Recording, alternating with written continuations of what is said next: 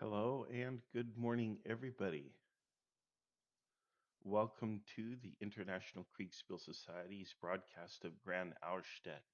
This is the second half of our Battle of Jena Auerstedt. You will notice right away that this is not the historical battle. If you're looking for the historical battle, you'll probably want to find another video. The International Kriegsspiel Society runs grand games periodically, usually about once or twice a year at least. These grand games are considered showcases where we show off our talent, specifically our talent in producing and pre- uh, presenting a game. We develop pieces that push the limits of Tabletop Simulator, which is the software that we're using now. And the pieces we work on to make them look nicer all the time. We've gone from using the traditional Kriegspiel blocks that we typically used, and we are now using lines. And then, of course, we have the flags, which serve a purpose of the system that we're using.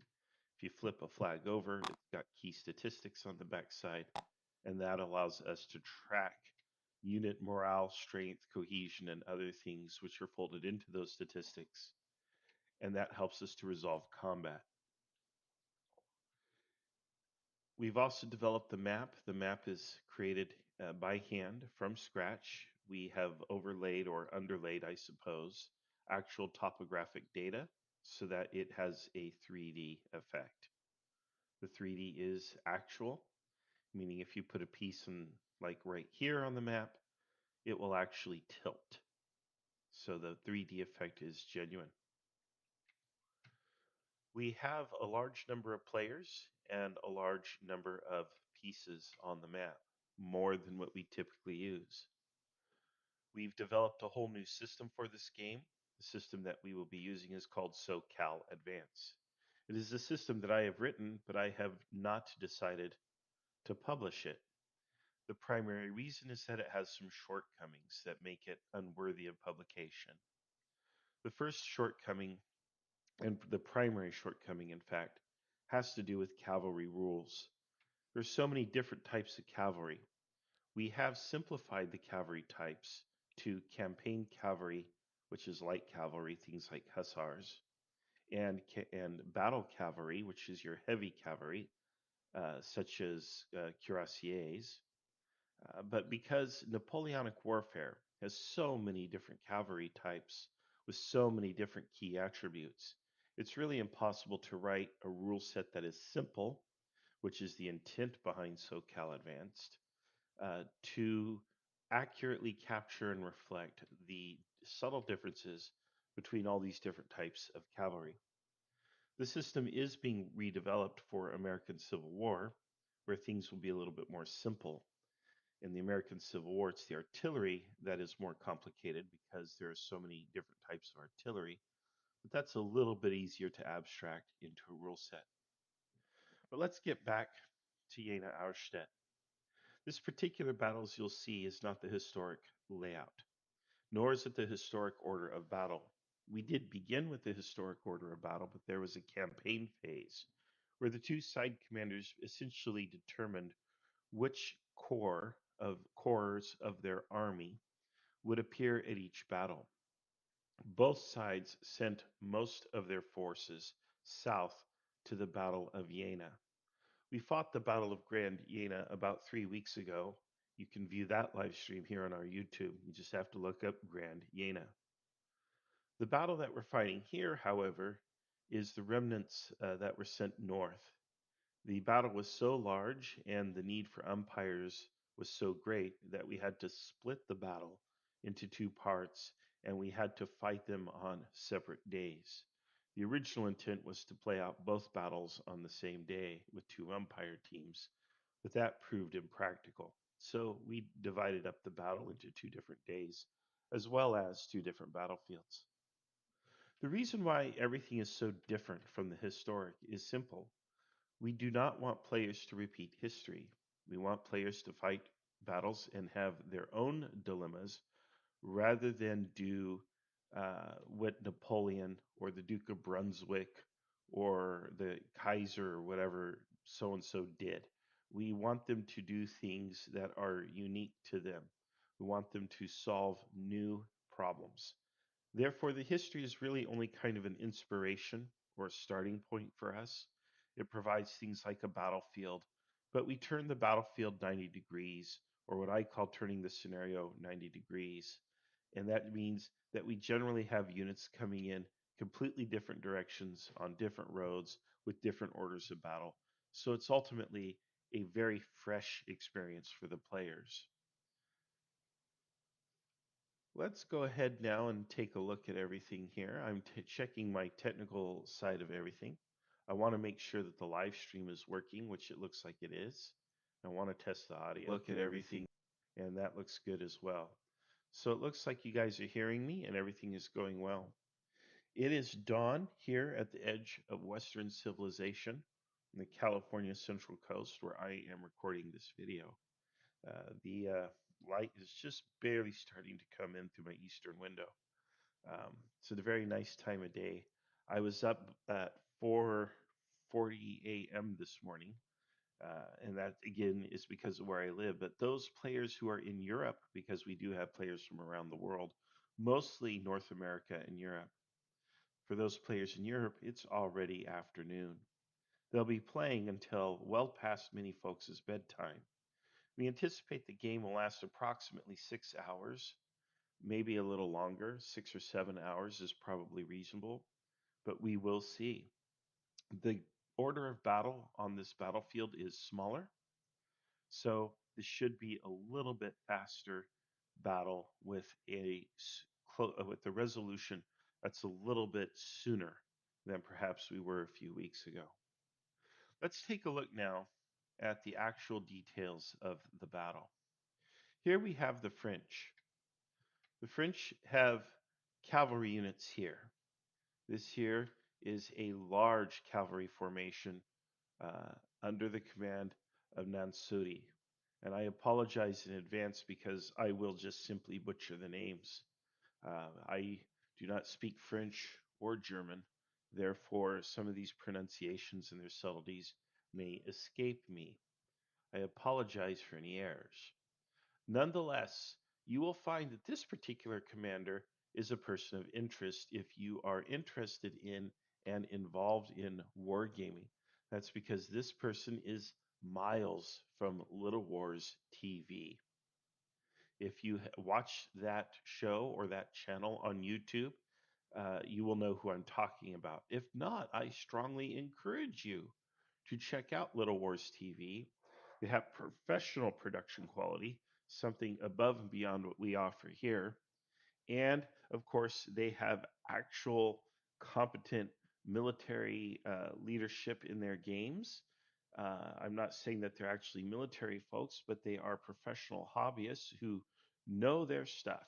They know the period, they know the history, they know the tactics and so on, they know the formations and all of that. And it is really a treat to watch them study and analyze the unique dilemmas that are put to them by their organizers. So check them out. All right, let's take a look at the rest of the French. Here we have French cavalry on the left flank. And that's important to have because one of the primary duties of cavalry, especially during battle, is to guard the flanks. We have more French cavalry here. And then moving down the line, we find that we have the main body of the French army, the French formation. We have a very powerful column here, and it looks to me like this column is already laid out in assault column formation. They are ready to attack. This is the 7th Corps, and that 7th Corps is ready to go. And they will, I would imagine, drive up the road here. They're immediately going to face a tough decision. Do we head south or do we head to the northeast? I would imagine they'll head to the northeast along this ridge line, maintaining the high ground. They've got enough open ground to the right that it makes it reasonable, and they can get a good view of what's going on. Of course, you have Prussian cavalry opposing them here, and those cavalry are really sort of a tripwire force. They're there to kind of slow things down and to warn the main body of the Prussian army behind them that, hey, the French are coming. We have an additional French force here, probably a couple corps, about 2 corps, it looks to me. We have the 5th Corps and the 3rd Corps all set up here, again, ready to push down this center. On the right flank, you have another French formation, and it looks like it should be a corps, but I don't see a corps commander token. And oh, they're part of 3rd Corps, that's why. So the 3rd Corps then extends out here to the right flank. One thing that we are missing here on the right appears to be cavalry. I do not see any cavalry here. I do see a lot of artillery, but no cavalry on the right flank. However, for the French, you have some rough terrain here, and you have terrain where pretty much nothing is likely to operate. We do have Prussian cavalry opposing them here on the left flank for the Prussians. So let's evaluate the Prussian position. So that will be something that the French will have to contend with. But in general, well-formed infantry is going to do well against cavalry. We have more cavalry here in the center, again, the tripwire force. And then here, further back on good ground, we have the Prussian main body. We have a significant battery here. And of course, we have double lines here. And we have an additional successive line here. So the Prussians are attempting to defend in depth, which is important.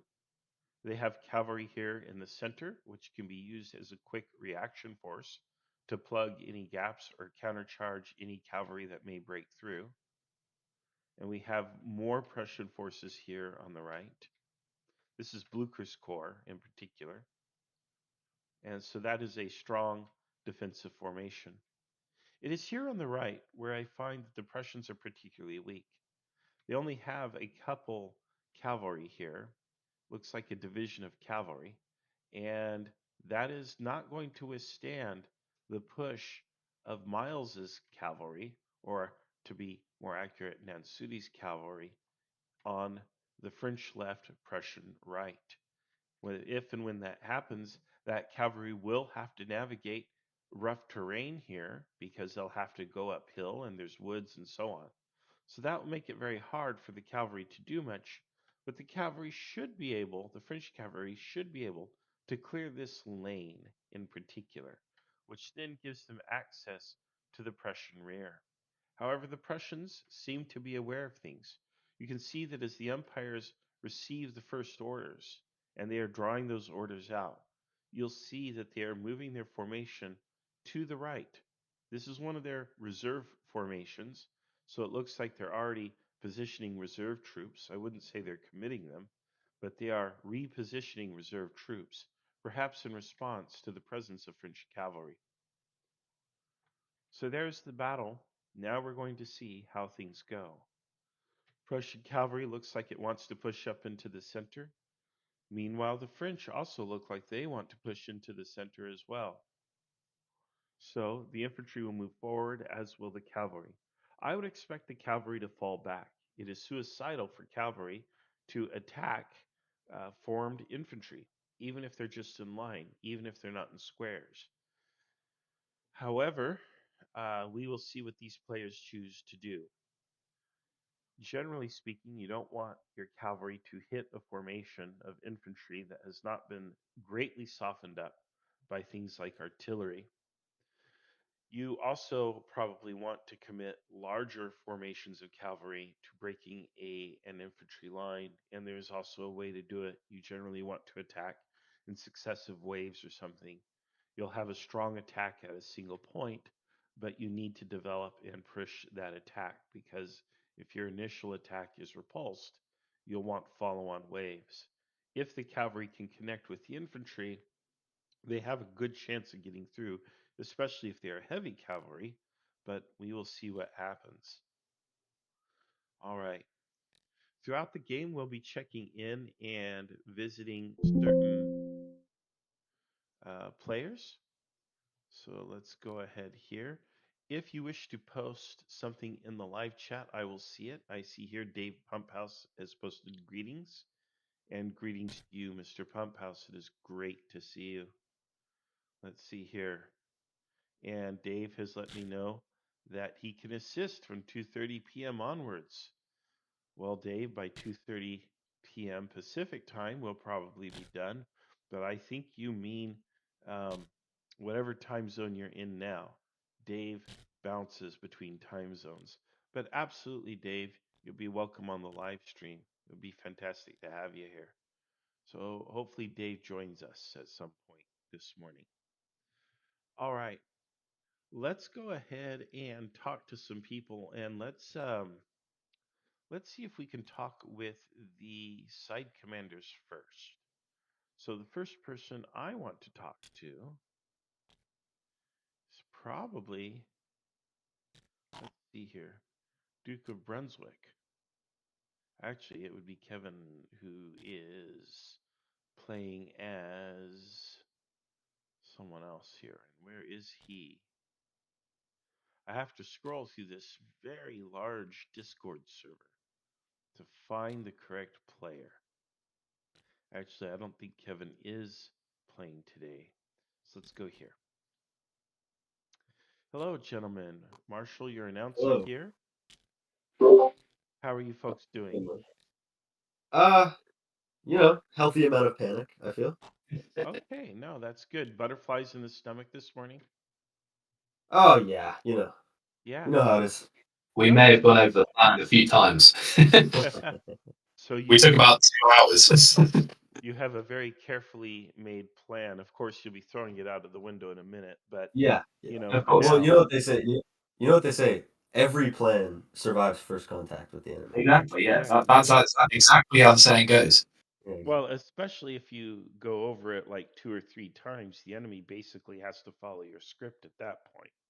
It would be Exactly. quite rude if they didn't, I'm not Don't going to worry. lie. We sent a runner with our exact plan to the French, and we said, here you go, so they know exactly what to do. Yeah, I think that, that's the mistake of history. How many commanders have committed to battle, but they didn't share their plans with the enemy Exactly. beforehand? And so, of course, the enemy Communication. doesn't do what you expect. Communication E- is key to success. Exactly. Exactly. Yeah. exactly. Please walk onto our bayonets.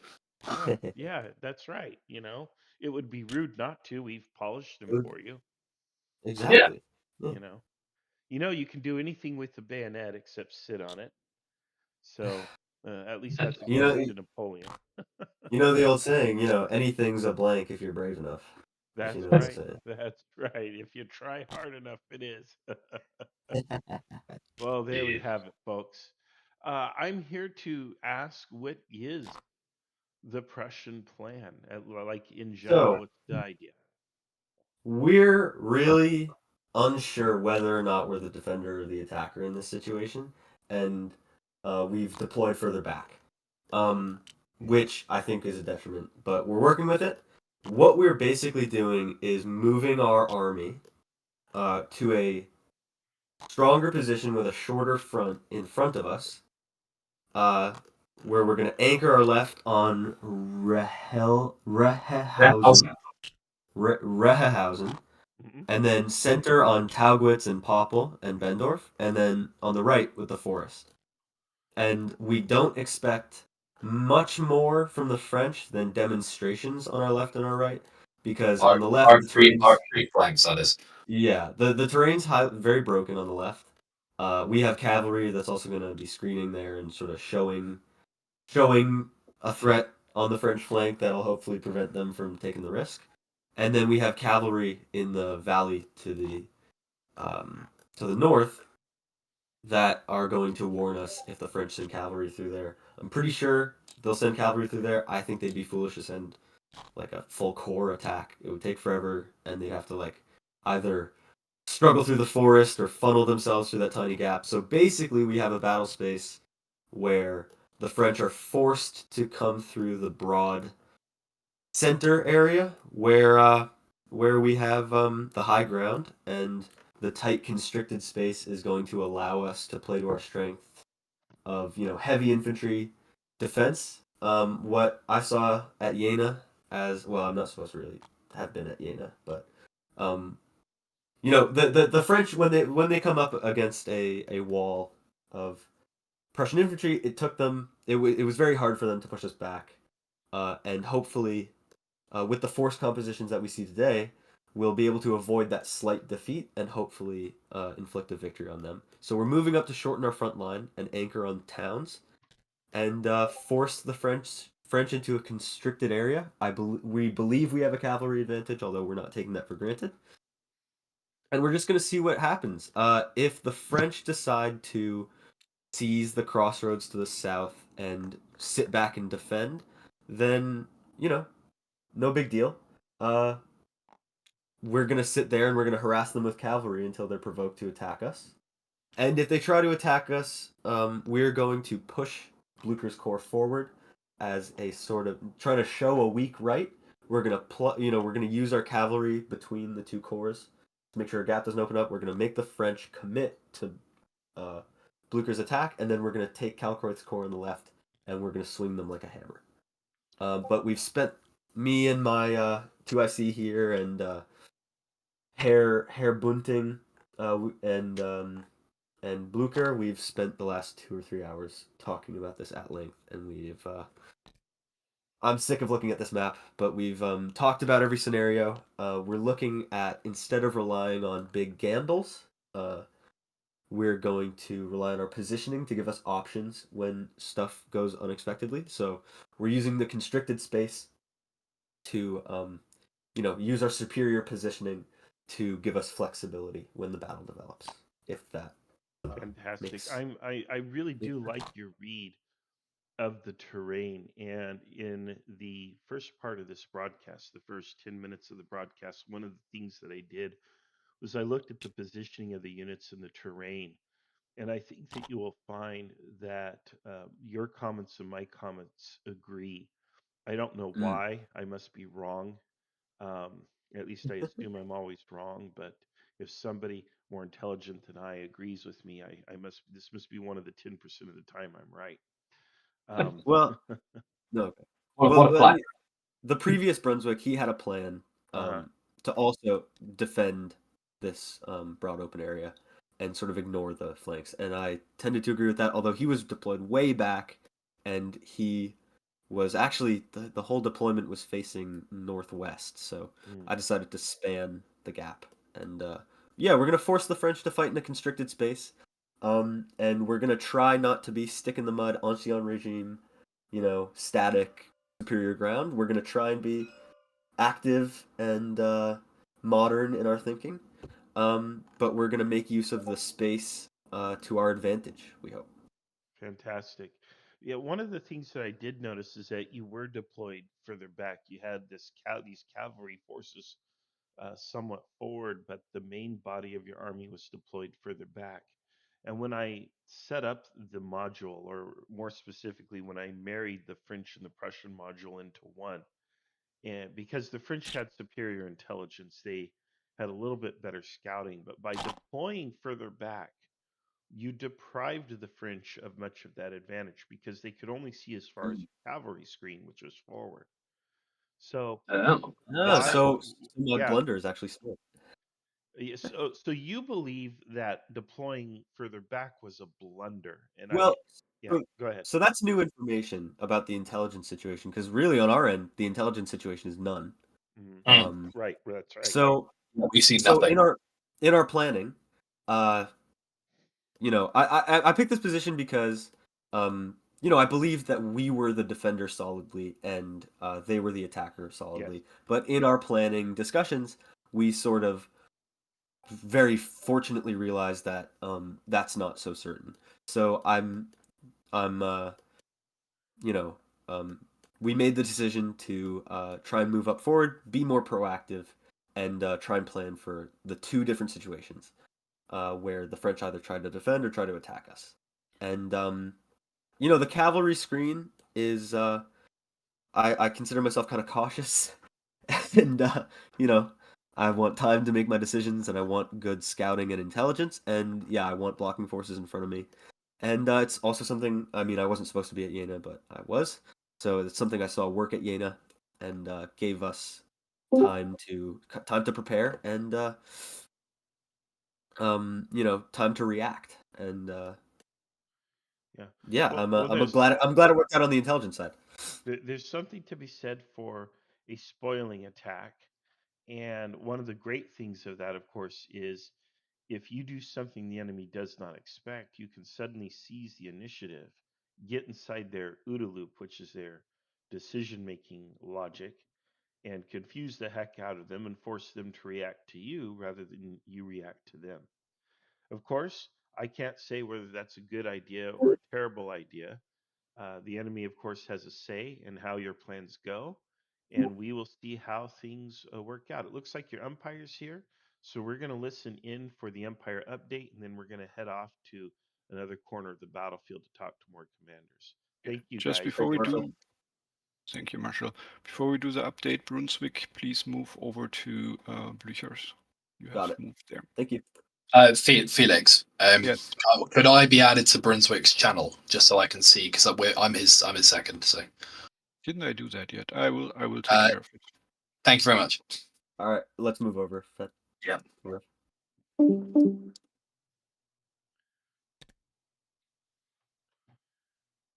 All right. Both of you here? Yeah, so Arnhem is now co-located with me. Yeah. Well, Alright. he could have moved further forward, but I decided to co-locate you guys because just in time, basically. Understood.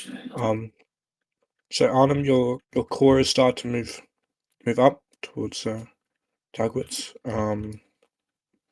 And that's about it. Your core's just sort of slowly moving up, organize themselves up to there. Yeah. Yeah, and then Kalkuf, or Kalkuf. How did you say your name? Sorry. Kalk. Yeah. I'm probably not going to be able to pronounce it. Anyway. Yeah. Your core that you have under your division. All right, we're going to let them do their update. They're just moving up. There's not too interesting of an update back here, not for the infantry, maybe for the cavalry. And so let's go figure out who is commanding on the French side here. We know it's probably not Grouchy, huh? Let's see who our French commander is in this game. And here we go. I think it's Davout. Hello, everyone. Hello. Hello. All right. So Hello. is Davout commanding the whole force? Correct. Yeah. Yep. Okay, and that would be Kevin. Hello, Kevin. Good evening, Marshall. Sorry. Good morning. That's right. Good. Well, like here, it's morning for both of us. We're in the same time. It is zone, morning for brother. us. Oh, yeah, man. that's correct. What- I want to know. I want to know which head umpire decided to schedule these games so early, Marshall. Yeah, I have no idea. I just showed up. Yeah. Yeah. I think Oh. I think the umpire who did it was extremely wise judgment on his behalf. Yeah. Oh, well, that would be me. Yeah. What time did you get up this morning, Kevin? 5 o'clock. Oh, hey, I beat you by 20 minutes, brother. Oh, you did. Oh, okay. But anyway, well, that's because I wanted to eat. So. Oh, that's fair. Yeah, I didn't eat anything. So. Yeah. Well, you're on campaign, so it's hard. Hard to get a good breakfast. Anyway, what is the French plan overall? If you can share it with me. The French plan is very straightforward and simple. We have deployed in a line that is basically from south to north in the order of 3rd Corps, 7th Corps, Cavalry Corps, with 5th Corps in reserve. And we are simply going to be pushing east with our men, secure the high ground, and engage the Prussians. I believe that we should be able to defeat them given our elan and strength of leadership.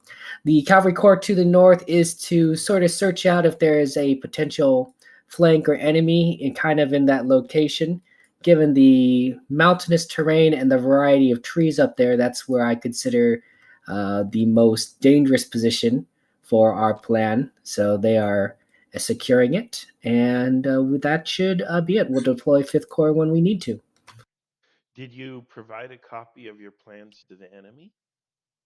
I did not provide a copy of the plans to the enemy, but I may have provided accurate information as to the number of our forces to the enemy and a very politely worded dispatch asking for their surrender, which they insultingly refused to answer.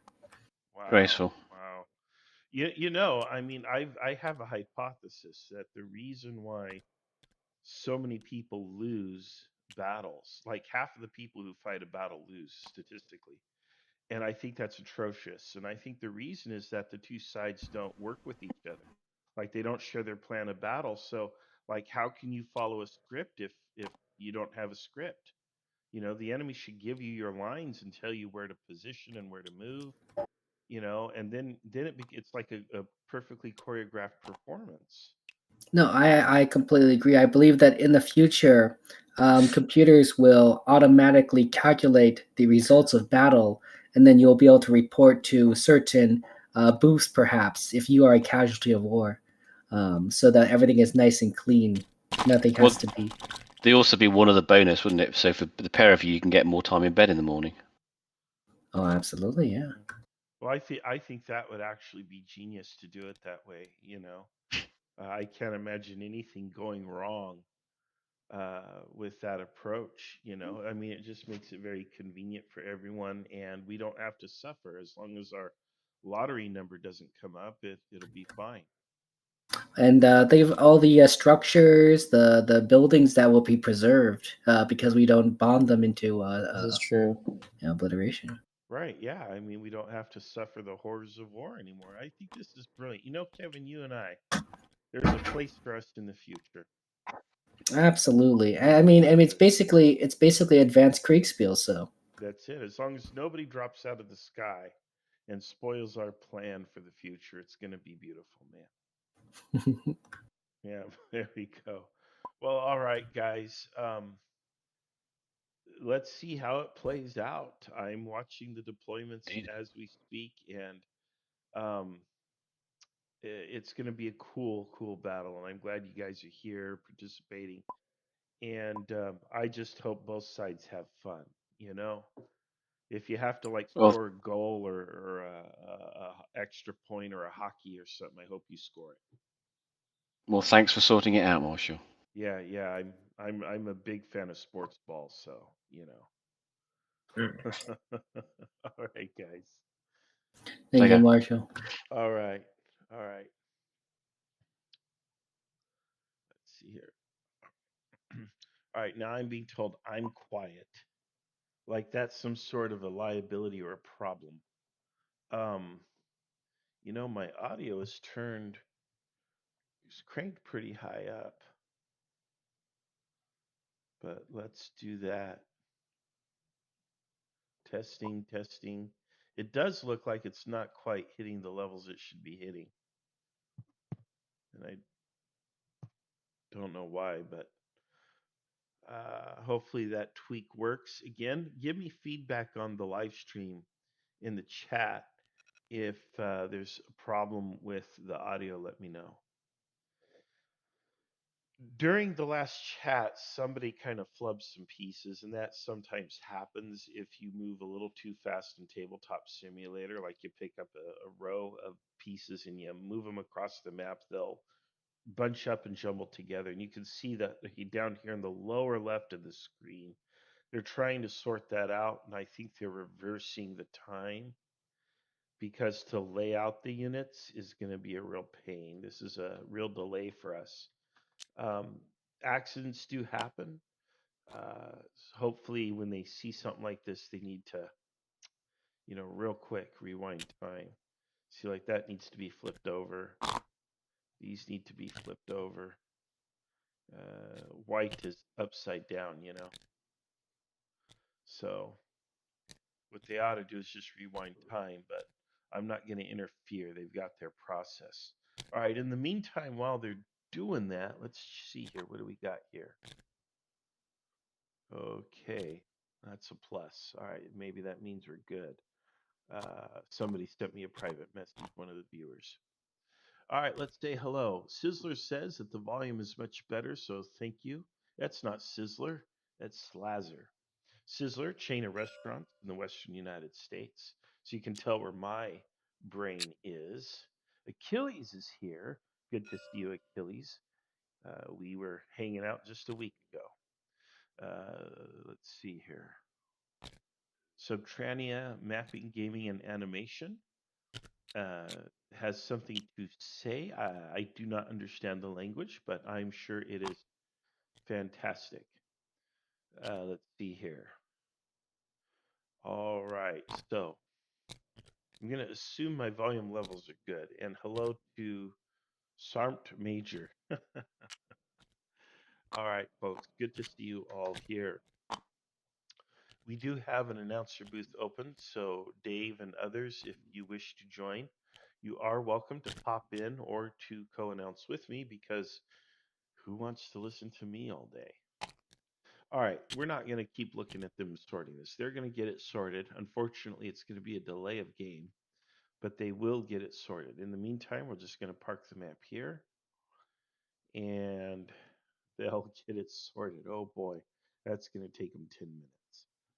Let's go ahead and talk to the French cavalry commander in the north. This is going to be Miles, and I want to talk to him about his plan and what he has going on. You'll find that he's quite the character. Hello. Hello. All right. I've clicked into the wrong channel, but let's see here. You are Desjardins. There you are. Yes. And where are you at? Where are you at on the map? I am supposed to be on the central ridge line in part of 7th Corps column, moving along there. Ah, okay. And are you one of the ones assigned to follow that ridge where there's the woods on the left and it's kind of open on the right? Correct. I am supposed to lead that, in fact. Oh, but it looks like there's a couple of units ahead of you. A fair amount, actually. You're sort of in the middle of the column. What are you doing in the middle of the column? Yeah, so you see, I gave orders to move my column, but I may or may not have forgotten to give the orders to move myself with my column. Oh. So I'm hoping that sorts itself out sooner rather than later. As you do. But no, besides that, quaint little day in the countryside. Taking a Beautiful. hike along a ridge. Yeah, hike Well, along a ridge. maybe it will stay quiet. But that would be boring. It would be boring, but It could it's stay going to be quiet such a if nice day. it could stay quiet if the Prussians decide not to make a fuss about it and just surrender. Yeah, those pesky Prussians, why don't they just be easygoing for just once? It's quite a travesty that they don't understand the joys of being under French rule. Yeah, But I know. Those Prussians wanting to be independent and all, wanting an empire of their own. Unbelievable. Well, yeah. all right. And Well, I wish you luck. Enjoy yeah. your stroll, and we'll check in with you later. Woo! This was actually the first time I've ever been visited by an announcer in a Grand game, and it happened on accident. It did, but I'm glad it happened. It was a happy accident. Yes, all accidents are happy accidents. I tried to tell that to the guy that I wrecked into last week, but he didn't listen. But the good news is, and I do have good news, I saved 15% or more in my car insurance by putting it into reverse and leaving the scene. Huh.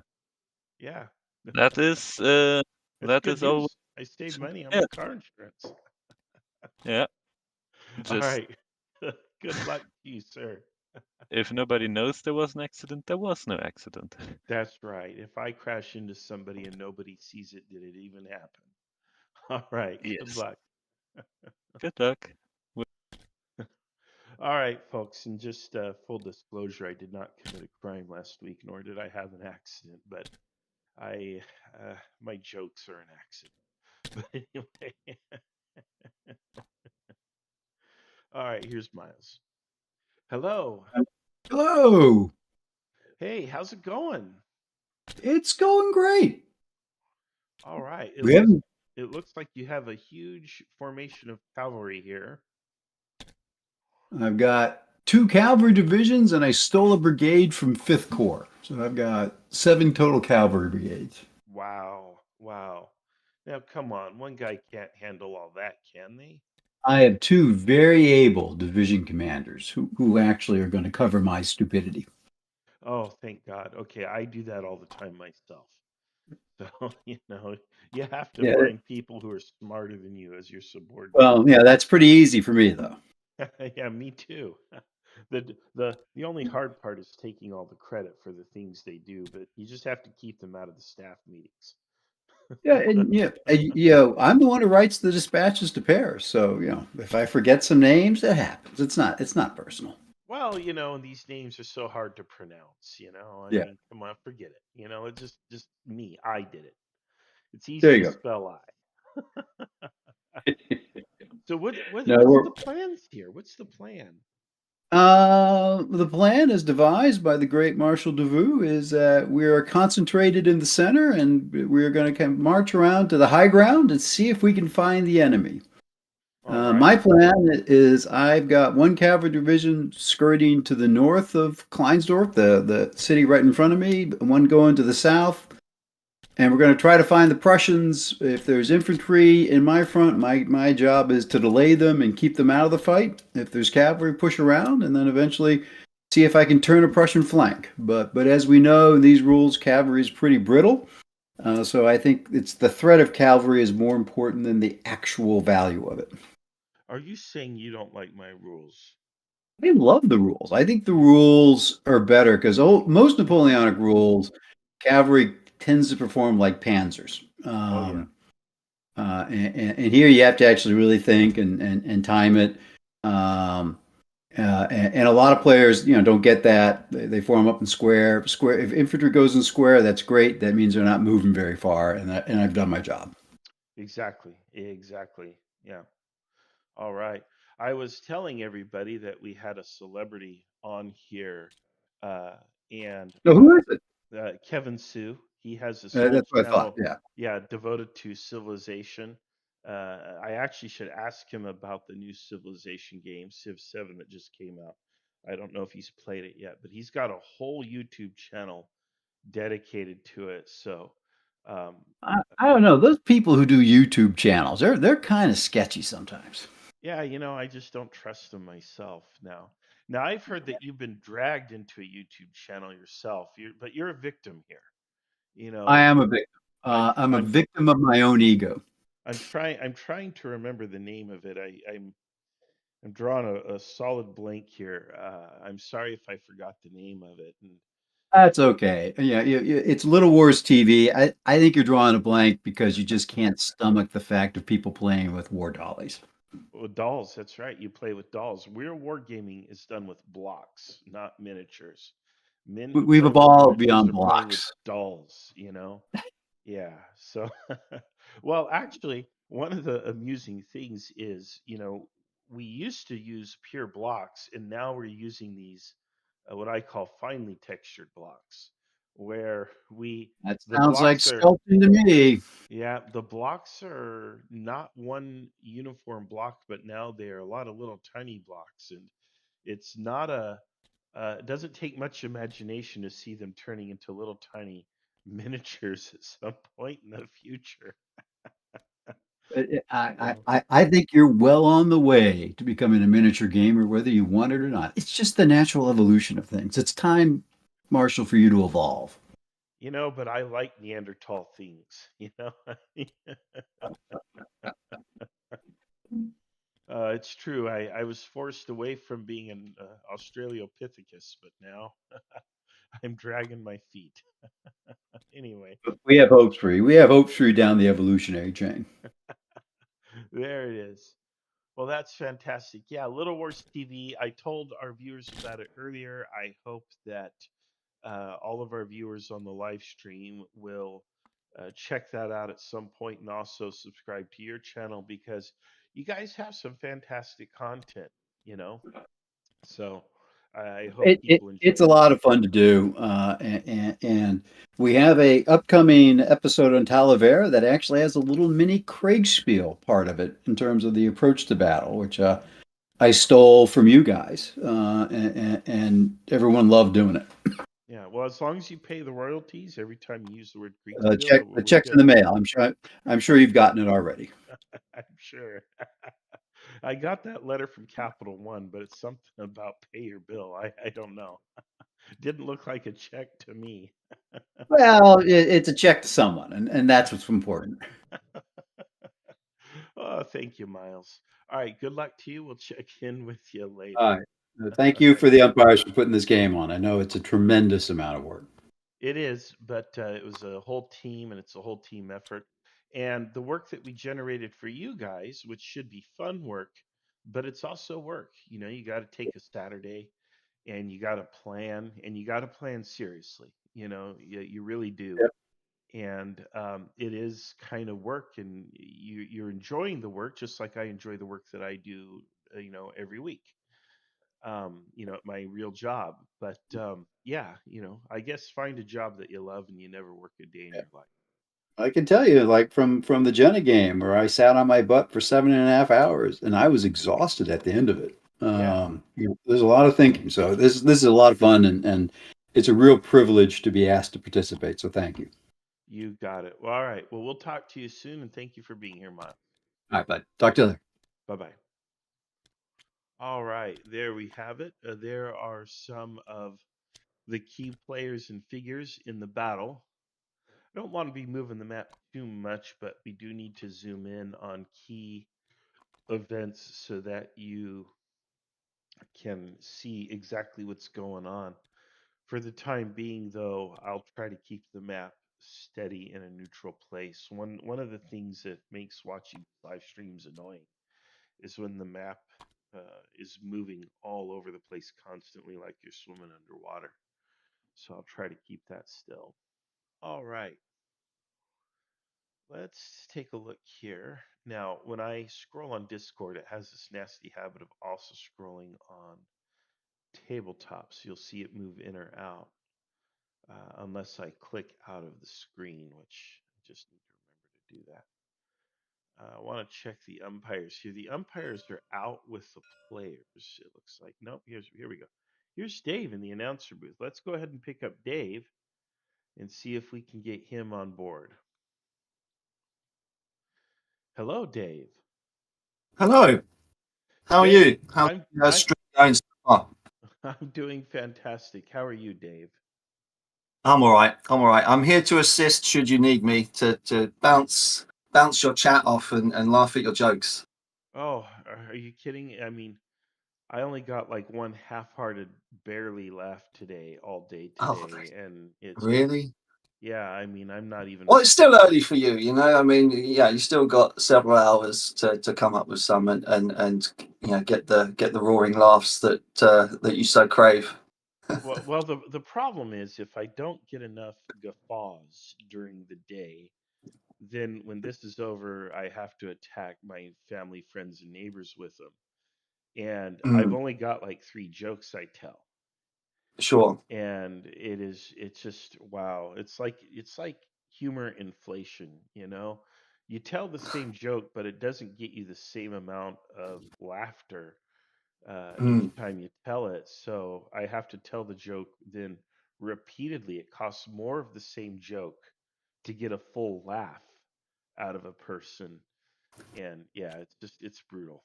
It's tough. It's one of the reasons why you started this club and why you chose a YouTube channel, I guess, as well, right? Well, yeah, I mean, everybody knows that Kriegsspiel means comedy show in German. Yes, yeah, of course. But I heard the interviews with the Prussian commanders, but I think I just caught the tail end of the French. Did I hear right that the Prussians are kind of confused as to whether they're kind of attacking or defending, and they've moved forward? I thought that was a brave choice. Right. So yes, as per the briefing and the history, as per the Prussian side briefing, although to be fair, that was issued probably 8 weeks ago. They are defending. But they have made the choice, an adventurous and bold choice, to move forward.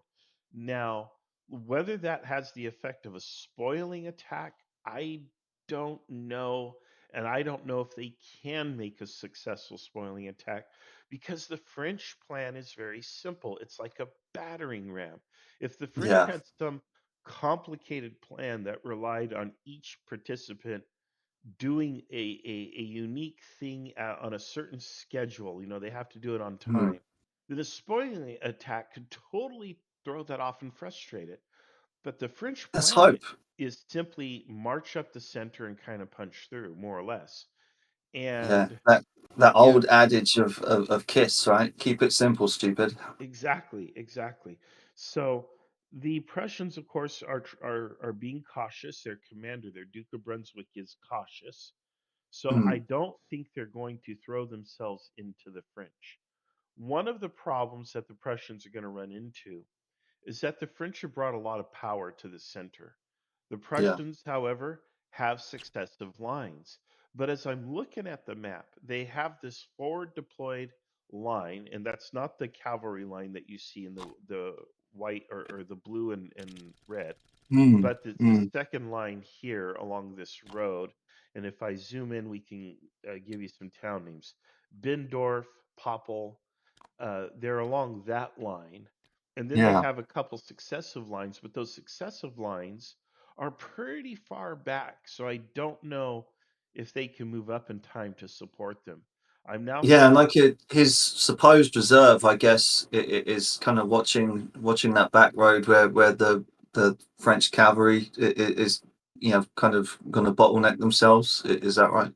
Right. They've got some cavalry up there, and then he's got what formation is this? This is von Schmettal. Von Schmettal, I suppose. And von Yeah, von Schmettal Schmettau. is Yeah. going to move up to Spielberg. Where Mm. have I heard that name before? I don't know. Must be nothing.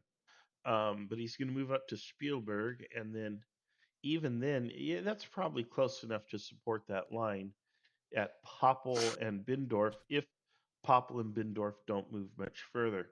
Now, the Prussians did want to hold the high ground, but I can't see that there's much of a difference in terrain elevation between that position and the French Mm. approaching. The slope is really very gentle, so I Yeah. don't know that the Prussians are going to get a big high ground advantage. They can see down that valley, and they do have a massive battery here. They're going to have to move it up so it's not masked by the village here on the left or the woods on the right. And once Mm. they do, they should have a good field of fire on the approaching French. So, yeah, I think if the Prussians play defensively, they maintain a reserve, they stand a decent chance. It's going to be a bloody fight because the French, of course, are coming right up the middle. And I think Yeah. that artillery is going to be decisive. How much damage does the artillery do as they advance? So, Well, I guess we'll have to find out in the next 4.5, 5 hours. yeah, when they finally arrive there, right? They've got to walk there. Yeah. One point of order, because I was a Prussian player in Jena. I can only see the Prussian channels. So if you want me to come with you in some of these interviews for the French, you might have to promote me to assistant umpire or something. There you go, sir. Through the power invested in Ugh, me by bless you. Kriegsspiel, you are now you are now promoted, sir. There we are. Thanks. Okay. Of particular interest to me is the north, where you have the big funnel, I suppose, for lack of a Yeah, better term. In the the north, bottleneck. I just talked to Miles, and he's got, I think, 7 cavalry divisions under his command, Oof. and they are all running into that valley. Now, the Prussians only have 2 small divisions, or maybe it's only 1 division defending it. Um, Mm. but they they don't have a lot defending. You know, it looks like one division defending and split into two parts. And oh boy, that cavalry is going to just bowl them over. So Yeah, I mean, it's. I mean, could you also argue that, I mean, the reserve that's kind of maybe going to be watching that supposed bottleneck because it's infantry, might they, you know, hold out better than we think, or do you think as soon as Miles kind of sends in that cavalry, it's all over for him? well, the infantry is going to be positioned on high ground. The terrain is rough. I think it'll be bad going for the cavalry. So even though he has a large cavalry formation, I don't know that he'll be able to break through if the infantry mounts a determined defense. Mm. So, And then, like, what if he kind of swings to the right and kind of appears out of the forest for the Prussians that are fighting in the center? I mean, that will cause yeah, some panic. yes, it will, and it could prove decisive. Yeah, And it just depends on where he decides to turn right. Does he take that first or second right there, or does he go to the bottom of the funnel and mm. then come out where the infantry is more likely to defend? Although I think that infantry unit is the unit that's moving forward to Spielberg. So from what I can see here is this is going to be undefended. So if Mm. he comes through Hondorf, which is this little town here in the rear, at the Yeah, base of the funnel, if he comes through there, he will be in the very rear of the Prussian position, and that will create quite a panic. yeah. So yeah, I the battle may be decided here on the left, and the critical decision may be to Miles, who decides. Miles is actually, I think he's Lannis, or Then, Nansauti. I yeah, mean Nansauti or right. whatever. Um, I think it will be up to him if he decides to where he decides to come out. That's really it. If the Prussians are smart and they recognize the threat, hopefully the Prussian cavalry commander has a dispatch going, saying, Well, "Hey, hopefully. yeah, there's a ton of horse coming at me from over here. You need to But watch your northern flank." perhaps So we should go find that Prussian cavalry commander and see what's up then. I'm of the same mind. That's von Erwing. Let's see where he is. Von Erwing. He should be by himself. Oh, I see. Maybe it's von Schmetto. Prussia. Let's see. Let's see who he is. Von Schmettow, yeah, I see him. Let's go see and check on him then. All right, let's do that. Hello. Hello. Where is your position, sir? What is my position? Yes, where are you at on the map? I am von Schmettow, basically in general reserve. Should be moving towards Spielberg. All right. Uh, Are you also commanding the cavalry to your right, to your north? I've just been informed that I am. Yes. Oh boy. All right. Oh boy. So what's your plan here? It looks like you are moving up to Spielberg. Yeah, I think my role as of now is pretty simple. Acting as kind of a general reserve. Uh-huh. Just trying to keep pace with the movement of Blucher's Corps. And I'm under the assumption that I'm either going to have to march to the sound of some guns or I'll get orders to march to the sound of the guns. And that's about it, I would say. Other than that, there was some confusion initially as to who was actually commanding that cavalry. I was aware that it was under my order of battle, but they were flung out pretty far up there, and the high command during our briefing was issuing some orders to the effect of what they wanted them to do, and it was kind of unclear who would be commanding them. But now the picture's cleared, and they're under my command. So the plan for them was going to be that if they encounter an enemy force coming in their direction, which the high command didn't really expect that much, so we'll see how that plays out. They were just to kind of retreat backwards, which I guess would be east, down to the town of Berghessler, and they were kind of going to hold that position like a funnel with the forests and valleys on either side, is the idea. I'm thinking, worst case scenario, there's a massive enemy force there, in which we'll figure it out. It'll be all good. It'll be all fine. Best case scenario, there's just some screens and battle continues as normal. So, yeah. Fantastic. Dave, any questions? Oh, that all sounds pretty reasonable to me. Yeah, I think so. Well, all right. Who commands that cavalry to your front? Von I would have to Bunting. look at the order of battle, but they're gonna have to move aside any second. So That's right. Get out of the way for the real warriors here. I've issued orders to that effect that they're to move their cabooses. Fair enough. All right. Yeah. Well, I wish you a fun and engaging battle, sir. Thank you very much. All right, Dave. Let's return to our announcer booth. Sure. All right. I'm a little nervous. I'm worried that we may have tipped him off a bit by asking him about that. No, of course we didn't. No. We were composed. We didn't give anything away. But I get the reason to move them forward. But I mean, if Miles kind of comes hammering down the bottleneck, I mean, he's gonna run amok. Well, even worse, Miles does not have to run down to the base of the funnel. He can turn off on one of these roads, like the road. Well, yeah. You know, he can turn off early, like the road to Zakwar. And he will. Yeah. It looks like he will from some of the drawings on the map here, from what I'm seeing. He may. I think that orange refers to Prussian forces, but I don't know. Right.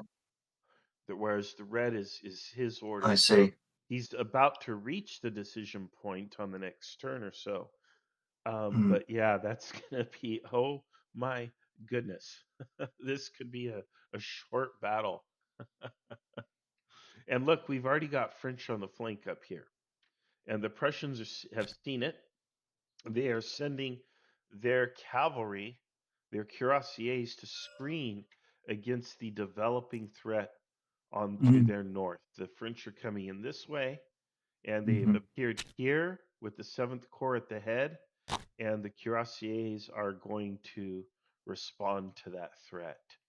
So, not the best use of cuirassiers going uphill against the French, but you know, it's what they've got at the moment. And, okay, now see, he's ordered the whole division to turn to face the threat. Okay, that's what's happening there. I'm sorry that I missed But he could upset that movement though. Yeah, I mean, like, okay, it's not the best use of cuirassiers and stuff, but he's got the numbers to at least slow him down and jam up that road and delay a little bit.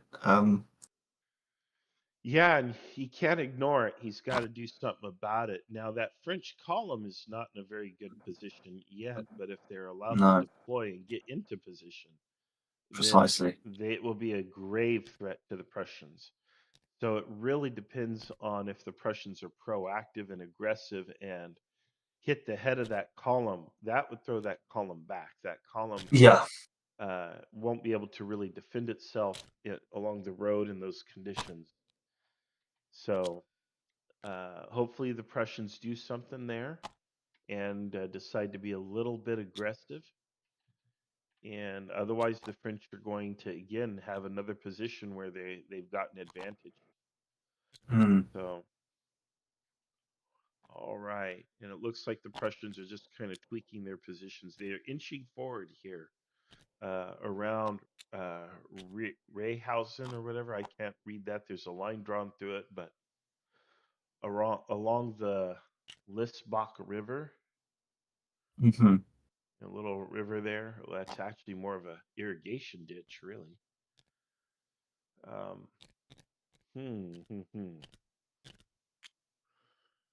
We'll see. Yeah. How did the Prussians even see that column they were marching on a road through in the woods? Achilles asks how the Prussians saw the column, and I don't know. I'm not the umpire. But they did correctly turn to see it. It may be that the column arrived the turn prior, and so the Yeah, Prussians got a probably. report. Yeah, that's what I'm thinking. If you see a marshal's flag, you're like, oh, better face towards him. Yeah. I mean, it's optional, you know. I mean, you could just choose to lose, but you know, it's optional. There is choice involved. It's the nature of Kriegsspiel. Yeah. So, and here are the French muddling along here, like they have this huge formation here in the south. I'm afraid these guys are condemned to play marching simulator today. Yeah. Morand, but we'll see how that turns out. There is some cavalry here that's probably going to try to hold. They're on high ground. I don't expect them to just give that up. But even if they get through, then the terrain here is pretty rough. The Prussians don't need much to hold in the south. This is a lot like Grand Jena, where there's this broken, messed up terrain where really it won't take much to hold it. What is this orange piece down here? Orange Army. I don't think that piece belongs there, but maybe they're using it to mark something. I know there are Saxons in the battle. I know at Grand Auerstedt there were Saxon formations. I don't know if there are any deployed here in the north. I think we had quite a lot of Saxons at Jena, from what I remember. So I don't know if we got many here at Auerstedt, but yeah, I don't think they had orange tokens, though. I can't remember. I think they were white. I think they were white too. Yeah.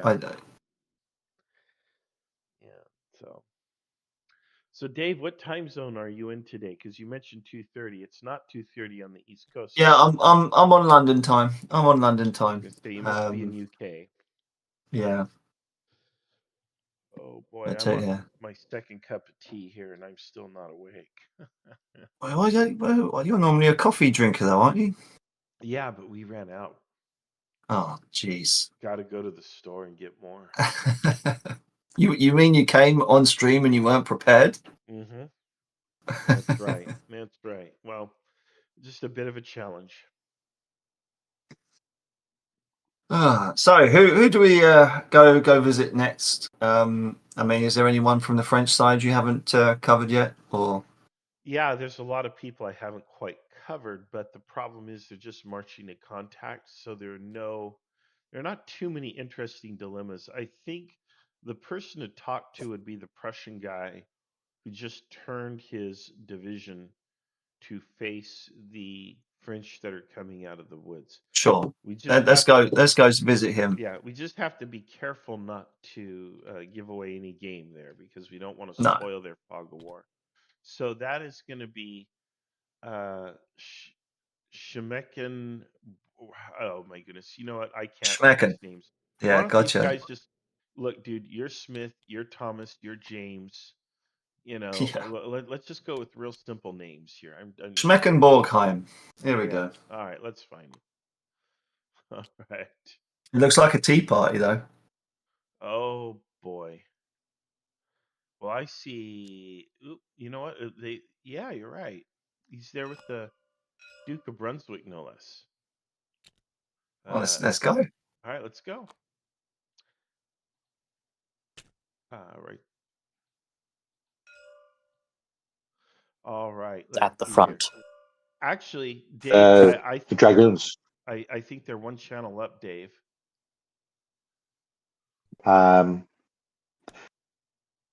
So Blucher. I only had two.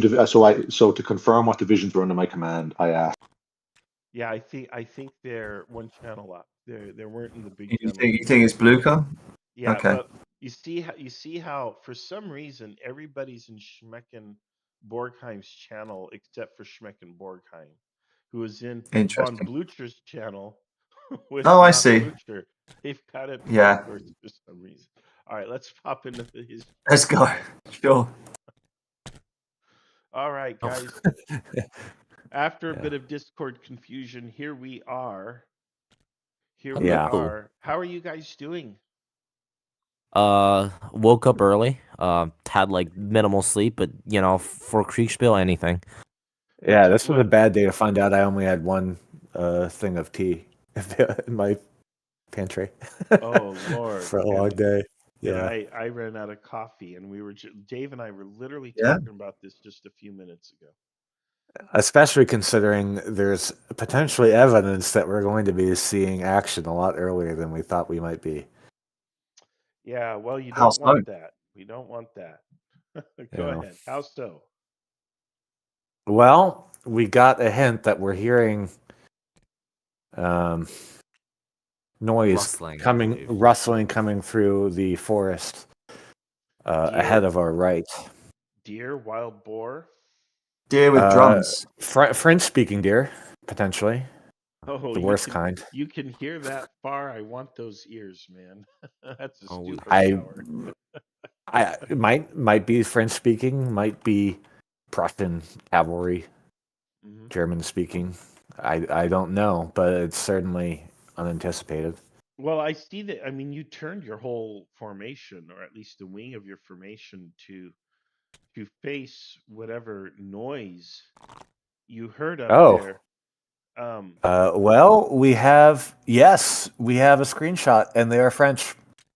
Oh. All right, but before Doesn't look like before that's this cavalry. screenshot, you didn't know there were French up there. You just knew there were disturbances up there. Maybe you saw flocks of birds rising from the trees. I had a pretty strong feeling. Yeah, pretty strong feeling. We knew what the contingency orders were for our cavalry, and they should be relatively behind us to the right. So if it was coming from ahead of us and our grenadiers, then it was. And considering how early it was there, then Well, my friend, put two and two together, and it was probably the French. with your powers of clairvoyance, the Pentagon wants to have a word with you. Yeah, well, thanks to our foresight, now we Well, we have the line set up, and we have cavalry behind them. So I don't know how much are coming through, but we're definitely positioned for it, at least initially. I mean, we don't know what it is. Sorry, Jace, the umpire's here. Yeah. Okay. So you moved up your line. You saw your troops advancing as ordered, and now you have just step up on just across the hill, and you can see some French troops right in front of you, and you can still hear some marching sound coming from the forest. Marching. Yes. So that's infantry as well. That's a lot of sound and some very much sound. So it could just be a marching band. They could, parade or something. I'll be back for the orders. All right, thank you. All right, you give the orders for Schmeckenborgheim. I just wanted to say that I feel like there's a chance that they were going for that initial play, hoping that we were farther forward, and that what they think was going to be a flanking move is instead running into we need our to send a front. dispatch. We need to send a dispatch ASAP. Don't want to keep our Lord Commander in the dark. Yeah. All right, I'm gonna send it to Blue Creek. Well, You send they're gonna. it to. Yeah, I'll get. You send it to what's his name? Brunswick. Yeah, I'll get Brunswick. But yeah. All right, we're gonna let. Well, them good luck, write, gents. Dave. Yeah, we're gonna let them write. All right. Yeah, sorry. I would like to say more, but it's about to get quite busy for us. Yes, it is. Fair enough. All right. Good luck, gentlemen. All right. I don't know. I mean, sending dispatches, protecting your flank. I mean, What are they doing? It's almost like it's their first game. Yeah, I know. Are these guys even Kriegsspielers? You know, like Who knows? have they even bothered to commit the reserve yet? You know. But no, it was interesting that from about, I guess, maybe a kilometer away. That you heard the rustling through the trees and the drums. Maybe a steward's inquiry on that one, but Yeah. interesting. Yeah, I'm a little curious about that one, but so be it. To me, Mm. like I don't know that you would hear the sound of marching per se, but No. you would probably notice like flocks of birds or something fleeing from the trees. There could be signs. There could How be very evidence. Alfred Hitchcock of you. Right? I know. Why are all these birds gathering around here? So it's like not impossible, but it's Yeah. pushing it a bit. But some umpires can be a little generous, I've found. Yeah, sure. And okay, one of the things that we've done with this game, and some of you may notice it, that when the umpires are doing their work, you'll see a little blue circle appear on the map. And that was one of the things that we developed for this game.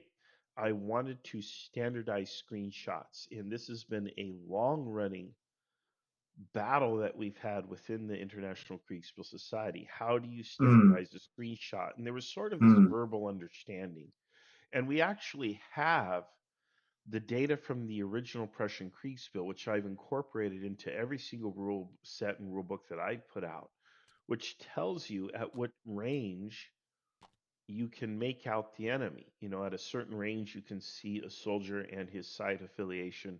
At a certain range, you can tell, cavalry from infantry. At a certain range, you can only see a mass of men, and so on. And the solution that I came up with and that we implemented was to create a ring around the commander avatar that the umpire can activate, and it tells them that maximum view range. And then they draw the screenshot inside that circle. They block out anything that's masked by troops or terrain. Otherwise, they can see to the edge of that circle, but no further. And so that really has solved the problem of standardizing the screenshots. So I think in this case, though, they just got a verbal report from the umpire that you hear something out there for whatever reason. So, and I guess even though we've got the blocks, marking out the different regiments and armies and what have you, you probably would have a little few vedettes out there on that road, maybe watching down there. A couple of guys on horses just to kind of scout. So, yeah. So, yeah, I mean, all these weird behaviors that these guys are doing, it's almost like they're learning something, like scouting and maintaining a reserve and deploying Sure. in successive lines instead of one big long line. So, I tell you what's interesting as well, though. The Prussian cavalry down the old bottleneck looks like they're giving up some ground. I mean, obviously they weren't ever going to hold it, but that now gives Miles pretty much free reign on that Prussian right flank there. yeah, but I now look wonder what he's what doing he's gonna. is I see this red line here. I'm trying to get this glitch here on me. Is he sending units to guard his north flank? And then, of course, he's got French cavalry riding around the north flank, so I don't understand why his division commander, Marburg or whatever, is bothering with that flank. That's kind of interesting. But anyway, it seems like here in the south, where Nasudi himself is positioned, he is continuing to drive forward. He is reaching that road, though, where he can make that first decision to turn and outflank the enemy. What's going to be interesting is if Argonaut here sends any kind of a dispatch back to Miles Or if he sends it back to headquarters, then headquarters informs Miles, hey, swing around on this flank. Mm. But although I really think Miles will figure it out for himself and just do it. Oh, most probably. Yeah. So, yeah, this is terrifying. This is that Alfred Oh. Hitchcock moment, man. You realize the birds are not friendly. Yeah. Well, we'll make a note to maybe check on the what is it, Davu commanding this group? Is it? Which one in the north? No, like the entire kind of French army in Auerstedt. Is it Davu? Oh, sorry, my brain. I'm still not awake. Yes, that's right. Yeah. Well, we'll make a note to check in with Davu in about half an hour then, and see what he knows. You should join the table, Dave. Are you on? I don't think you're on the tabletop. No, I didn't. No, I didn't. I'm just kind of watching through YouTube. Yeah, details in the Umpire's channel. Just pop in there, and then Gotcha. and then you'll be able to run around the battlefield and spot Sweet. key moments, key moments in Kriegsspiel history. Yeah. I don't know if you're familiar enough with American football, especially back. Oh, I'm an Eagles fan. I was very happy at the Super Bowl. There you go. I'm a very loyal 49ers fan, but that's just me. Oh, poor you. Poor you. Yeah. But they got to support the home team. But Sure. they used to have these commercials that were sponsored by Budweiser, and it was "You Yes. make the call." And I don't know if you've ever seen those, because that would have been back in the late 80s, early 90s. You make the call. But there would be some sort of an obscure play, like a play that's happened, whether it's a penalty or someone scored a touchdown, but there's a flag, there's some rule question, and they would present the dilemma to the viewers, and then they would cut to a Budweiser commercial for 30 seconds, and you had 30 seconds to debate with your family whether it was in or out, and then they would come back and tell you the rule and show you the ruling. You make the call. And I think I wonder if we need to do that with Kriegsspiel, where we have these dilemmas that are actually faced by the umpires, and the umpires have to make a call. Because one of the things about rules, especially in Kriegsspiel, because Kriegsspiel is such an open-ended experience, it really borders on role play. That when you as an umpire, you commonly get situations that are not very well covered or clearly covered in the rules, because you can't write rules for every possible permutation of event that may occur. So as an umpire, you just have to make the call. And it would be interesting to see some of these dilemmas and how the umpires work it out and make the final ruling. So the difference, of course, is in football there is a right and a wrong, because the rules are pretty explicit. It's all written down. Whereas Kriegsspiel, you have to maybe think outside the box a little bit and maybe use your common sense or not. In some cases, some cases you might think, oh, you know what, we'll throw this team a bone and say that they get the wildest result possible. Yeah. Just to see what happens. Look at the Prussian reaction to the French on the ridge there. That's an overreaction. Whew. Yeah, look at that. I don't know if he's pulling this cavalry back, or if those are just maybe those are just the commanders want to run over there. But they're gonna have what we call the Tea Party. Yes. Look at this. This is shameful. Here's the deal, folks. There's what I call the Tea Party, and I hate tea parties as an umpire.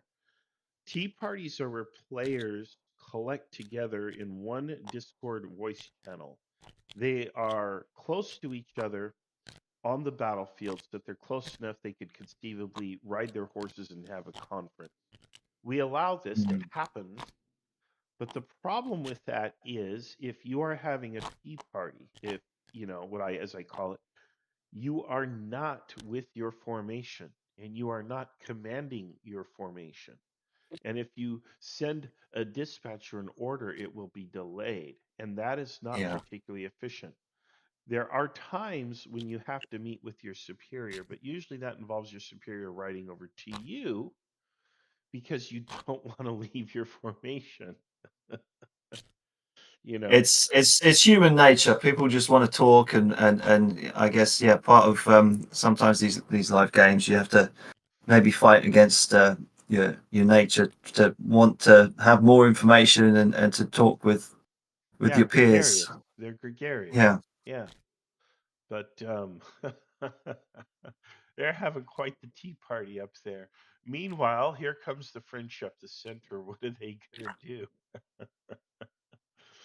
Why are my troops running away? I don't know, sir. If you were with them, you might know.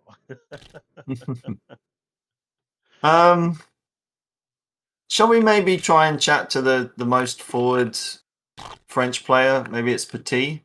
Yeah, sure. I think that's not a why bad not? idea. Let's see what he's gonna do. He's doing he's the battering ram. He's the head of the battering ram. So let's go ahead and pop in with him. Let me find where he's at. There. Nope, not in his channel. He's in the Gooden channel. So he's up there. All right. That's Yep. Marshall, welcome. Hey guys, myself and Dave are here. Dave's also an announcer.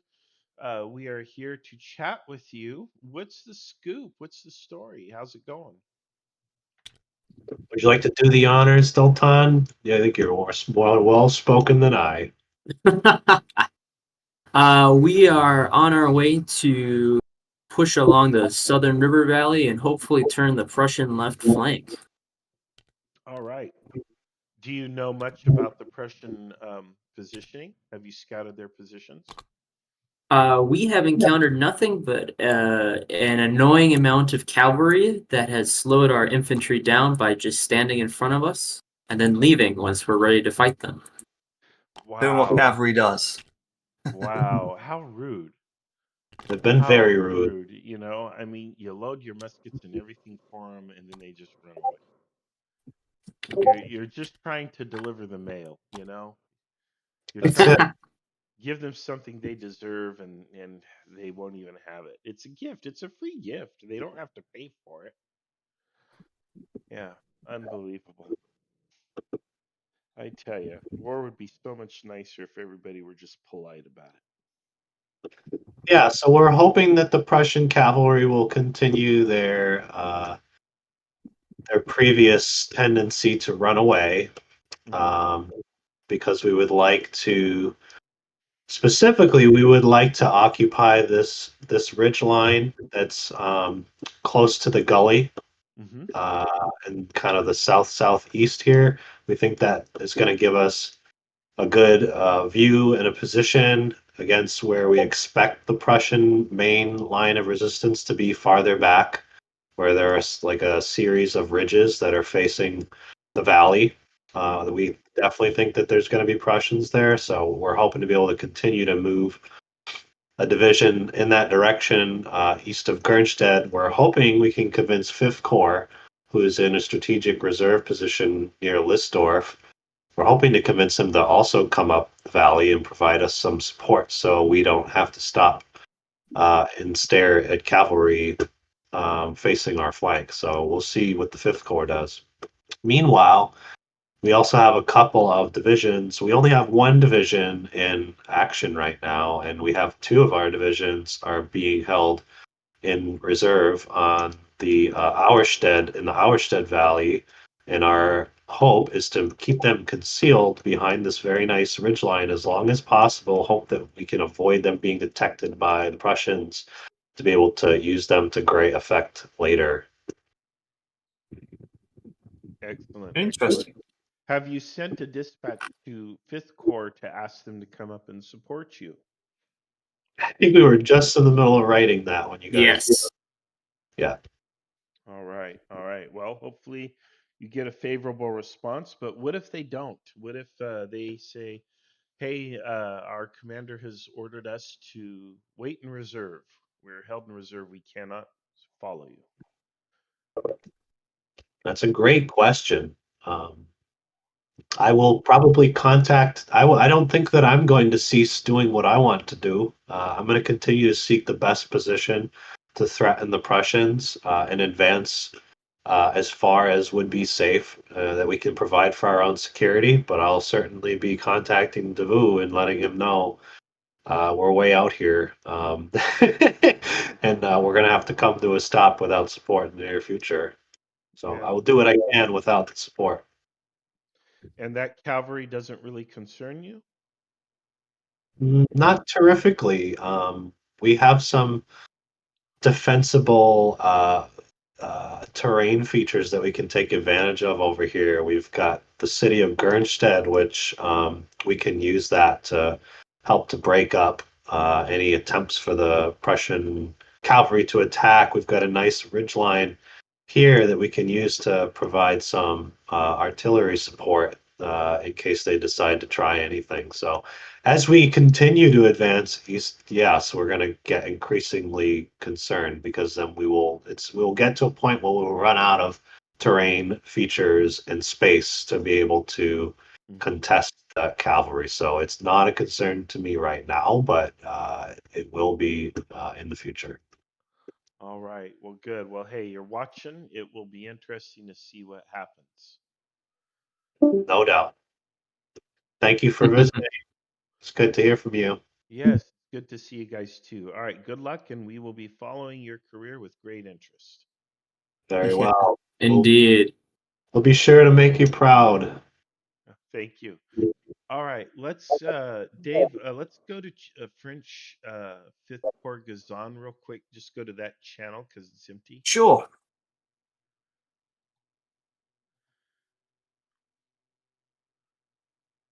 All right, yeah, I didn't want to give away any game. I think the next group to talk to is the French 7th Corps, where Davout is. I think they're having a tea party of their own, and I think it's on that northern ridge. I'm going to try to look here. I was going to mention though about the Prussian cavalry. I mean, we know that if I orientate myself a little bit better, on that far eastern side you got the Garde du Corps. Looking into that valley where they're hiding those two infantry divisions that he mentioned that they're marching up. I was wondering how long that information, because it looks like that Garde du Corps cavalry has probably spotted them. I'm just wondering because the division that they're under, Kuhnheim, is he's quite far away. So it's going to take a while for any information to get to him. But I mean, not that it matters too much, and it's not essential. But yeah, just interesting to see how far away some of these guys are from their units right now. Yeah, it's a little astonishing to me. Yeah, so where do you want to go talk to him first? No. I mean, I'm quite happy to go find the French Tea Party, as you say. But in any case, let's pop in with the French Tea Party, and then we'll see how far apart some of these Prussians are on the next turn, and go there. Yeah. All right, let's go to where Davout is. It's just a channel down. Sorry, where are those chasseurs again? Sorry, just the north. To your north. And are they? Do we know if they're friendly? Yeah, they're friendly. Oh, great! Thank God for that. Okay. Really, it seems to me that if you want to win a war, you don't need the most friendly people, but whatever. Just to add, Davout, so it looks like this cavalry, the 10 squadrons of Prussian cavalry, have been sighted at Berg Hellesser, which is on the Hassbach River, due kind of northeast of us. So it looks like that could be the cavalry that was coming from Klosterhausen, Hassler, and they're retreating or maybe heading that direction. So that might stop that potential threat by the looks of it. And he's also reporting it's suspiciously quiet in the north. It is suspiciously quiet in the north, but we do have a cavalry car up there, so if they're doing their job, they are protecting our left. Okay, so does Jardine bring your division along the road and deploy it on the ridge facing southeast to how you Okay. feel? I'll anchor my troops on the woods to the left, so we actually have space to deploy here. Absolutely. And I'll send my chasseurs northeast along the road to kind of cover your flank in the woods and see what's up there. Yeah, sounds good. And then I'll get our batteries up. Yeah, let's get all of our batteries up as fast as possible so we've got we can fire down on them.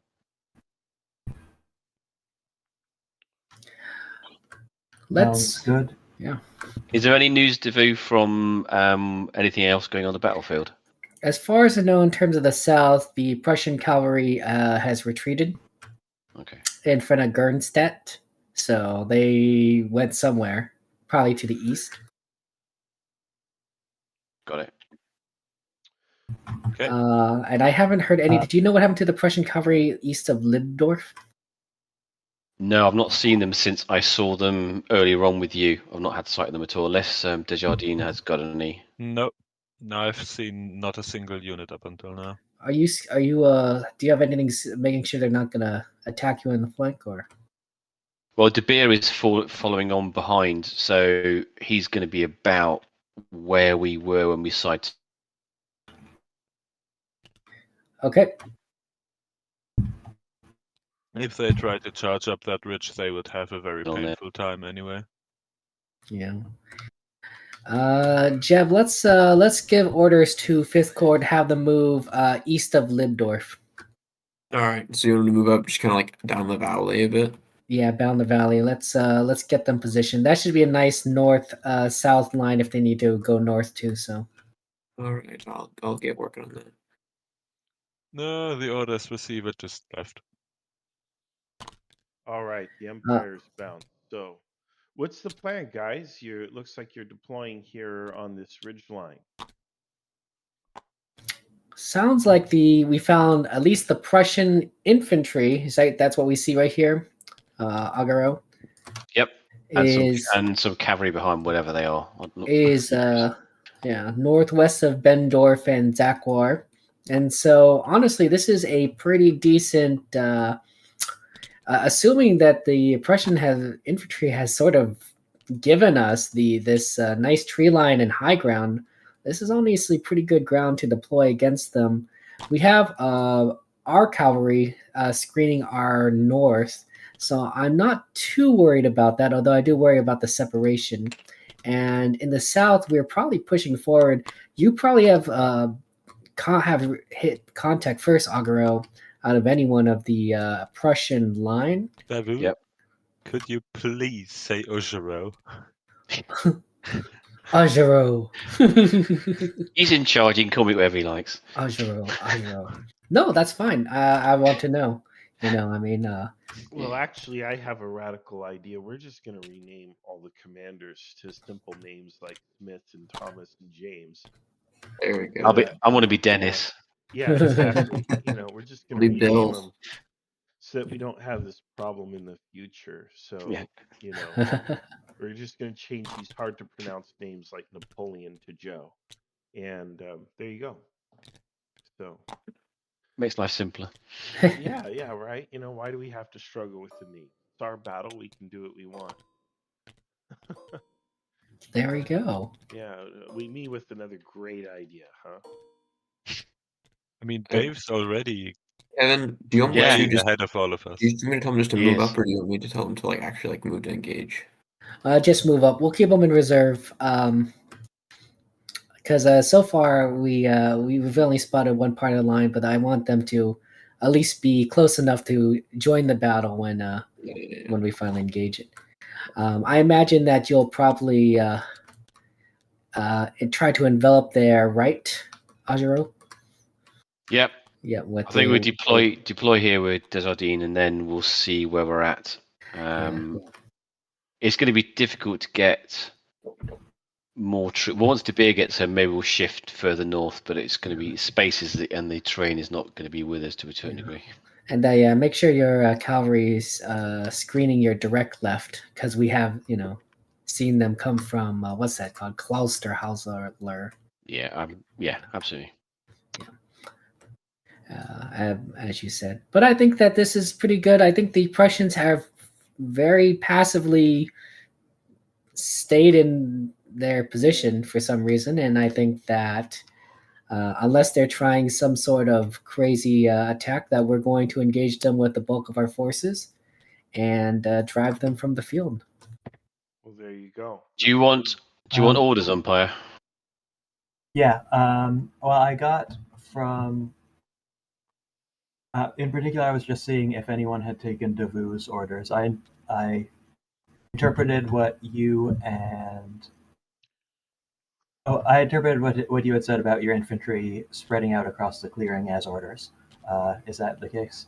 Well, Dijon, let Dijon do that, and I'll do my bit. So my column should kind of continue along the road as it comes up, and then form into line with its left anchored upon the woods at the other edge of the clearing, and then kind of file in as they come up, and send word to 16th Light Infantry number 3,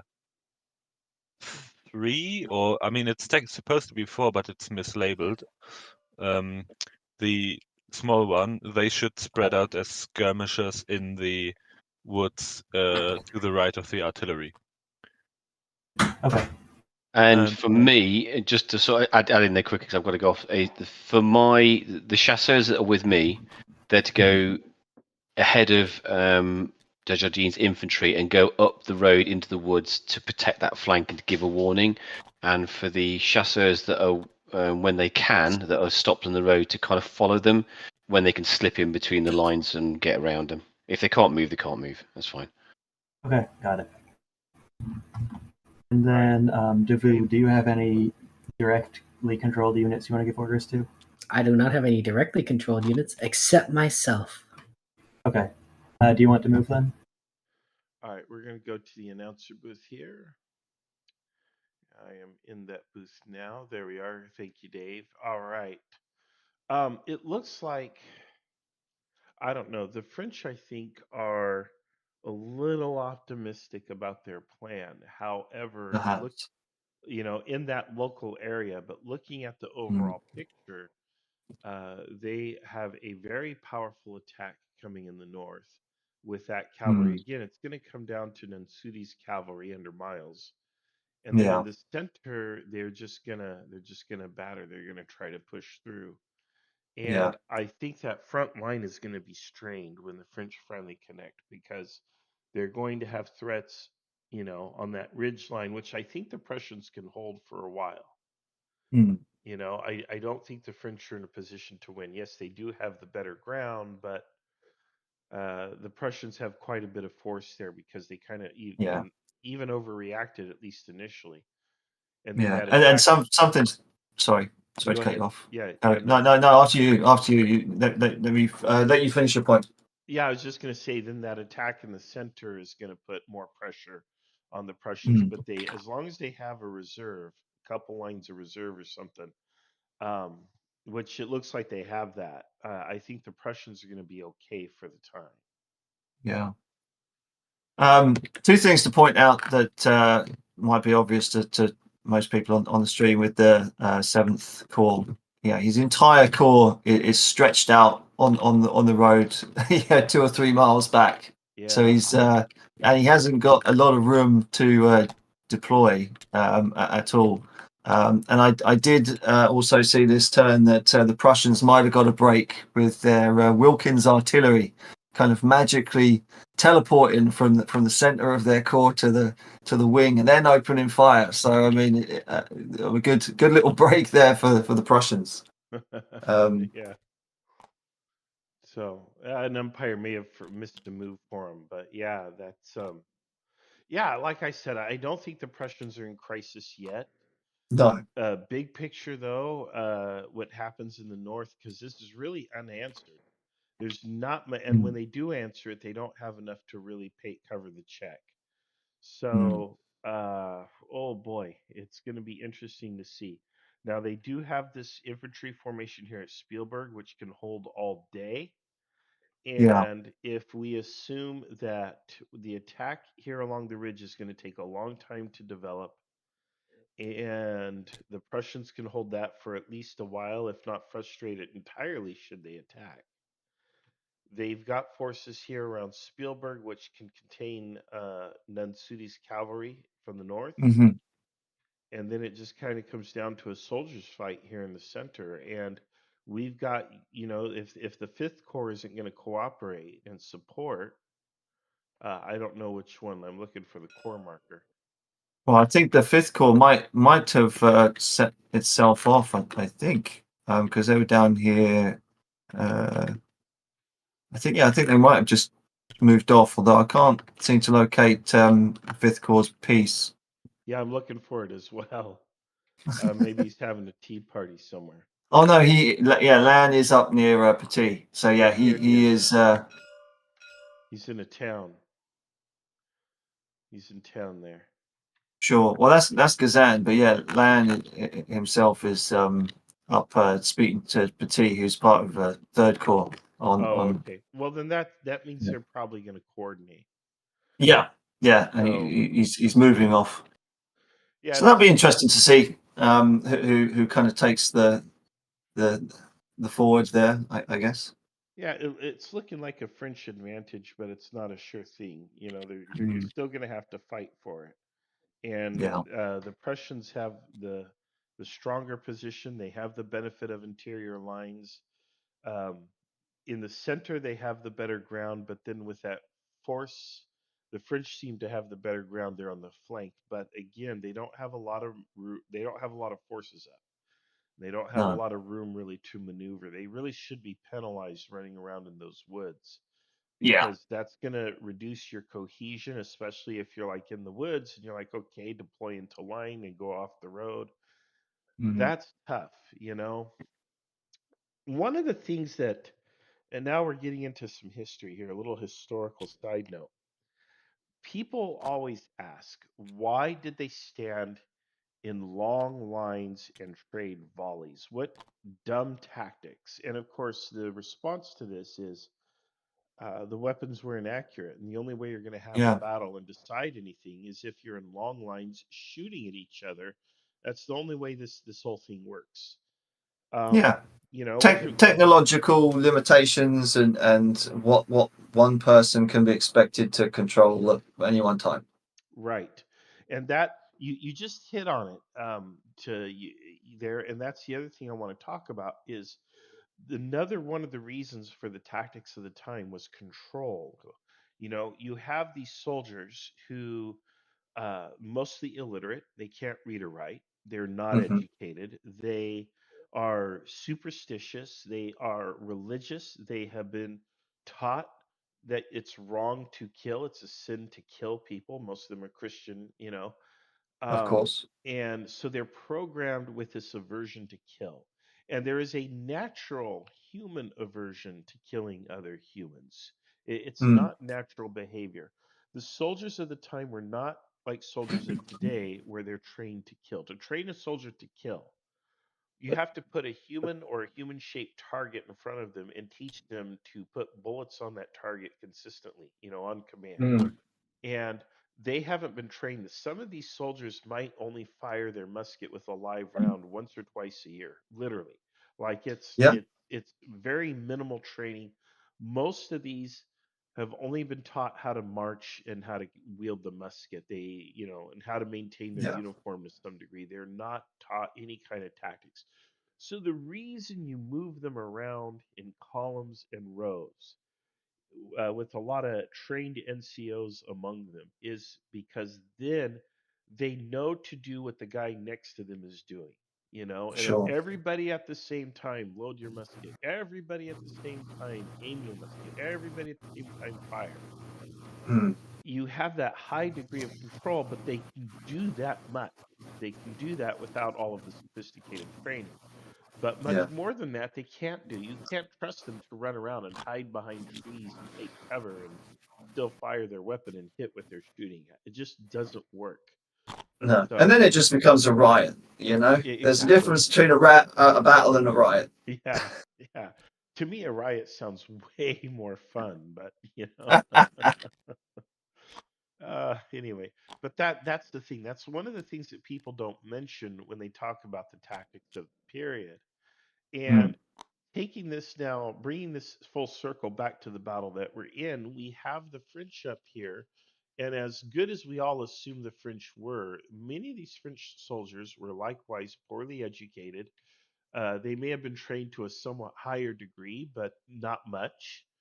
And so when you deploy these units in terrain like this, where you've got brush or a field, or in this case, the forest, which is the darker green, you're supposed to, as per the rules, you're supposed to dock their cohesion. They're supposed to lose points on the backside of the counter. Now, I don't think anyone's tracking that per se, because I don't see the point trackers being used, but maybe they know. But that's the thing, is it reduces their combat effectiveness in battle because of that very fact. And Hmm. that's an important consideration that works in this case to the Prussian advantage. So I think that would, it's a give and a take. Yeah, you've got the high ground and you've got the cover, but you also have the loss of cohesion by operating in that cover. So Yeah. in a way, it's almost It's a easy wash. to get lost. Absolutely, especially with men who want to get lost. Yeah. You know, Um, so there are other things these guys could be doing besides Oh yeah, fighting with the battles today. smoke and everyone shouting over one another, it gets confusing. Yeah. So there you have it. All right.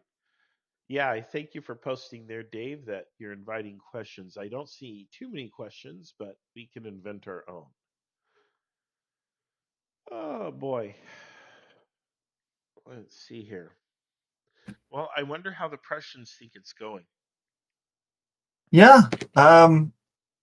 What I'll do is I'll just take 2 minutes, but I'll be right back. But yeah, feel free to jump into any channel that you wish, All and right, yeah, I'll join you in 2 secs. we'll pop down into Duke of Brunswick. All right. Sure. And just so the viewers know, their umpires are in there, so we'll probably be quiet for a minute while the umpires finish their business, and then we'll speak. So, Oh, okay. Brunswick, you're going back to Blücher, you said, right? Yeah, going back to Blücher. Okay, thank you. They're doing exactly as I thought they would. They're doing a massive gamble Good on our read. right. I totally dismissed that. Yeah. They're the only way they could try and get around us is through the right, so they're just throwing literally everything through it. But they're doing more than I thought they would. They're putting infantry into it, which is more aggressive than they should have been. Yeah, you know what? Because that leaves them so vulnerable in the main. Well, this is what I'm saying. Like, so say they you're not on our map currently. Say they're advancing. Yeah, wait, we gotta get orders out. We gotta get orders we out. gotta get orders If out. I could interrupt, please. Yeah, so my orders are going to be, if you're ready. Yep. It's going to be to move my division essentially on a little bit of a pivot northwest, so that my left is going to be around Zekvar, and my right is going to be in that little copse of trees leaning towards the forest ridgeline, if that makes sense. And then I'm going to be sending my horse artillery to link up with the dragoons. Which dragoons are those? Yeah. The ones, the That's in Gaelic. the center. Yeah, those ones. Cool. They need to go Yeah, somewhere. there's just lots of dragoons around the place. Yeah. All right.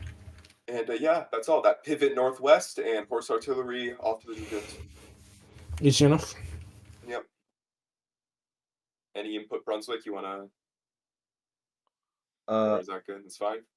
No, I'm going back to Blucher, and I'll order. You can order that cavalry directly to do that. I'm going to order Bunting's heavy cavalry to go support your dragoons. Hi, Marshall. Hello. See, okay, looks like the umpires are done. Okay, so it sounds to me like someone's not following the script. Well, I think I'm right. We sent them the whole copy of our battle plan, and they're not going by what we thought. So my 2IC was right, and I dismissed him, and now we're seeing the consequences of that. The French pushed a big element through this valley here. It seems to be mixed cavalry and infantry, but we don't know. The dragoons that we placed there are, I guess, defending the mouth of the valley at Berghessler. So what we've done is redeploy von Schmettau's infantry to react to anything that's going to come then directly south through the forest from this move. And we're going to redeploy von Bunting's heavy cavalry, the Heising cuirassiers. We're going to try and redeploy them through the road in the forest to go link up with the dragoons and try and defend the mouth of the valley. I highly doubt that the French are gonna. Well, I don't know. I mean, I've been wrong about everything so far. So, Now, I don't be so hard on yourself. You've haven't not been wrong about everything. You've been alternatively correct. Like if this My- were a different That's a good way to battle, put it. if this were a different battle, you'd be totally on top of it. You know. Well, yeah. Well, my hope is that they don't want to go through. Well, my hope, because this would be better for us, is that they don't want to go through the mouth of the valley. They just want to come through the forest road, which would be easy to defend with Schmettau's infantry. But if they do want to come through the mouth of the valley and then hook around, then we're sort of in like a Gettysburg, like fish hook formation, which is not necessarily the position that I predicted we'd be in. So, I mean, my initial thing is like, this is a lot more. The French are seeming a lot less constricted by the terrain than I predicted. The terrain is seeming like less. So of you're a factor. seeing a fish hook Gettysburg kind of scenario emerge. Well, I'm seeing them. I mean, I'm hoping that they're just going to push south through the forest, and that we'll just have like a little right angle, and then we can beat them back and return to a sort of a forward-facing thing. But if they're going to come out the mouth of the valley, then I have to curve the flank all the way around to defend an attack from the rear. Yeah. My hope though is that because we've caught them in the forest, kind of at their head, or what it looks like at their head, is that we can use Blucher to make a pretty decisive push directly into what we perceive as sort of their center, and then we can effectively break their army in half, because presumably one side of their army is completely out of communication with the other. So we can basically defeat the army to our west while they're still going all the way around us, turn, and then fight them on the east. Well, and we also have no idea. I hope Kalkroith is in a good situation. I was going to go visit him this next turn, but I have to go back to Blucher. Does anybody know where Vardelsleben is? Vardensleben is currently fighting this French division that's in the forest. Really? Okay. So, yeah, it doesn't look good on our initial evaluation of how this was going to go. This goes against my traditional school of thought that is every plan survives first contact with the enemy. Right. So, yeah, you know what? Improvise. We're improvising here now. But I'm kind of. It's a double-edged sword because at the same time, my force is displaying the flexibility that I wanted. We have good positioning where we're able to respond to stuff like this. I think Blucher is going to be a bit disappointed to hear that Schmettau, who he was counting on to be his reserve, is now being engaged, and that he actually has no strategic reserve. But we got to adapt. So you don't want to disappoint a guy now. No, you don't want to disappoint a guy. I mean, Blucher's got a lot of troops going. Like there's a lot of cavalry there. Well, I think the strategic reserve, like he has local reserves. I think the strategic reserve was the extra cherry on top that he wanted. But obviously, he doesn't know about this push around the back. The strategic reserve is me on horseback. Okay. Yeah. Like the reality is, he's caught them in the middle of a forest in column. He has his troops in line with artillery deployed, and he has a fairly substantial force. If I were him, I would just go straight in. Like, We're gonna decisively crush that French division. I hope. Yeah. Like, everything. If he made a really big attack northwest, I think he would destroy that division. Well, fully. so everything going exactly how it's gonna go in my head. Blucher attacks this French division, which severs. I mean, it seems like there's a hinge in the French line there, so severs that hinge, and then the force hooking around us is cut off and then delayed by the dragoons, and then Schmettau can deal with it. It seems hopefully kind of small. We send our cavalry. We send our cavalry east and hook the line. And then Schmecken-Borgheim, who's in Blucher's corps, and the advanced cavalry and Kalkroith's corps can hopefully deal with the French forces to our front, because it seems that they've committed a decent amount to this right hook. So that means the front shouldn't be too difficult. I hope. I don't know their total force strength, but I'm feeling risky. Perhaps we order Kalkroith to attack, but when I get over there, I'll see his situation and make that decision. All right. Well, remember, adaptation is mandatory, but, well, actually, improvisation is mandatory. Adaptation and overcoming, though, are a little more optional. So, yeah, that's my affirmation for the day. All right, guys. Thank you for the thank affirmation. you so much. Yeah, absolutely. All right, Dave, there we have it. Food for thought. Yep, food for thought.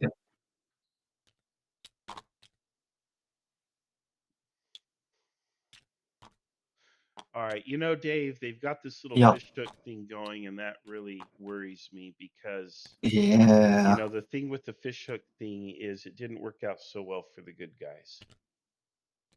At Gettysburg, Yeah. And I mean, and with the fish hook, the Union had the higher ground, and they don't.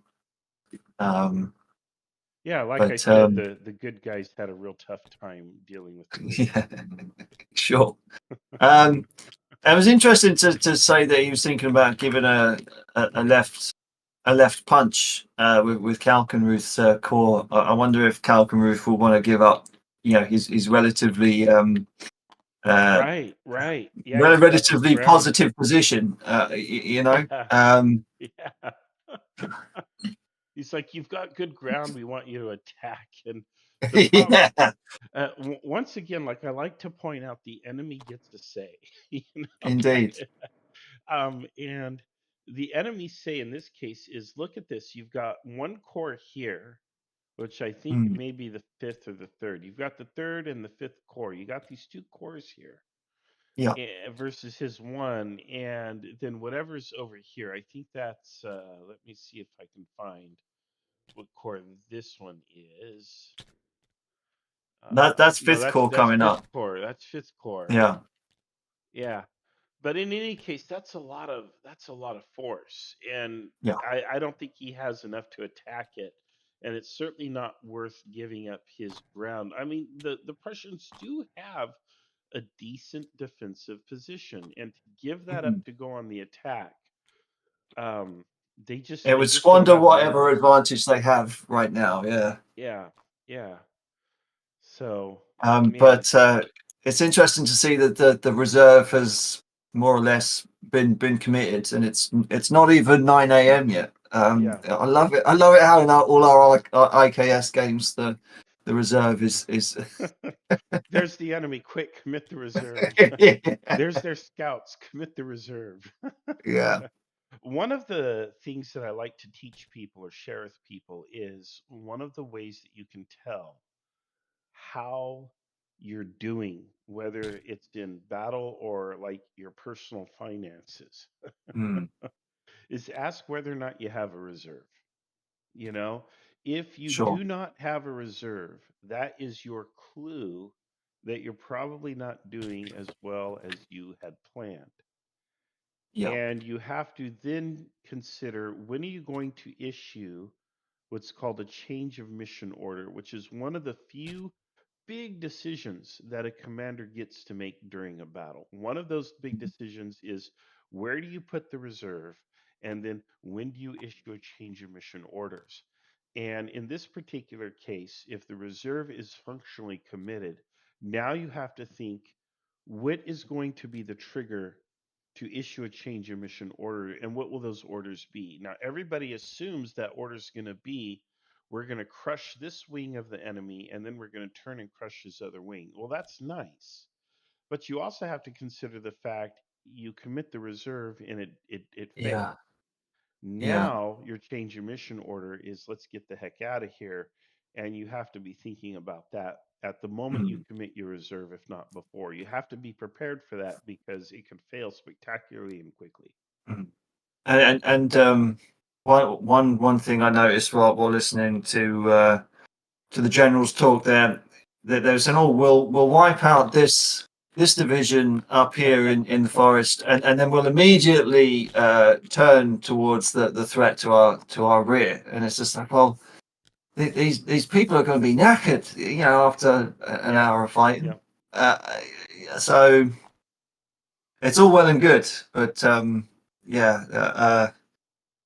fatigue is a killer. Right.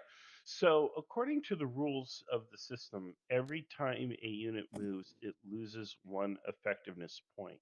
Mm. And these guys have like between 9 and 12 effectiveness points on average to start with. And those effectiveness points then combine with the die roll to determine the combat result. So, even if the unit is full strength, if they're moving around and just by moving, they're losing one effectiveness point because you tire. And then if they're moving through terrain off road, they're going to lose another effectiveness point. And that adds up very quickly. And so you end up in a situation where if you hit fresh troops who've just been standing there and you've been running around maneuvering, getting into position, when you finally do engage, your men are just not going to have it in them, or at No. least, the odds are against you. And there you have it. So I don't know. I don't see the umpires tracking that. They may be tracking it, but I'm not seeing it. But they're supposed to be. So the idea is the maneuver is very important, but the maneuver comes at a cost, and especially if you're using terrain, like woods and brush, you're moving through that. So I don't think using is the right word there, but if you're moving through terrain, it's supposed to cost you. And yeah, so they want to move through the woods and counterattack the French. I will tell you, I was of the mind, and I think I'm still of the mind, although at this point the French now seem to have enough force to resist. But I was of the mind that had they attacked the head of that column when it first appeared, Yeah. then the French would come up piecemeal and they would just dispatch them, and the French would have to retreat. But I think we're getting past that now. We have a large cavalry force on the right for the Prussians, but there's a decent cavalry force that's developing. Oh no, that's infantry there. That's That infantry. I is thought just that was Prince Louis infantry, and I mean the French cavalry is only chasseurs, so and the Prussians, they do, by the looks of things, have cuirassiers, so they still have some things in their favor. Yes, they do. Yeah. So it's going to be interesting. It will still take the French a while to come up and form up. On the other hand, Miles is here, and Achilles has pointed this out as well. Now we're not the only ones to see this. Achilles says if Miles comes down that road on the Prussian right, he will roll that line, and it will be ugly or beautiful depending on how you look at it. And yeah, there we go. So we'll have to go back to Miles at some point soon, but let's give him another turn to develop the situation. It looks like he's approaching the mouth of the funnel. So I think we can expect he is going to come out into the rear and end up in the vicinity of Spielberg or Punchrow. But I think if he heads towards Spielberg, which is the correct move, the Prussians are going to have a bad day.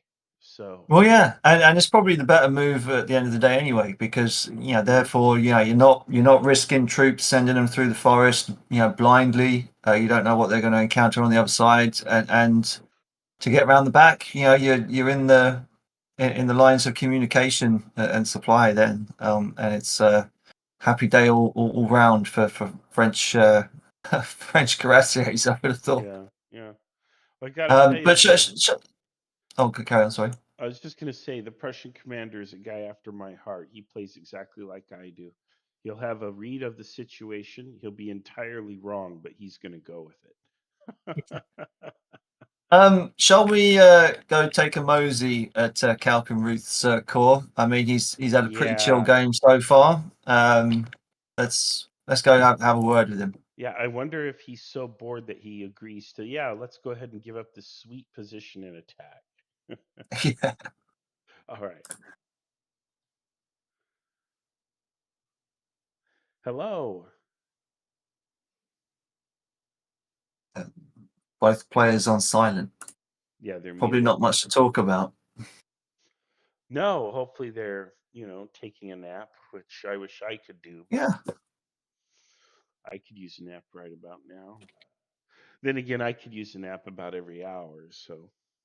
Well, you do work quite hard, Marshall. Let's be honest. No one works as hard as you do. Yeah, I know. Not even like, construction workers or factory workers, assembly line workers, nah. Miners in the mine, astronauts, nah. Me sitting here at this computer looking out, just looking out this window is hard work. Well, I mean, it must be a beautiful day, though. Right? It's actually going to be an amazing day here. I actually wonder what weather we're having today. It's clear. So we're going to get, it's only 49, but we have a high of 70. Nice. So, Kalkenruth, are you here? Yes, I am. Ah, nice. How's your game going so far? Oh, it's interesting, but I believe we're fine for now. Everything has occurred as planned, and I'm confident with the position my course in for now. So you said planned. What's the plan? All right, so I didn't know that I was Kalkvoid until this morning, so the plan has been made rather suddenly. But the idea is that my corps is moving up to the road between the towns of Rehausen on the left, or the west, and Haugwitz on the right, so in the west of my corps. And we're going to deploy the entire corps between the two towns with some infantry holding Haugwitz. The artillery will be concentrated on the hill between both towns, and we are expecting the French to attack us through that open field, and if they do, we hope that we will be able to hold them here without too many problems. And if the French are going to commit with an attack on Blücher's corps, my force will be ready to swing wide and hit them in their flank. Well, there you go. Nice. All right. All right. I think that answers all the questions I had. Yeah, that pretty much brings me up to speed too. All right. Wonderful. Okay. Well, thank you guys. I wish you the best of luck. Thank you. All right.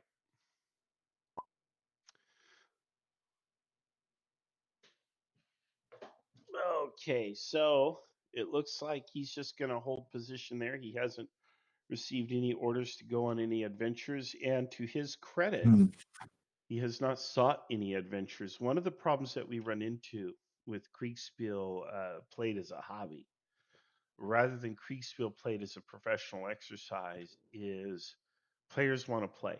They want to fight. They want to get stuck in because you're spending up your Saturday.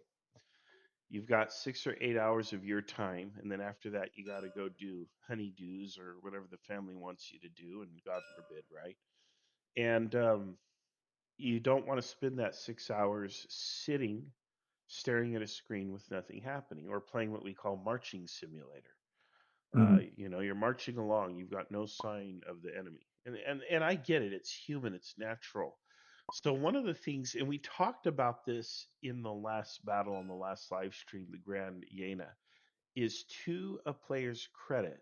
It is to their credit if they hold position and they wait, even if it means they don't see action until like the last hour of battle, because that's actually when the decisive move is made. And Achilles, who may be still watching the live stream, this happened exactly to him. He spent like 6 hours waiting, and in the last hour, he got the order to go in, and he delivered the decisive charge that won the battle for the French. And if you want to be that guy, the guy who gets all the glory, there's a cost to it, and that is you got to kind of hold your position and wait. But these commanders who go maverick and they go off on their own and they seek adventure, oftentimes they find it and they don't get any of the glory that they could have otherwise had because, well, it doesn't usually work out. So it's refreshing then to see Kalkenruth holding position on good ground, ready to support his peers, and waiting for the enemy to come up, even though it's an exercise in tremendous patience. I deeply appreciate that.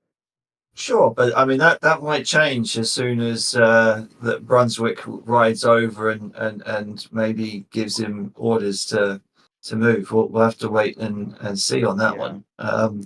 But yeah, interesting point. That you make. Especially when Jena.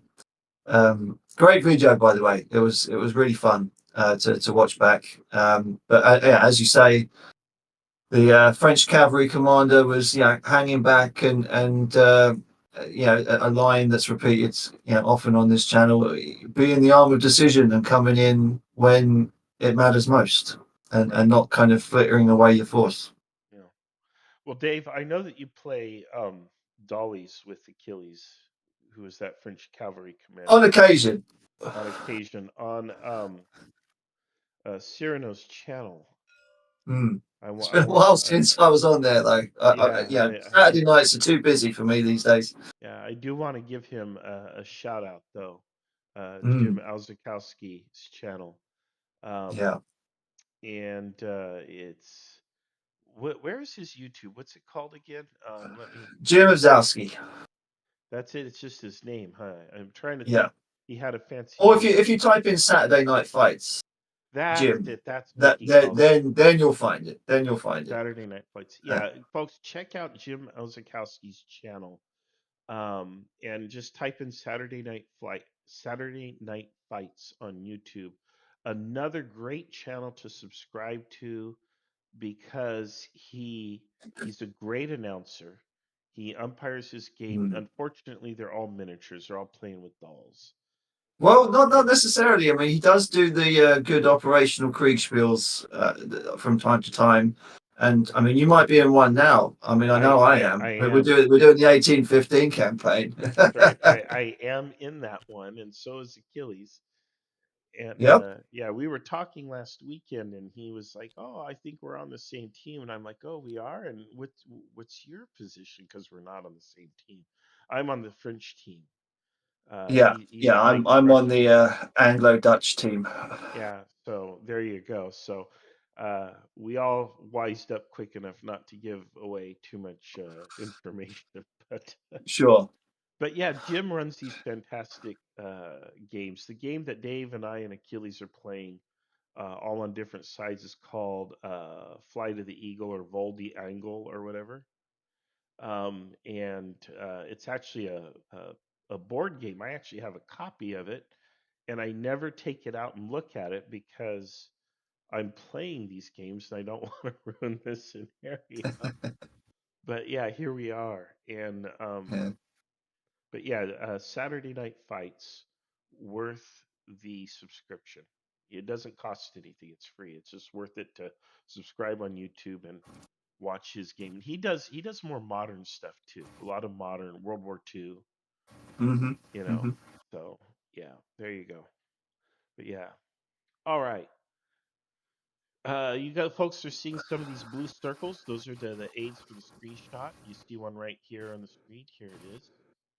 That tells the umpire the maximum limit of the screenshot. You can see they are doing it, and you see how they're cutting off They're following the terrain. You just saw them draw the screenshot, and you saw that they cut off what's blocked by these units in the town. So kind of cool to see how that's done. See another one being drawn. All right.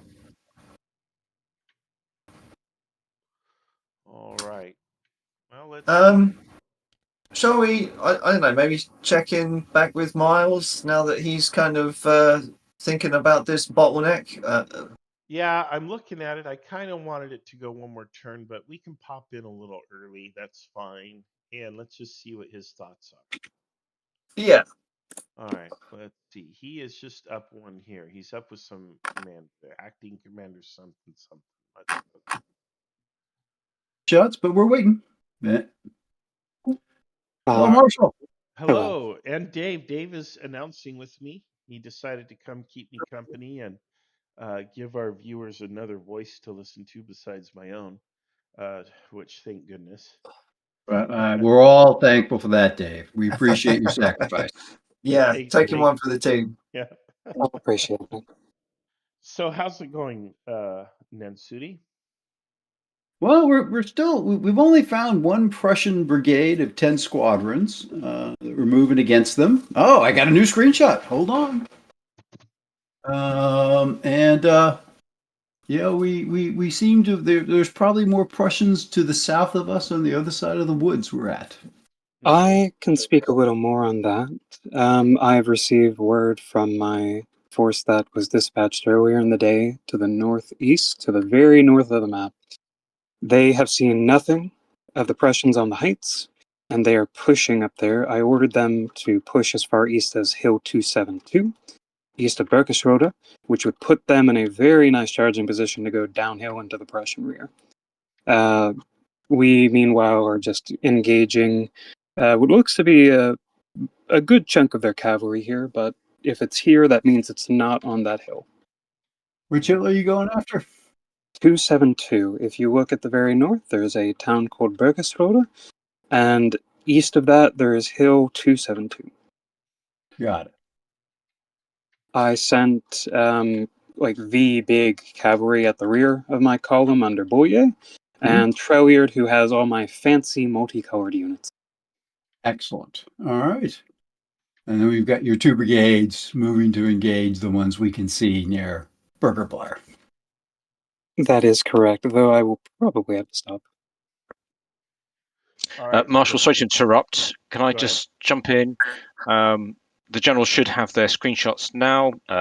Nonsuti has joined de Beaumont, whose division is advancing rapidly southeast along the valley towards Bergesla, where the Prussian cavalry has retired.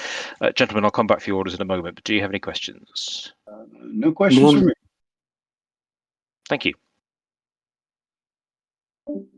Okay, before they get back, I do need to establish what is happening with Klein. Klein is advancing on your right flank. He's got two brigades heading to Burger Blair, where that cavalry is. And he should be advancing the artillery to take them under fire. We have had reports from Augereau that there's Prussian division that to the south of the woods, and he's asked for some cavalry support to hit him in the right flank. So we're going to send a brigade down that way. Understood. Once my units have arrived at Hill 272, that will allow them to charge into the rear of whatever the Prussian cavalry and potentially cut them off from their retreat in that valley. All right. So 272. Yeah. Go ahead. Hill 272, for the record, is northeast of where their cavalry is. Yep. Sorry to interrupt. General Nonsuti, what are your orders? All right. Let's go with General de Beaumont first. He has more important things to discuss. General de Beaumont. I would like to send a brief message to the commanders of Boyer and Trelliard that the main Prussian cavalry is here at Bergesla. They are to move to Hill 272 and then move southward down that hill into the Prussian rear. That is the first order. The second is that we are going to continue advancing towards the Prussian cavalry. If we need to slow down a little bit to allow Klein to move their units up to be roughly in tandem with us, then that is fine. Understood. Thank you, General Nonsuti. General de Beaumont, do you want to join your flanking movement, and I'll command your brigades here for now? That would be lovely. I will do that. Why don't you do that, and I will take command of the brigades you leave behind and advance with them. Understood. Note, the history books record that General Nonsuti is upstaging his subordinate in order to claim the glory. Understood. Of course. Well, that's what I do. That is why you're a general of corps. If you don't hear from me in their rear, that means I'm retaking my glory. Got it. Excellent. All right. Good luck. Well, there we have it. All right, guys. Yeah. So I think we kind of understand what y'all have going on, but rather than assume, Mr. Nonsuti, can you tell us? I'm sorry, Marshal Nonsuti, can you tell us what your read of the situation is, please? My read of the situation is there are probably very limited to no Prussian troops north of the wood line to our south. And that we're hearing sounds of battle and getting reports of Prussian forces being encountered. We do see one brigade of 10 squadrons in Burgerbeer, which I know I'm mispronouncing. We're going to attempt to smash that by attacking really from three sides. 2 brigades from Klein, and then 4 brigades from De Bourg, two in the front, and then the flanking that we've been talking about. And then we're going to send some cavalry south of the woods to attempt to flank the Prussians who are opposing our glorious infantry. We still have no real idea of the size of the Prussian force on the field, but I'm becoming more and more confident that we're, probably slightly larger, but we'll find out soon. Mm-hmm. Yeah, and that is, of course, one of the primary functions of cavalry, especially pre-battle, which is to suss out the size and disposition of the enemy. Yeah. But yes, you had limited intel to begin with, so now you're going to see. So it'll be interesting to see. All right. And and if I'm wrong and there's a lot more Prussians here, I'll just blame the umpires, as is traditional being a Frenchman. That's right, but not me, right? Not me. Of course, not you. Not you while you're listening. Even though I made all of the critical decisions, but oh, At least boy. there's no snowstorm to mess up our initial deployment. I'm Yeah. grateful the weather stopped. It was just a light dusting the day before. The idea was to create the conditions of fog at Grand Jena, but there you have it. There you have it. All right. But by the way, I think the umpires are doing a great job with turn resolution. It's really fast. It's very clear. It's I continue to be impressed by the quality of the people you got volunteering for this. Thank you very much. Yes, I only force the best into indentured servitude. So there we have it. Dave, any intelligence you want to give me on the Prussians? I know your sympathies swing to the French. Oh, well, they do now after you beat us at Jena. Because, I was playing in that one. But no, I wish I could give you intelligence, but I think I've heard everything that I need to hear, Marshal. I'd be keen to drag you back to the umpire booth and listen to your thoughts on a few things that we've heard. That means I've said something really stupid and they're going to make fun of me. Yeah. And the only intelligence Upstage the glory, upstage the stupidity as well. The only intelligence I have to share is never try to tear the mask off the Lone Ranger. That's like Fair a enough. really bad idea, I've noticed. So all right, we will endeavor not to unveil masked men during this battle. All right. Thank you. Good luck Farewell. to you. Farewell. Oh, I wonder if farewell's the right term. Yeah, that's very ominous, Marshall. Thank you very much. All right. All right, there we go. Oh boy. Well, Oh boy. Interesting to hear. Here are these guys with this opportunity to blow the whole thing wide open. And they're like, well, we're going to take the time to organize a 3-pronged attack on these 10 squadrons to our front. And Well, I mean, I don't think it's necessarily that. I mean, I think it's looking at the bigger picture. There's a good chance that well, they're going to spend there's a time they don't have. They're going to lose sure. time. Look at that Um, Prussian order right there. All that cavalry being redeployed now to the rear. They're going to lose their opportunity. yeah. Well, it's lost already. At what point the Prussians redeploy their cavalry to cover their rear? Sure, but I mean, so- would you think now that this means that, I mean, is Blucher gonna, smash the head of Seventh Corps here? Is he gonna go in like this turn or next to Yeah. smash it? Well, let's see here. I see weight written all over Yeah. on the map. So I don't know who's waiting. It looks like the Prussians are being drawn in orange. So I think the Prussians are ordering a weight to their attack, which only gives the French more time to come up and, they're going to be putting a successive line behind that first line. So that's not good if you want to attack. And you're like, okay, well, let's wait. Let's make perfect the enemy a good, I suppose. But yeah, I think the French are. It's kind of sad. Miles was in a position to really bring home the victory, but it seems like he's always a step behind. It's not his fault at all. It's how everything is simply playing out, But the Prussians are reacting just in the nick of time, so that when he does smash those 10 squadrons, which, by the way, those 10 squadrons are going to be punching above their weight class by delaying the French, because the French are probably going to wait until they're in position to make their attack, which gives the Prussians even more time Yeah. to counter them there. So the Prussians are going to hold that there. And if I were Blucher, his opportunity to attack is almost squandered, in my opinion.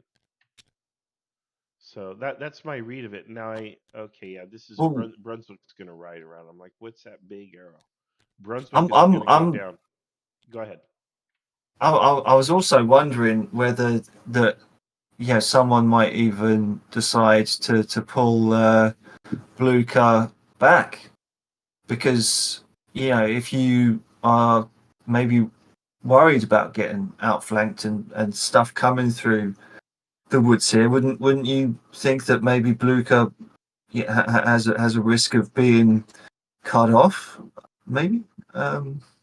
Yeah, you're right. I don't know that he can be cut off. At what point the Prussians are aware of that large cavalry force, I think they can defend against it.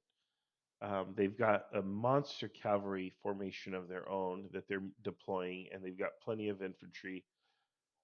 I think the battle now is going to be decided in the south and the center, as opposed to the north, where I thought it was going to be.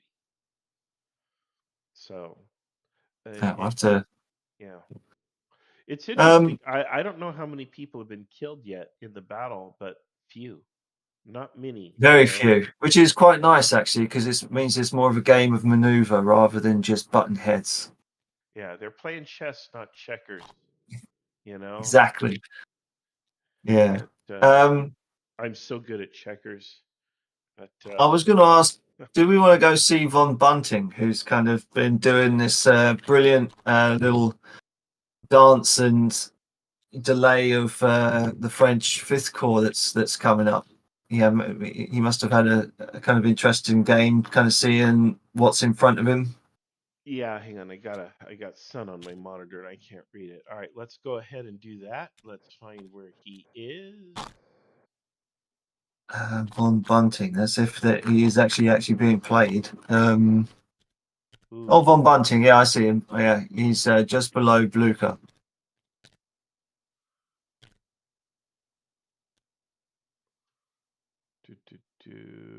areas. Okay, got it. Yeah. All right. Hello.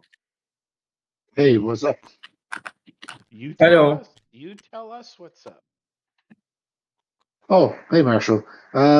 Basically, what we're doing at the moment is we are screening for some of the infantry around Popple. Our instructions from our corps commander and from the commander in chief are to screen for this initial part of the battle, confirm enemy location, and then slowly draw them towards our prepared positions. Upon achieving that, we are to cycle back into a reserve position to fill in holes inside our defense in case our formations get broke up, and to basically act as sort of a fast reaction force for the Blucher Corps, for the Blucher Corps' infantry division. We don't really know if we're going to be doing more. It really depends on what's going to happen with the right flank. We were in discussions in the pre-planning discussing of potential cavalry moves through the forest around the right flank, just because the left side, as you know from the map, is very broken up, difficult for cavalry to use. But really, it all depends on whether the French take the bait, which is to drive down the Central Valley in the hopes that they can break up our formations. And once we get that commitment from them, we're going to try and grind them out effectively. Outstanding. Did you know how much forces are in front of you right now? Do you know what you've been kind of delaying at all?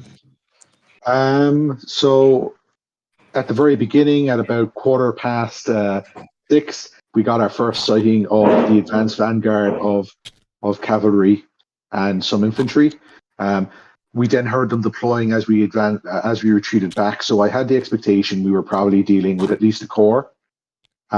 We've kind of gotten sight of them now in the last 30 minutes. So we know we're up against at least an infantry corps. But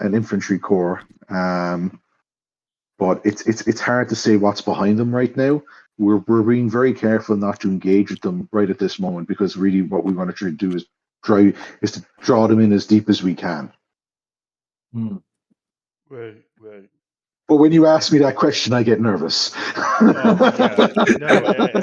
time you pop in, people get nervous. But I've got to say, it's refreshing to see a player engage in maneuver as a tactic rather than just rushing headlong and let's fight. Too many people just want to trade blows, and they don't give enough care and attention to their maneuver, their positioning, and they don't operate with finesse. They're One of my yeah.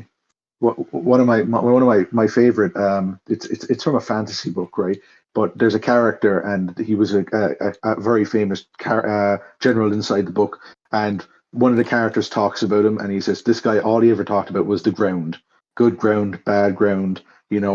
So that's what I think when I play these games or when I engage them is the lay of the land and the ground, because that's key in these sort of engagements, I find. So maneuvering's a big part of this, mainly because the map is quite large. The ground is broken up on the left. There's a lot of forest on the right. So a timing attack doesn't really work for us, hitting them at a particular timing. So we just need to kind of force a position that's going to suit us in the long run. Right. All right. I think that's a pretty good plan.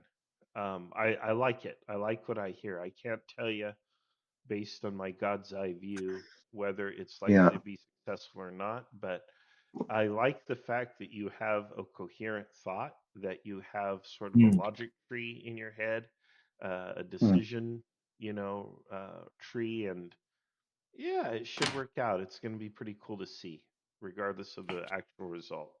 So, my compliments to you, sir. Appreciate the that. dinner is over. I am back. Oh, so time to go now. Oh, Mr. Marshall, the Yes, big sir. boss man. Hello. Hello. How do you do? This is my first big game. Yeah. Well, how are you finding it? Are you having fun? Oh, it's super fun. Yeah. Well, you haven't Yeah. shot anything yet. You haven't fired on anything yet. Yeah, but that's what is the word? The interest, right? Like it's more stressful. Like, who gonna fire the first shot? We are trying to make them move on us. Right. Yeah, that's great. Well, that's what we want to see in here is we like when players take the game seriously. Yes, we want you to have fun. We also want you to play with forethought and play seriously, which sounds like this. You guys are doing exactly that. So you're gonna have a great experience, and you're really contributing something to the community, which is an authentic battle experience that people can view and contemplate and all that. So that's great. Definitely, yeah. Yeah. What I'll be really interested to see when this ends is what the French were thinking about the left flank, because we asked a lot of questions based on the brief. Our brief is to hold that city that's nestled there in the left flank, and what kind of altered a lot of our decision making late in the planning was, what if the French don't actually want to fight us and they just decide to sit there and hold it? Now, based on how things are transpiring, they're not doing that, but like I'd be very interested to see what their thoughts were on it on the left flank, because it seems that they're going with the conventional opening we were expecting. Maybe a bit of stuff on the right flank with cavalry, which is a bit surprising because like there's going to be difficulties getting the timing for the dispatches right to make sure the cavalry are where they need to be for them.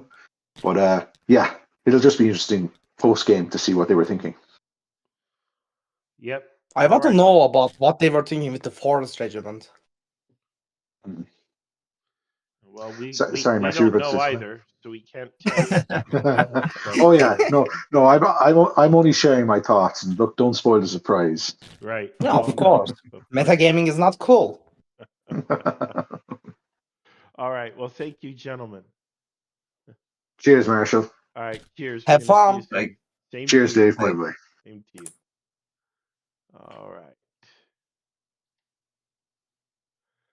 Well, there you go. He got his tactics out of his favorite fantasy book, and I think that's brilliant. I have a favorite fantasy book too. It's called The Constitution of the United States of America, but that's a whole nother story. Don't go there. Don't go there. This is. I thought it was fun to hear that.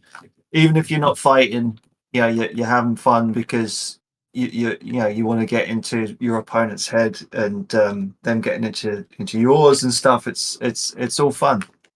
Yeah.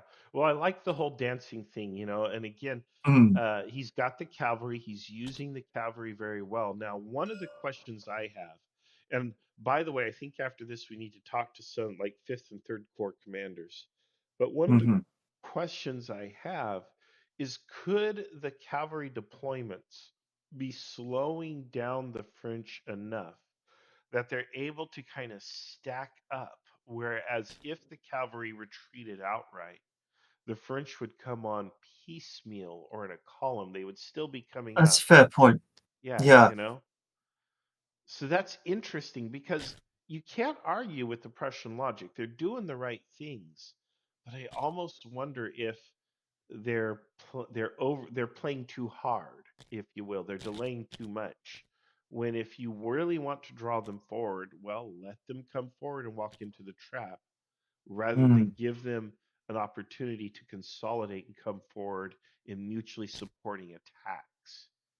So, yeah, So anyway, so which one, 3rd or 5th? Let's figure out where they are first, and then make our deductions from that. So, yeah, 5th is over here at the Lisbach River in front of the Cav, and 3rd looks like he's pretty much in the same place, facing them from the other angle. Shall we go to? Oh, I think it's got to be land, right? Let's do that. All right, let's do it. All right, 5th. To 5th. Yeah, 5th. Let's see here.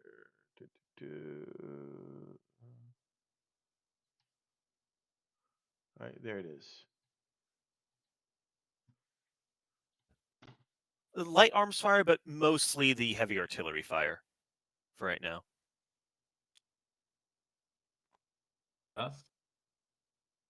Thank you. Yep, I'll come back for orders in a minute. Well, unless you have any questions. I do have one question regarding the formation of the light brigade. Or yeah. Yes. What?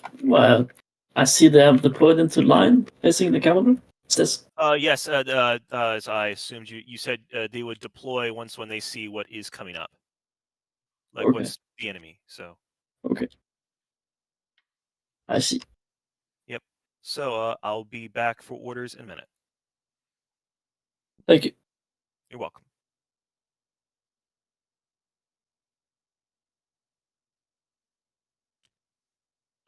The announcers are here, but we're going to hold short while you guys contemplate until you've given your orders. We don't want to waste your time. So. Yeah. Lan? I'm here. Do you bring cavalry? Do you bring ponies? If I hope only. you have If only. cavalry. I mean, No.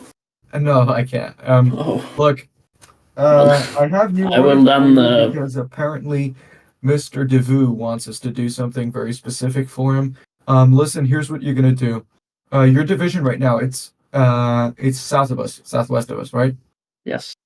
All right, I want you to move them up closer behind the light brigade, because Devu is concerned that Gudin's flank may be threatened, and Gudin himself was concerned. So I guess we have to actually He accommodate. should be concerned. His flank is threatened. There's 11 squadrons of the source. That's true, and he kind of wants us to commit now. They So are, pretty much what you're gonna do is get your artillery in position. Fucking send them off the earth at this point. I don't want to see that cavalry anymore. I will have to form square. I don't like the hussars are yeah, but you still 1,000 have paces artillery. from You me. have a They large amount. they can be on me in 3 minutes or less. Yeah, like. exactly. But you have Third Corps to your south, which happens to probably be distracting their attention. I want you to bring up the artillery, as I said. Have them deployed in a position you deem is safe. We need to at least be able to. We need to at least be able to for them to at least see that we have guns on them. I think they'll at least consider the possibility that, oh, maybe we can't hold this position. And as of Gazan, I think you'll stay in your position for now. I don't want to bring you into this just yet. Guys, give me the right time. Gentlemen, what are your orders? All my men. I will look at my small group of adjutants, and I will scream at them to tell everyone to form square immediately.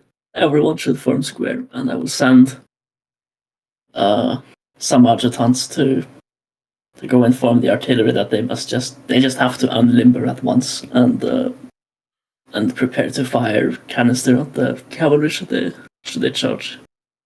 The upcoming Brigade Reile and Brigade Vedel must halt where they are, and their forward, the front brigade must deploy squares as well up on the hillside, whereas the second brigade, which would be Vedel, I believe, should be adequately protected by the tree line.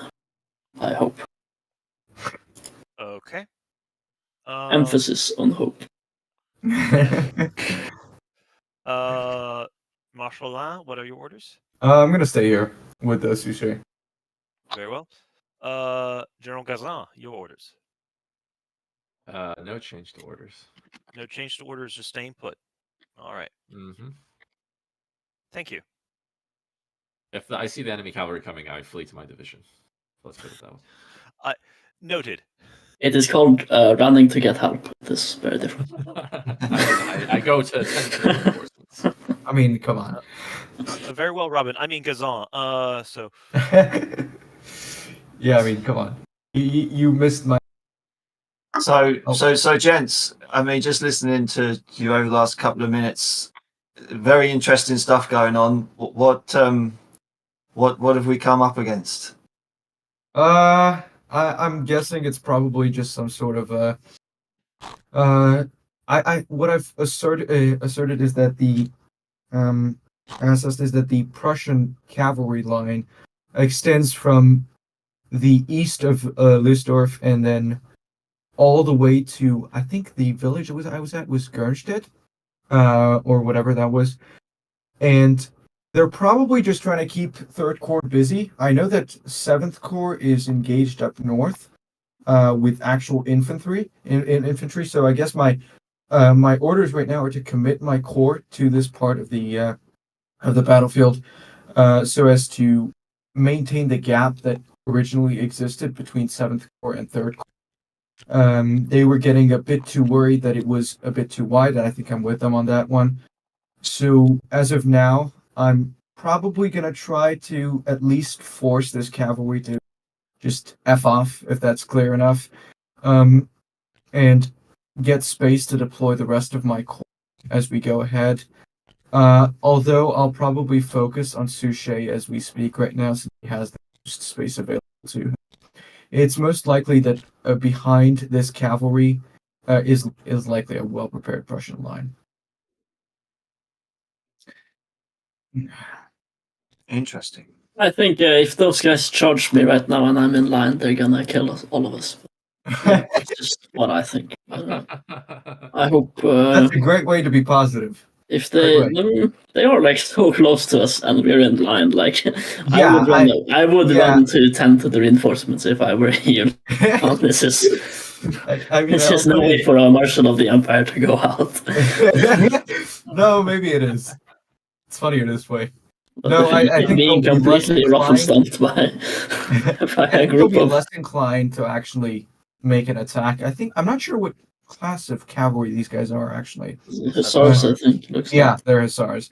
I think that the amount of infantry that's covering them from third leave them concerned enough that they probably can't charge right now. But if they do, then we're all screwed. Yeah, they're gonna some of us. kill all of us. I mean, They'll catch up to you. That's so funny. Just getting No, captured as a marshal of the empire. That'd be a sight. You can just form a big brigade-sized. Yeah. That's fine. Yeah.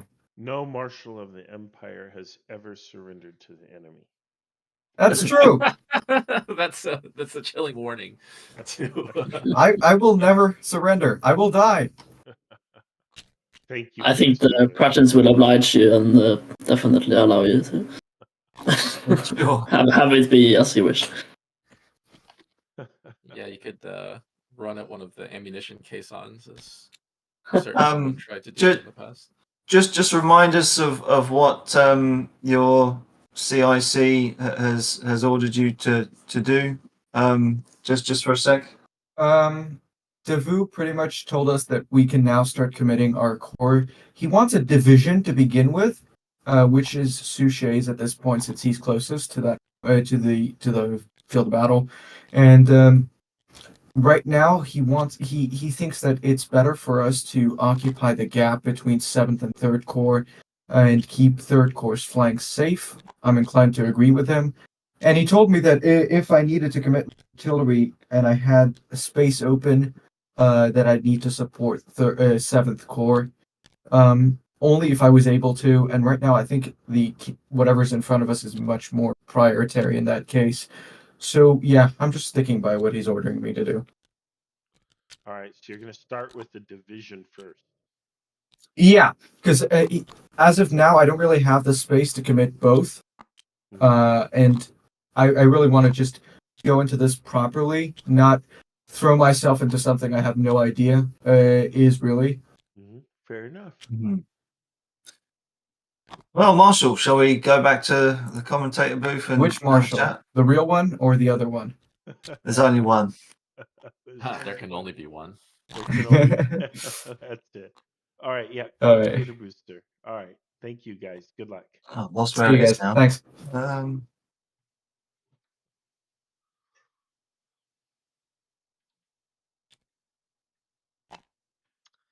All right. Now, I don't know about you, Dave, but usually when I attack, I start with the smallest possible formation and then just kind of work my way up to, for economy. Yeah. Let's just send a platoon. Hello, guys. Oh, Achilles. Hello, Achilles. Achilles is here. Achilles, when you attack, you just Yeah. start like with, look who's triggered. I'm just totally I don't know. I'm completely in shock, flabbergasted, whatever the phrase is. I mean, I just heard the French infantry corps talking about going into square. I know. I was surprised what too. What the hell are they doing? I mean, what? I mean, I don't understand. I clearly do. I do not understand. I mean, I could easily do a rant for about 30 minutes on what I just heard. Well, I mean, Dave, let's go to lunch. Achilles, you have the mic. Well, hang on 1 second. I just want to put it out there that you got Suchet, Gazan, and everyone else in Fifth Corps all the way up there, and then they're going to ride back to their commands, which are a mile and a half maybe down the road, and then they have to get them going. They're not going to be deployed for like another hour and a half, 2 hours. And if they're supposed to be supporting, I think the French have blown it. I'm sorry to say. I agree with you. They just took themselves out of the game because of a bunch of hussars or something that are in front of them. I do not understand that at all. I mean, because they've been watching them retreat and fall back. For the last 2 hours. If they just keep going forward, those cavalry are not going to charge them. And if those cavalry do charge them, they're going to shoot those cavalry down. I mean, it doesn't even. I don't know. It's like, were you guys not involved? Did you not watch the other game? Were you not involved in any of the test games? I don't understand. I just don't understand. I mean, the French infantry has been moving way too slowly this entire time anyway. One of the problems that Miles is going to have up there is, well, besides the fact that he's dispersing his strength instead of concentrating it where he needs to, is that the French infantry is not engaging the Prussian infantry. They're not fixing the Prussians. You were talking about how the Prussians could keep shifting to cover. They can keep shifting to cover because they're not being fixed by anybody. Nobody is forcing them to fight anywhere. So, until the French infantry gets up there and actually puts pressure on them and forces them to stay in place, you can't take advantage of what's going on in the north. And until you can engage those guys, I mean, once you get them engaged, then they're immobile. They're a target. Then you can find their flank and hit them.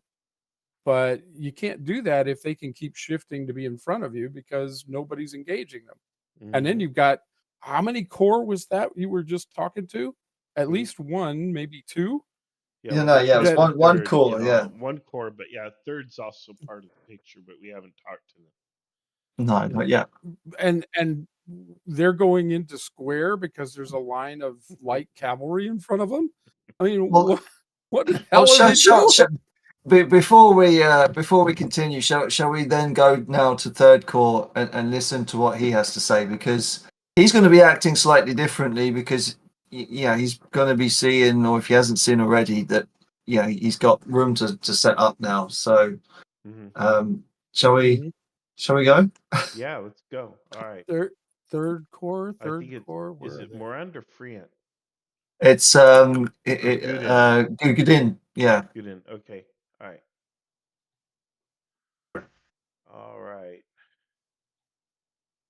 All right. Marshall. Hey guys, how's it going? It's been differing. All right. So we're popping in here to get your kind of opinion or your observations. How's it going? What's going on? What's the plan?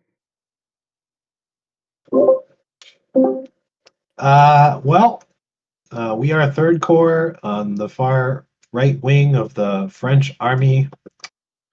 We have basically continuously been scooting away the Prussian, a large line of Prussian cavalry that was formed up kind of in the valley before our army, and we keep pushing against them and pushing, and they keep scooting away.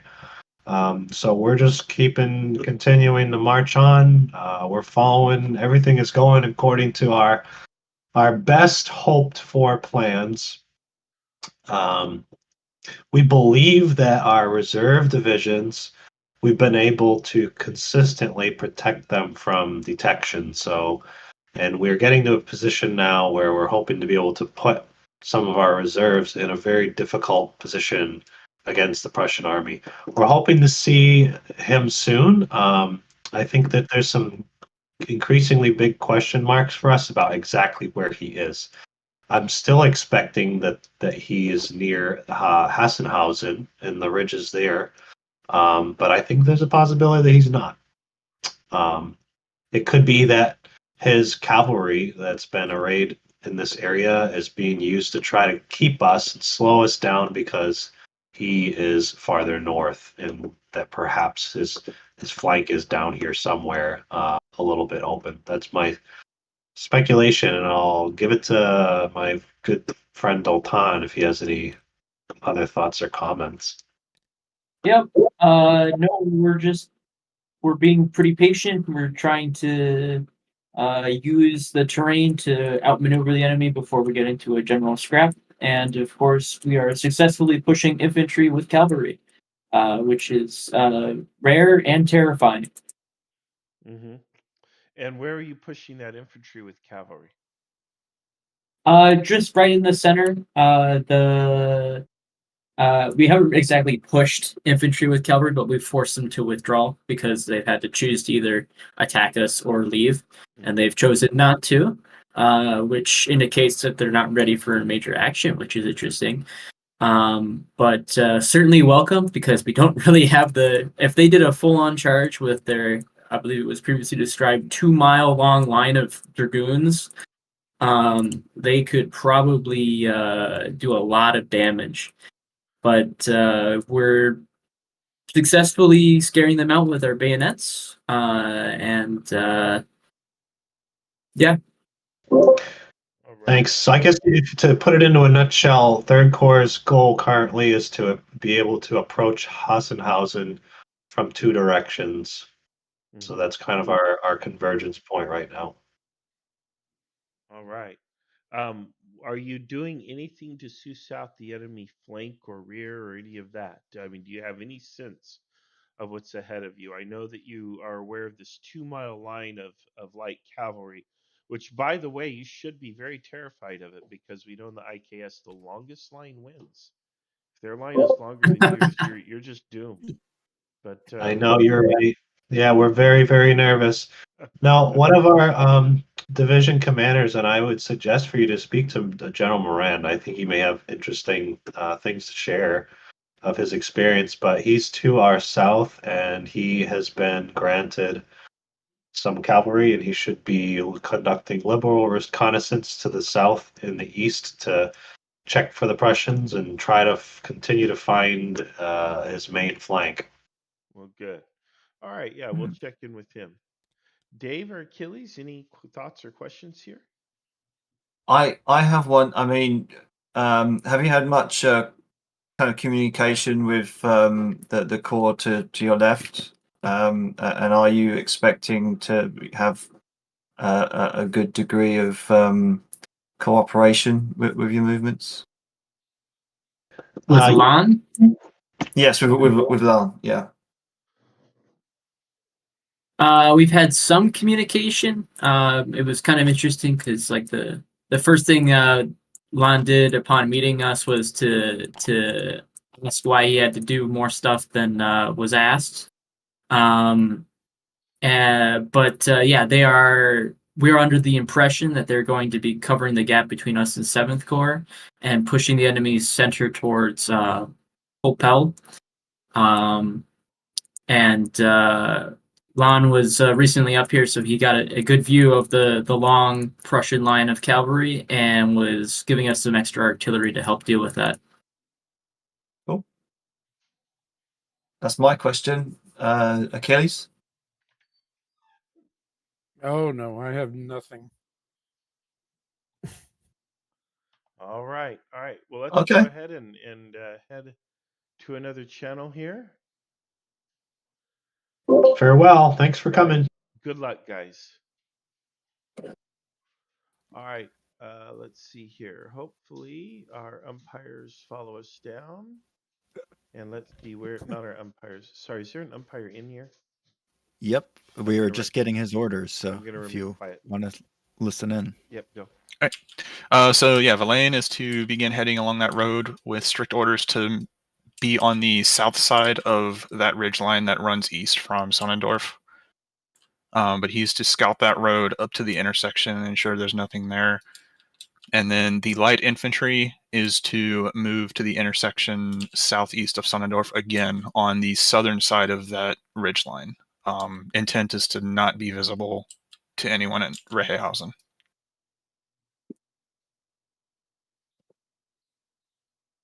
Okay. Well, thank you very much. Thank you very much. All right. Oh no, you're all visiting me. That can't be good. Well, maybe it's fantastic. Maybe we're here to give you a check for winning the Publishers Clearinghouse sweepstakes. Unfortunately, I am fresh out of checks, so we are, and here we are. What's the situation? First of all, what are your orders? What do you know, and what are you trying to do? All right, so orders were in a broad sense to act as the extreme right of our attack, and in discussion between Gudin and myself, and then also reviewing the maps prior to the battle, we determined that there's a possibility to execute a flanking attack where the Prussians may not even see it, depending on their location. Which, oddly enough, their location, from what I think, and I'll get to that when I know, but where I think they are, it lines up with where we thought they'd be, which is a refreshing change from my last battle. And so currently, what I know is that there's an enemy cuirassier regiment or division. I'm honestly making an assumption that it's a regiment based on the location that they're saying it's in, just north of the river, north of Sonnendorf.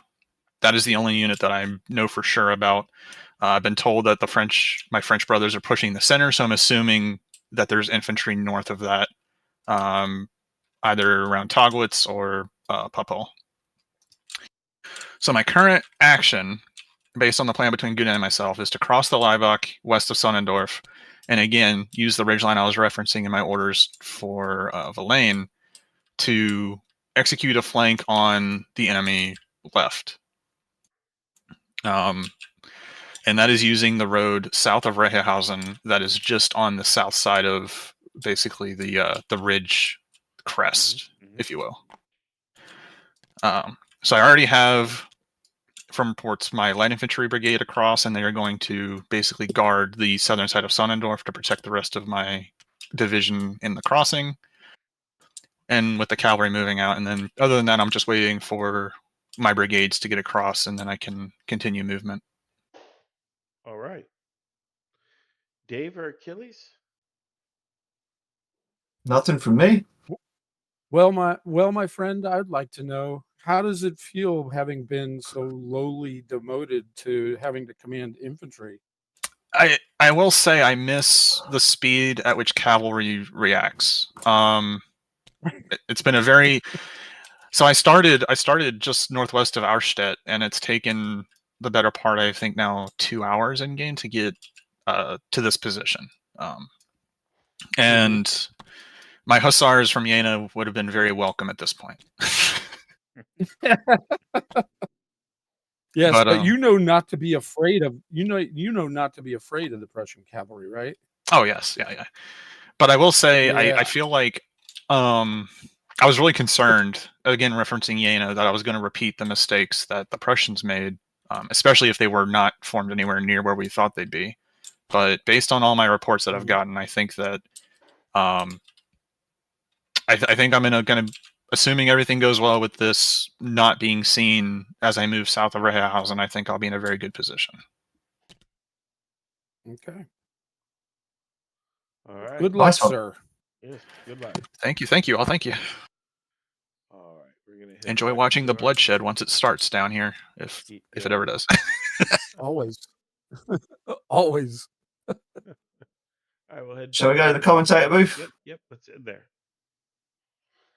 All right. Well, what do you think, Dave? Achilles? Oh God.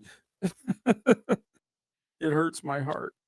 Yeah. Well, notice now as we look at the map that the Prussian cavalry is now being ordered to take position behind the infantry, so they're being withdrawn functionally, and they'll be returning to a reserve position. And now the infantry, it's their time. It looks like, and the French are coming, and the French are flanking. And the French are coming in force, but the French could have been in their face a lot sooner already, in fact. But they've decided to take a slow and ponderous route there. I'm encouraged by the effort at flanking on the ground to the south. I'm actually surprised the Prussians are not defending it with anything because it's eminently defensible terrain. You have this whole squadron of cuirassiers that are there, although what they really need is some light cavalry or an infantry division down there. But, yeah, the Prussians aren't. I mean, I think it's wise for the Prussians to hold, but they need to be paying attention to their southern flank. Yeah. And something that's actually quite interesting to observe. Sorry to switch your attention now, but to Beluca's corps, because it looks like 7th Corps artillery is literally just about to come online. So things are moving backwards and forwards with regards to who's got the advantage here, I think. Yeah. Here's all that artillery. If I remember correctly, at the beginning of this, the French plan was something of a sledgehammer. Keep it simple. Yeah. Right. And the main thrust was supposed to be at the center.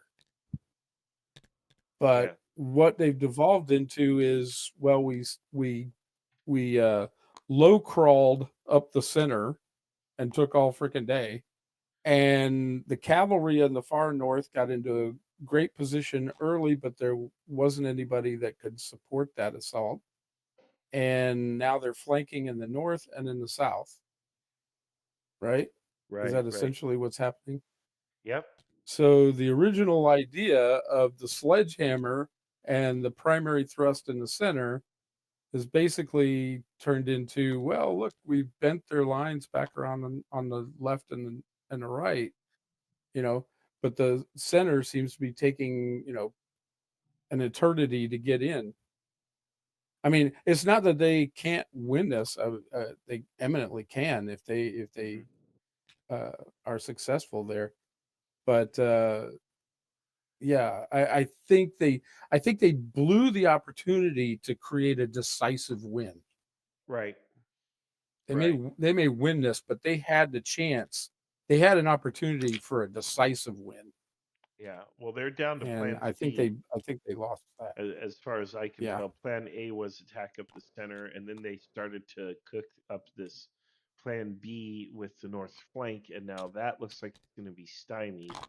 And then, plan C now is going to be some long shot here around the south, which actually it's not such a long shot. I think they can pull it off, but after watching them squander A and squander B, how much faith do I have that they're going to succeed with plan C?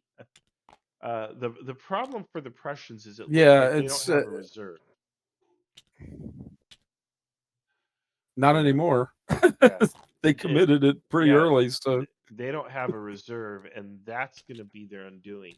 And the ultimate, rather than the proximate fault for that, goes back to when they allocated their forces to Jena and Auerstedt. Remember, they had that whole extra corps in the south that did nothing at Jena. That corps is going to be sadly missed here.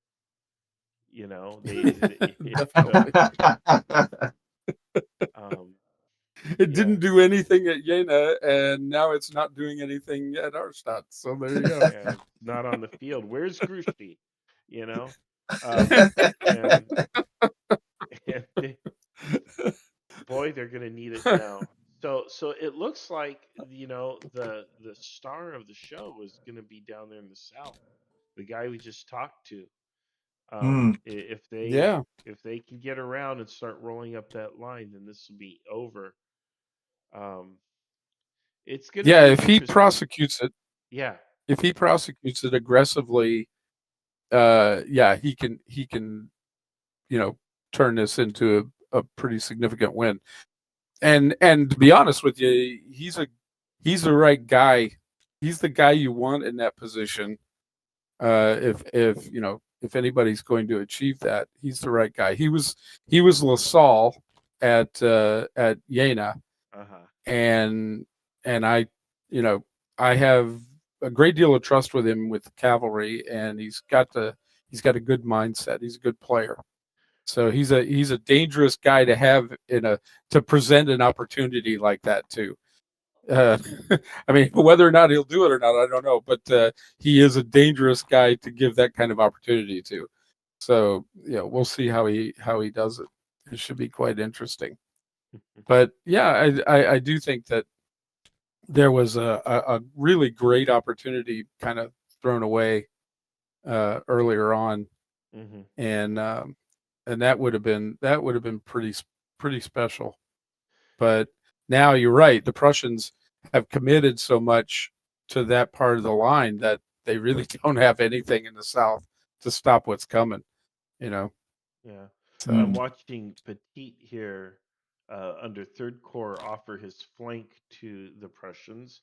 I wonder if that will tempt the Prussians into attacking to score an easy win there. The artillery and cavalry are there in the south. They're going to come online. I don't see any Prussian cavalry in a position to really take advantage of that. They certainly don't want to give up their force in the south, but oh boy. what are these? What is this? What is this thing about IKS players? I mean, there's a couple of things going on here that you can see as a pattern in Kriegsspiel games. Yeah. One is we want to go as wide as possible. Yeah. Okay. So you end up marching for 3 days and you're out of the battle. You know, or the dispersion of force when you meet the enemy as opposed to concentrating your force. And Yeah. then there's the opposite of that. There's the concentration at the wrong point. But it's this thing where, okay, look at where they're concentrating that infantry. He's turned, as you say, he's turned his flank to those Prussian lines there, but they all seem to be headed right towards those villages, right? Right. The most defended Which point of the Prussian is line. right, but it's also the strongest point of the Prussian line. Yeah. I mean, it's the best. It's the best terrain, and it's got the significant forces there, as opposed to concentrating your force on more open ground and a weaker part of the line. If they go to the left of that or to the right of that with concentrated force, it's basically much more open ground, and there's nothing behind it. They could easily break through it.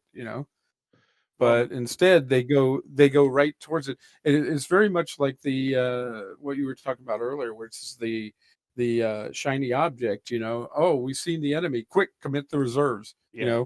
It's, I mean, as soon as any enemy is spotted, it's like everybody, it's like a gravitational force. Everybody starts heading towards it. Yeah, it's crazy. The blood is in the water.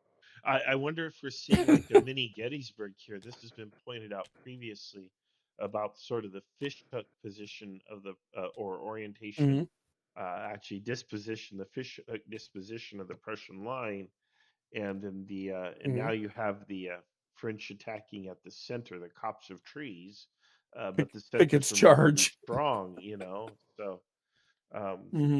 Yeah, the difference though is the French are sending a force around on the right, and that Yes. appears to be the correct move. So we'll see how that plays out. So I think the French are squandering it. And if they win, it will only be because the Prussians didn't have enough troops on the field to begin with. Miles in the north going all the way down to the end of the funnel before cutting over. A missed opportunity there. Yeah. And of course, how could Essentially he have writing known? himself. Yeah. Yeah, he's writing himself out of the battle in that sense. I mean, he's taking himself away from the center of gravity, and that it's a natural tendency. You see it all the time where it's like, oh, I can get all the way around these guys, But okay, so you get all the way around them, and then you're out there, and you're all by yourself, and the battle's being fought, 3 miles to your west or something. It's like, okay, now what? Now what have you done? Well, it's You, classic you Jeb Stewart. Yeah. or they all want to do Chancellorsville or something like that. It's like, but of course, Jackson didn't arrive on the Union flank until sundown. Yeah. And then So he got he shot. yeah, and in the end, even though the Confederates win the battle, and it looks like a great, brilliant idea. Problem is, by the time he actually hits it, he couldn't take real advantage of the success. And what could have been a decisive win was really, in hindsight, just barely a win. I mean, casualty-wise, it was almost a stalemate. So the Do you mind if I add to that? Welcome, Eli. Go ahead, Eli. The other part of that too is that it actually gets pretty. And what's the word that I'm looking for? When something gets blown out of proportion, what's the word for that? Exaggerated. Exaggerated. There it is. Exaggerated. Yeah. Yeah. So the attack itself gets exaggerated because the only people that actually really ran was the 11th Corps. Right. Everybody after that, Chancellorsville, yeah. Everybody after that, they didn't run. They got No, into and line. in fact, They got some- into line, and they waited for Jackson to come in. So the thing is that not only everything you guys mentioned, the other part of that is, man, you're not actually going to do anything because now you have to fight against a now prepared line because you got slowed down. And even if you didn't get slowed down, somebody somewhere is going to shift and stop your advance regardless.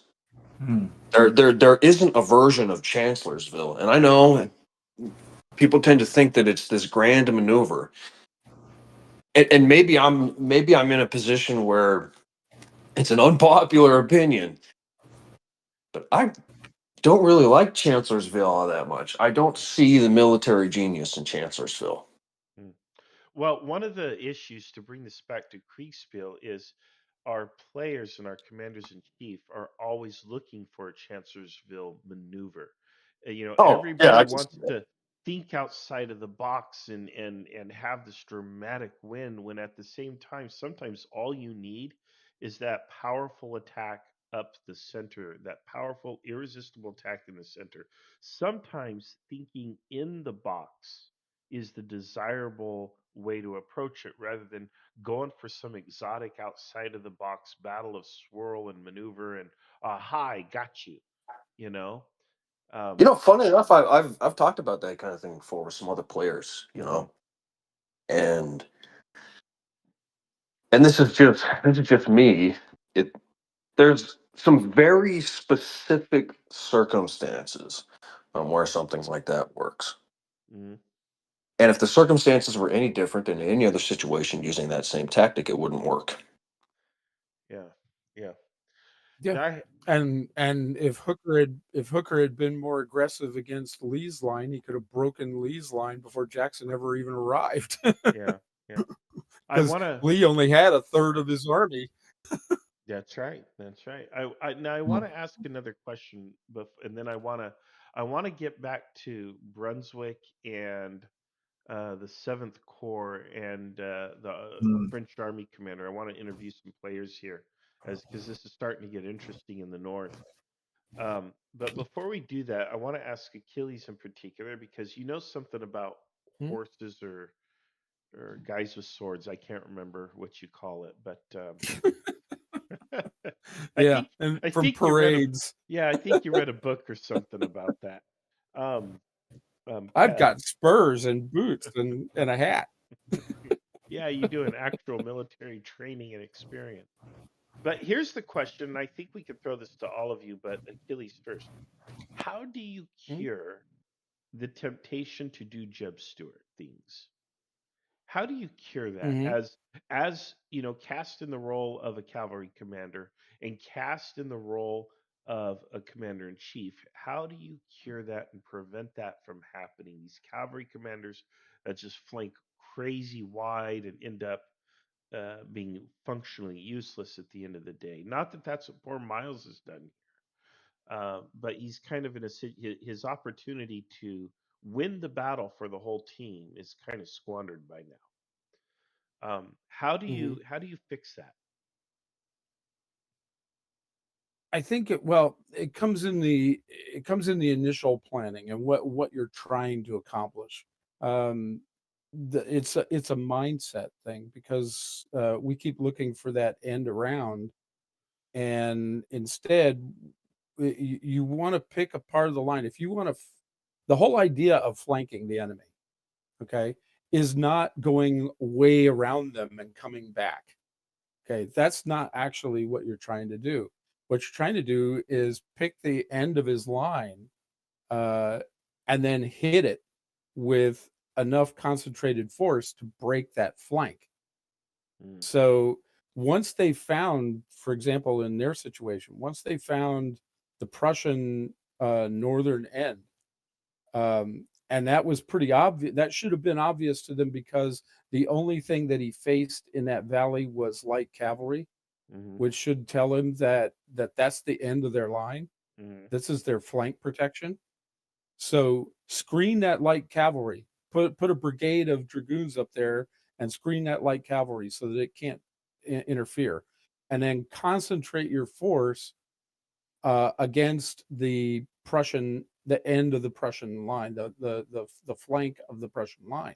Right. So you know that's going to be to your right over there, and because you're facing that other end. So at that point, it's the mindset of understanding what flanking really is. What attacking the flank is not going around it. It's finding the flank, that where he's anchored his flank, and then hitting it with enough force to break that flank. You're either going right, center, or left. When you're doing your general planning, you're either going right, center, or left, or some combination.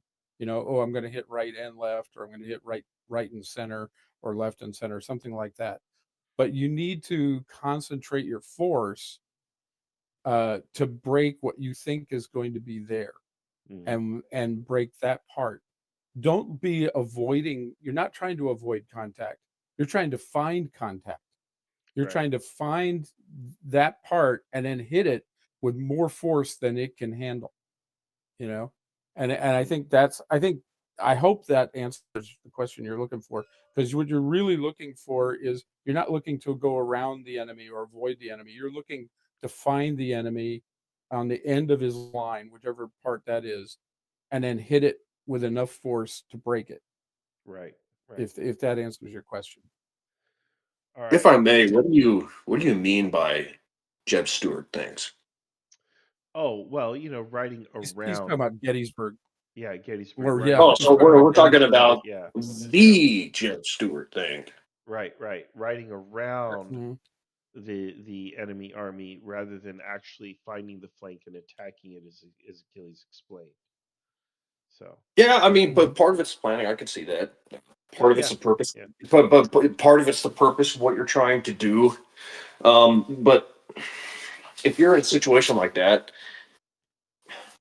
probably the more important thing, because the only reason something like that happened is because of the kind of guy that Jeb Stuart was, right? Right. If you put anybody else, well, I mean, obviously not anybody else, because Southerners themselves Morgan or can Forrest or someone, yeah, Lee, exactly. Dewey. Like if you put somebody else in that position, but you gave them the same level of skill and aggression that Stewart had, but you put it in a more controlled person, what happened at Gettysburg doesn't happen.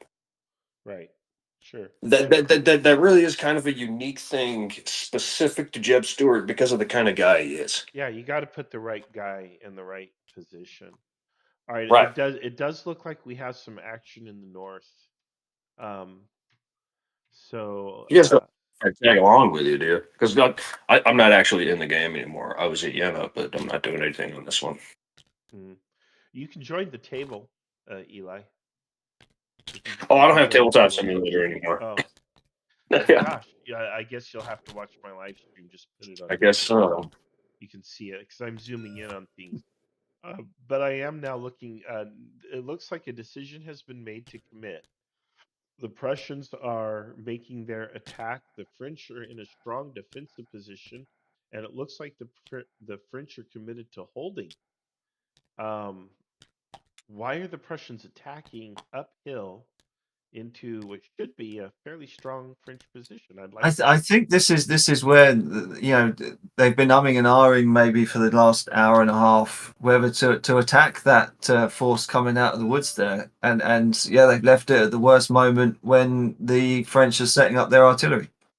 Well, I do think it was extremely polite of them to allow the French to deploy Yeah. before attacking. Sure. That was very generous. Yeah, it was very kind of them, very chivalrous. So, who is that? That's Blucher, right? So let's talk to Blucher. Let me find the right side of the thing. Oh, I can't see any of the Prussian channels, by the way. Oh, hang on, I'll fix that. Let me give you some permission. And let's give Eli some permission so he can be with us. Yeah. There we Nice. go. Now you guys all have permissions. Now we'll go in there like gangbusters and scare them. Which they should be scared. Basically Alpensleben, but yeah, exactly. I think it's fine. Hey guys. Hey. Hello. How you doing? I'm Blucher number 3. Oh boy. So what's the scoop? What are you doing? We're so it's been slightly chaotic in a sort of a surprisingly organized way. We're aware there's a large French force to the north, and we're sort of by coincidence managing to wrap up that force. But we are unaware of where our cavalry, Seylitz and von Bunting are, because I had sent them to meet up with von Irving's dragoons. But obviously he had met resistance and moved away from Bergslaser, where I'd sent my cavalry.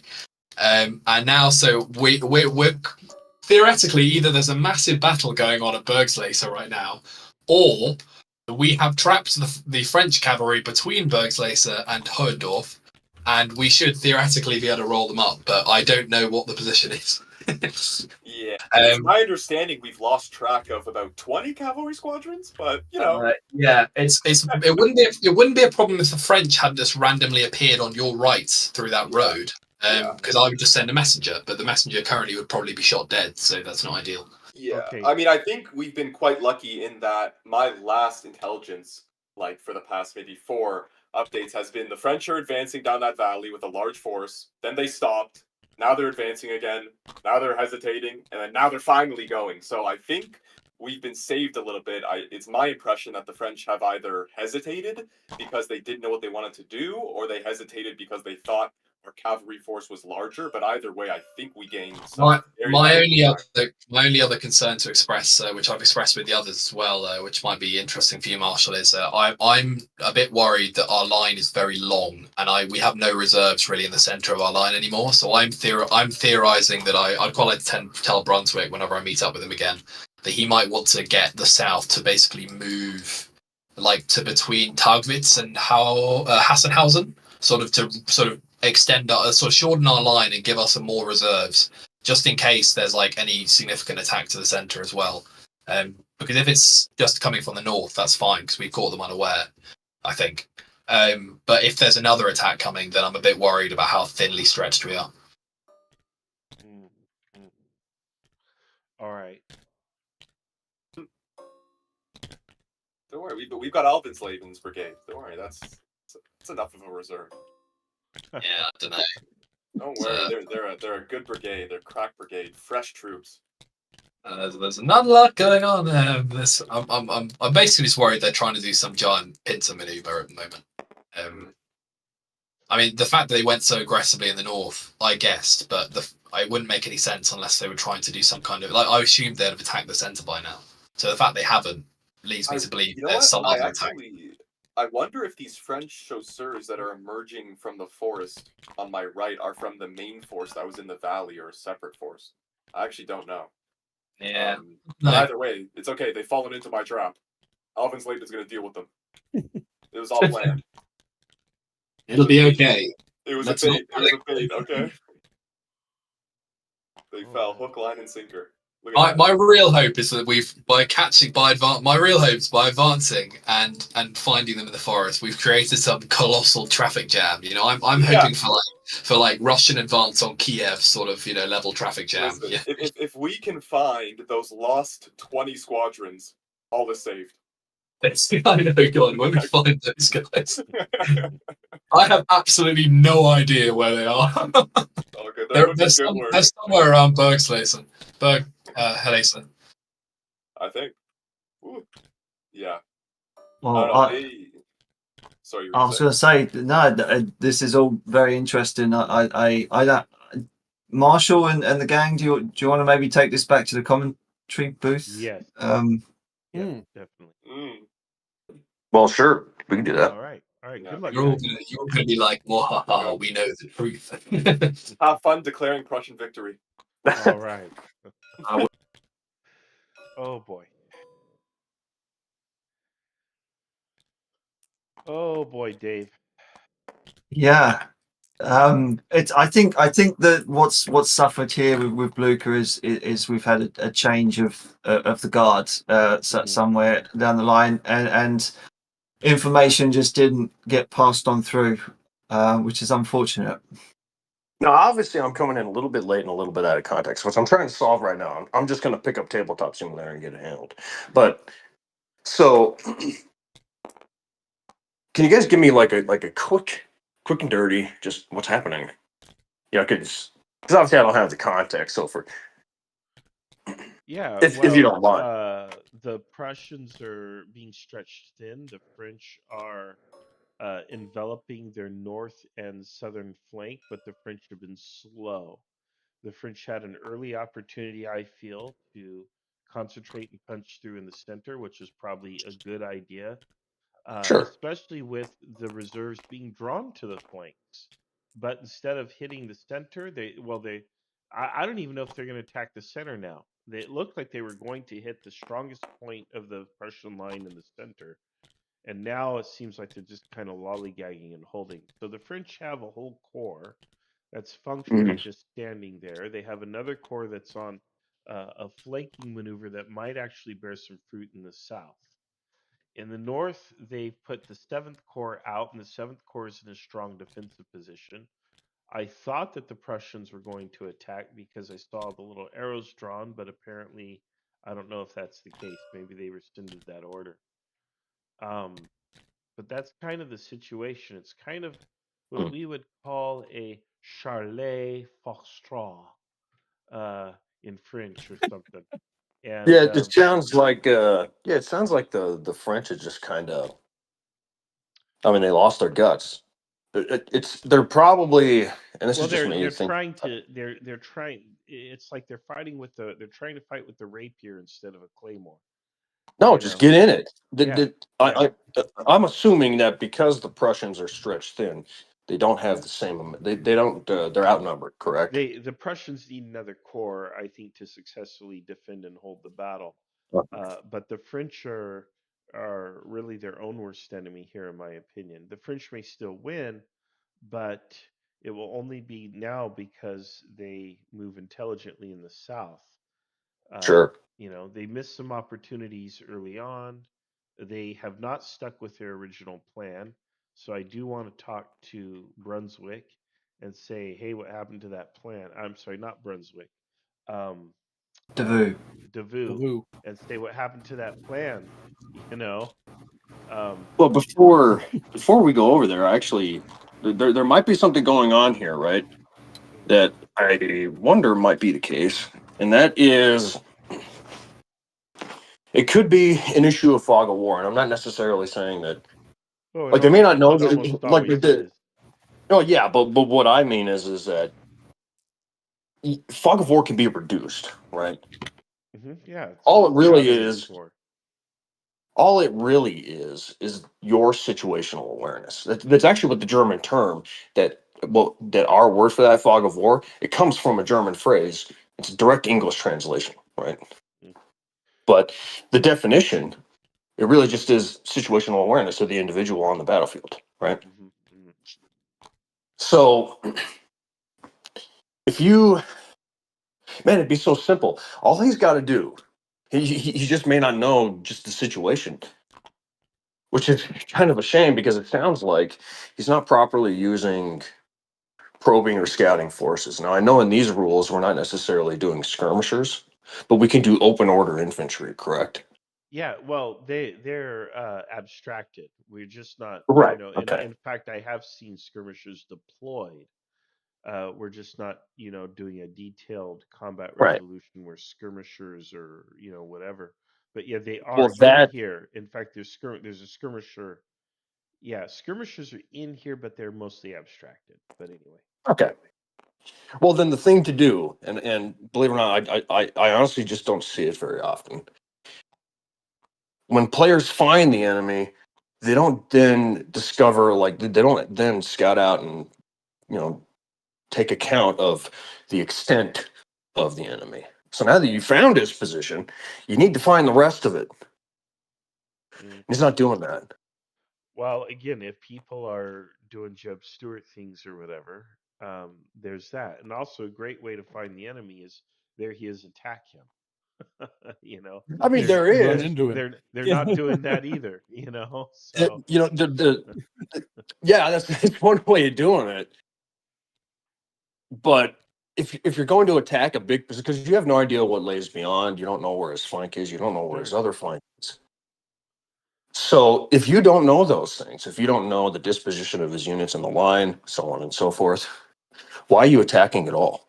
Well, the thing is I think that you can reasonably infer some of these things, like Achilles mentioned earlier. If you know you're more or less on the flank on the morning of battle, that you're far to the north and the main body is to the south, which is something you should know on the eve of battle or the morning of battle.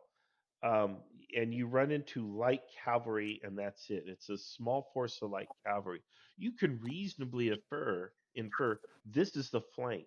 In which case, you fire off a dispatch to headquarters saying, "I found the enemy flank here. Here's what I'm facing. This is why I think it's the enemy flank.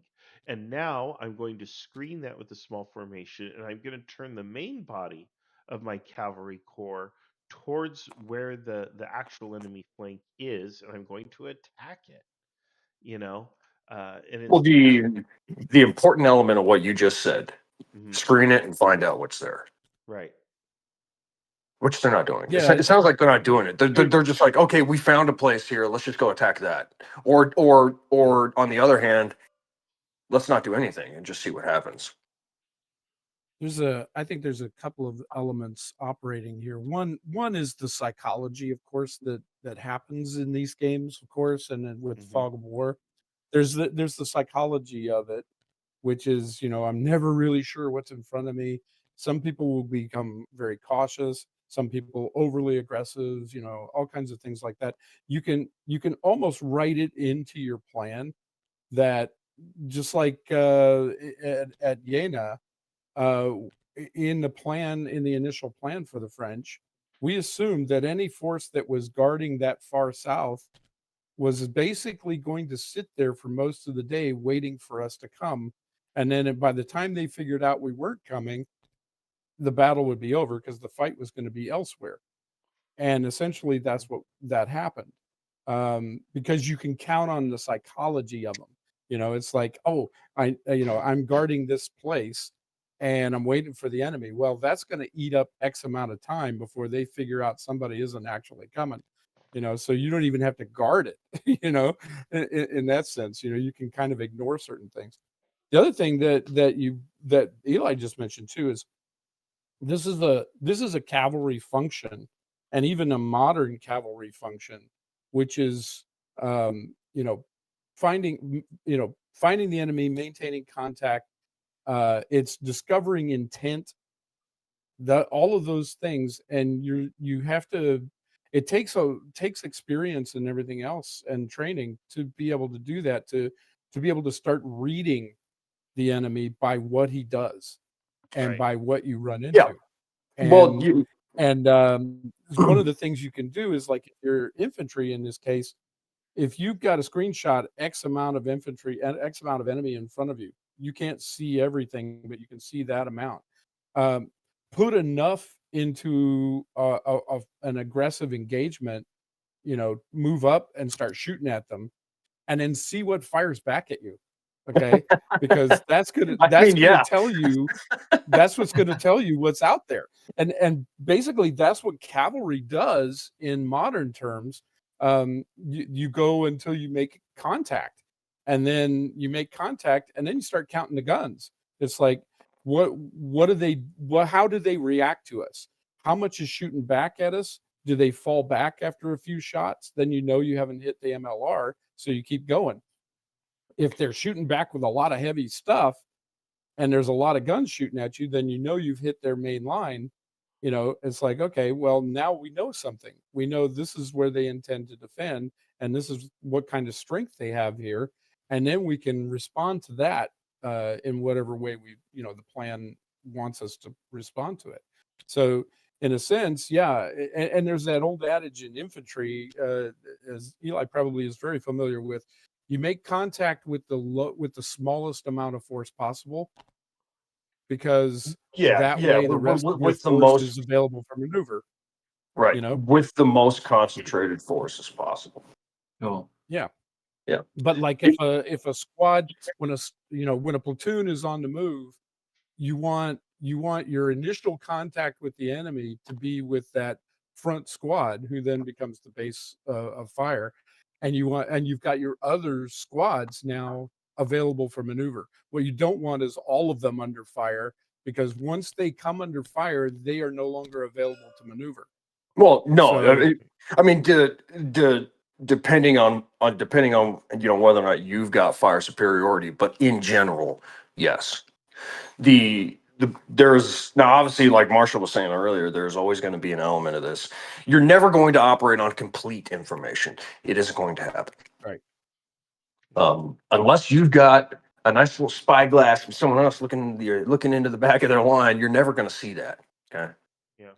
Mm-hmm. All right, let's go But- ahead and go ahead, Eli. Let's go try and find Devu, shall we? Yeah. There you go. If I may, Yeah. real quick, before we go over there, Mhm.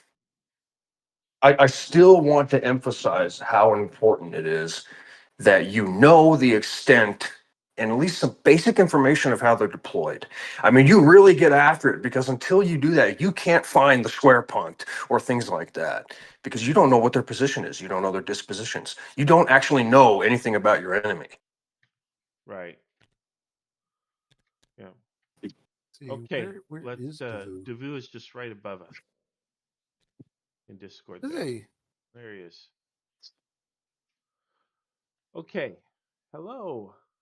Hello. All right, there we are. We're all here. Where the heck are you on the field? I'm looking for your avatar. Do you see the woods south of Kloster Hessler in the north? Yeah. There is a hill labeled 274 in the woods. Yes. To the south west of that. Oh, there we are. Okay, I see it. Oh, there you are, completely surrounded. How does that feel? Oh wow, okay. Now I found you. Yeah. It feel okay. So, how has your plan unfolded so far, Devu? I would say that we are still just in the opening stages of this battle. As far as I know, we've only barely made contact as of say maybe an hour ago, and no solid contact anywhere along the line, except maybe now. Does that worry you? Did you expect to make solid contact earlier than this? No, not really. Where the Prussians would deploy could have been anywhere. I knew that we just needed to kind of probe forward and find them. It's very interesting that they sort of curve their line as they have towards the northeast, despite there not really being any infantry to threaten them. Although I think that the cavalry has Umpire taken that. sergeants. Yeah. That's okay. That's interesting to me though. But why? What does that tell you? What do you think that tells you? What does it? What do you think about the state of the Prussian command in that area, given how they responded? Can I just jump in a moment, please, gentlemen? It's a bigger meeting than I'm used to. Umpire, sorry. No, not at all. General Klein, that was quite an interesting turn. Your lead elements, the 2nd 1st Dragoons, burst out of the woods and went straight at the Prussian guns. Before the guns had a chance to unlimber, you were amongst the gunners, cutting them to bits. They missed out on the opportunity to attack the Prussian infantry to their right, who hastily formed square, and that's where you stand at the moment. So you've got a squadron that's still stabbing Prussian gunners, and you have another one that's just emerged from the woods. I will come back in a moment for your orders, but any questions at the moment? No, thank you. Okay, thank you. General Klein, sir, before the umpire comes back, your orders are to continue to support Ajaro here in this sector. I don't necessarily need you to take fights that will result in the destruction of your command, but as long as you continue to distract the enemy in this sector, I think that is more than enough. And of course, take opportunities as you see fit. Yes, I will. I was that was the plan. I was going to tell the orders for Nance Suti, but we found you first. Yeah, Nansuti knows where I am. I keep him informed. Yeah, finding cavalry officers is an ordeal. Finding good ones is an ordeal. Do you want to know the locations of the other cavalry officers? Yes, that would be ideal. And Nansuti should be near Burg Hessler, maybe further to the southeast. He's been pushing through there. And Beaumont should be arriving in Obermöllern, even further to the east any moment now. Excellent. If you manage to talk with Beaumont before we do, the orders for him are the same. Okay. Yeah. Yeah. General Klein, what are your orders, please? Move the entire brigade through there unless the Prussians start firing on it. Form up. Don't engage them. Be ready if they present an opportunity, but stay out of musket range. Be a threat, but don't actually act. Okay, so I'm just going to read that back to you. Head south out of the woods and form a line facing west. Yes. Understood. Are you planning on spiking these guns? I think we can assume that they would do that as a matter of routine. Okay, sounds good. I don't need orders for that. Okay, thank you. Thank you. Thank you. To answer the question presented by Achilles, I don't know, 5 minutes ago. To me, I feel that the Prussians are a little bit paranoid at the moment, and they think that we're flanking from the north, which, to be fair, would be a reasonable attack pattern. Is one that I've honestly considered planning into these things. And the fact that we had such a significantly cavalry presence to the north to begin with probably led them to believe that we had a screen of a force in that direction. Like they have this cavalry here, and we don't see any infantry. That's because the cavalry is screening their north.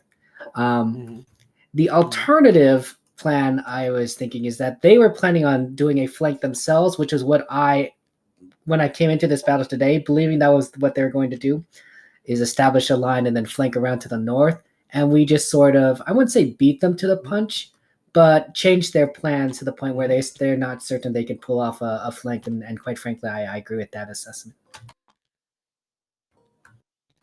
Simply because of our cavalry just Thank you. being there. Yeah. I don't think they have anything to the south. So what our plan is now is I've ordered Gudin of Third Corps to just push aggressively. I said I don't think there's anything down there except cavalry. You're the main flanking maneuver on the Prussian left, the Prussian south. Just move boldly and roll up their line. Okay. Very good. All right. Thank you, sir. Thank you. Okay.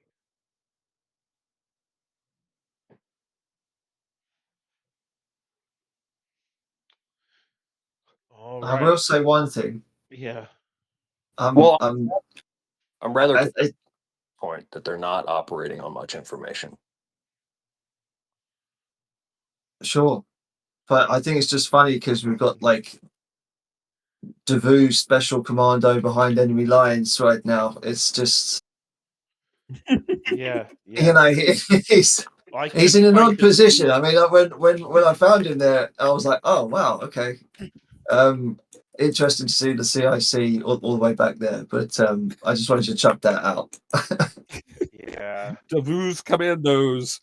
Yeah. Yeah. Where's Davout? Davout, where are you? No, I'm going to have a view of the table here shortly, but I'm so. Well, now we're all in trouble.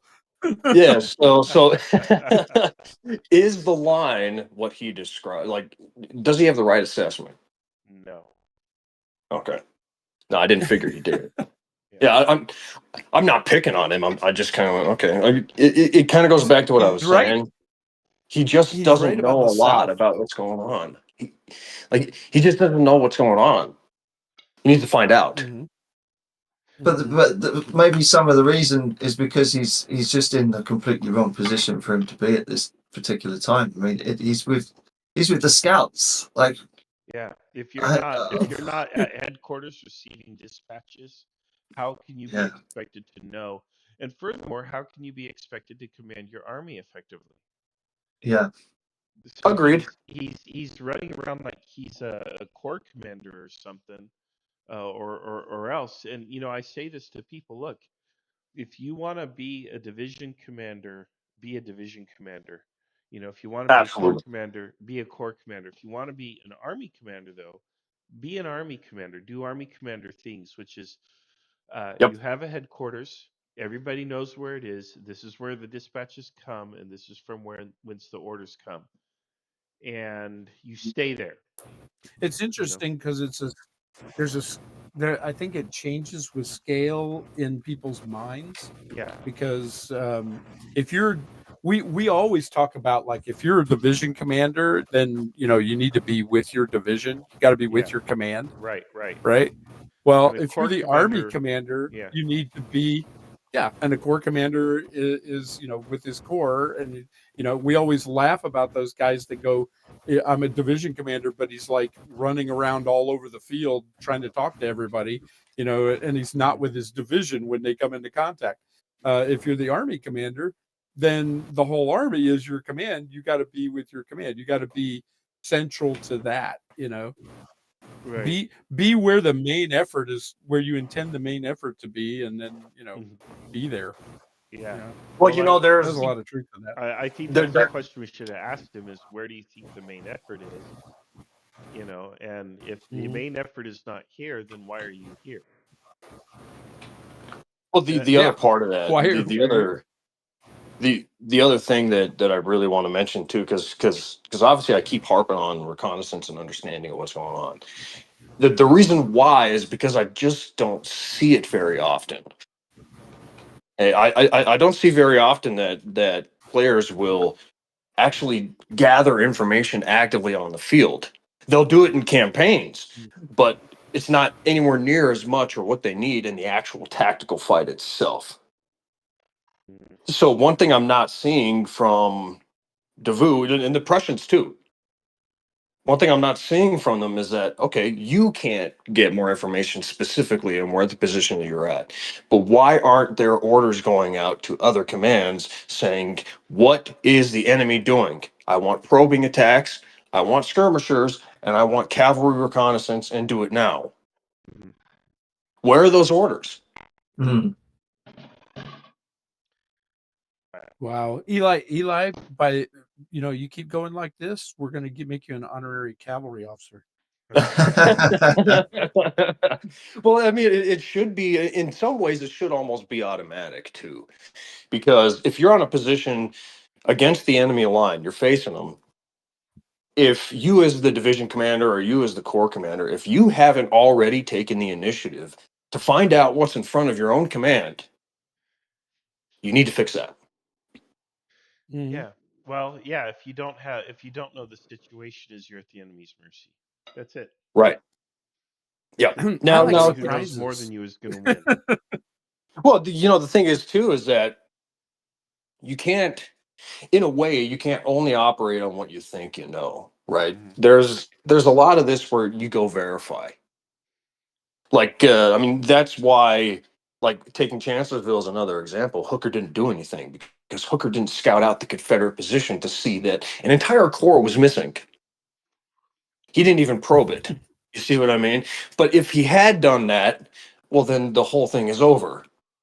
And Chancellorsville, the way we know it, never happens. Well, because now he's got the information he has. Well, Joe Hooker being Joe Hooker, and of course, we fighting Joe. As soon as he figures out that he's against a tiny fraction of the Confederate Army, well, guess what he does? He attacks it with everything he's got. And as we say, and then Hooker becomes the savior of the Union. Yeah, instead of Grant. Right. So there, that is an intelligence failure. Is why that happened the way it did for the Federals. And I really want to emphasize that kind of stuff because, man, you guys can't operate on strictly unknowns. You can't take a lot of guesses. It just isn't going to work. Because if you think about it from a physical perspective, let's say you're on the physical battlefield, unless you know those things, how are you going to deploy? We have the advantage of being able to look at a board and seeing the contours of the terrain and the woods and so on and so forth. On the actual physical battlefield that you've never been to before in your life, you don't have that luxury. So there's a lot of reconnaissance and getting a feel for the terrain that happened historically that we don't actively see because it doesn't pop up in reports or we just don't pay attention to it. All of that reconnaissance happens. All of it. Because you can't actually do anything without knowing your enemy's positions. You can't do it. It doesn't work that way, Well, Dave, as I understand it, uses feng shui dice to determine where he's going to move. That's how he operates. Oh, there you go. That's why you can never predict. You can never predict Dave's maneuvers because they're random. Okay, it just depends on how much tea he's had that morning and what the feng shui dice say. Yeah, just how I feel it in my waters that morning, really. Yeah. Well, Rebecca. And I guess probably the last thing I'll say about it, because I don't want to keep harping on it, is the biggest mistake right now for either side is that none of those reconnaissance or information gathering activities are happening.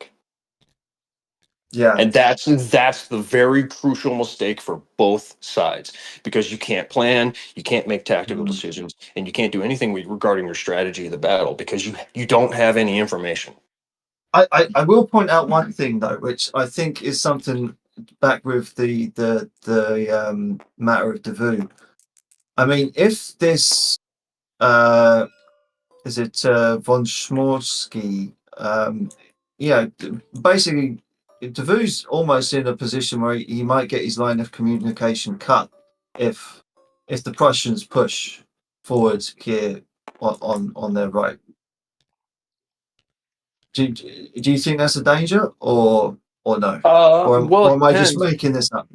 Does he still have? I mean, I'm getting. I mean, Tabletop Sim just got installed, so on and so forth. So I'll be able to see it myself Sure. in a minute. But Well, I can stream it for you if you want on. yeah, please, if you could. Yeah. All right. Because it really depends on what kind of maneuverability he's got. Can he get back out if they do attack? Does he know? Does he know that he needs to get out if they attack? You know. I mean, so because Davoo's here, hanging out with some dragoons. Okay, he's way out of position, but I mean, if this element here of von Schmorsky kind of cuts these roads in the next 45 minutes, say, Is that Davoo's, cavalry in the woods? Yeah, it looks like it. Dragoons. Why? So Okay, well, maybe they're dismounted. Who knows? It's possible, sure. Look at that giant mass of French cavalry way out there in the north, having absolutely no real effect on the main battle. What's going on over there? Yeah, this is a case where the whole thing is kind of devolved into a chaotic mess, and it doesn't have to be.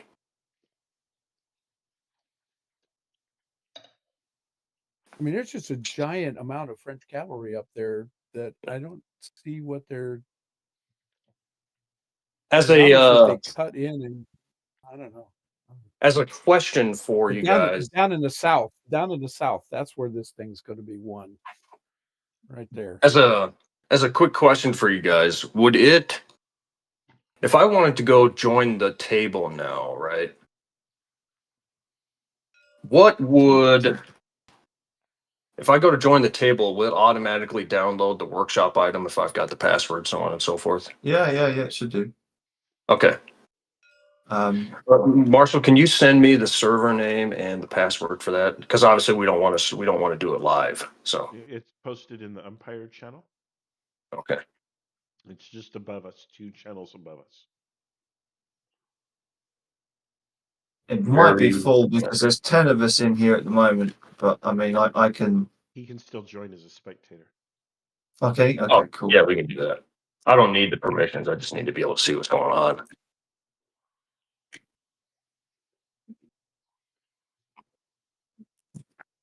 There's a jungle of players here. On it scares me. Do you have it pinned, Sir Marshall? Oh, there it is. Never mind, I got it.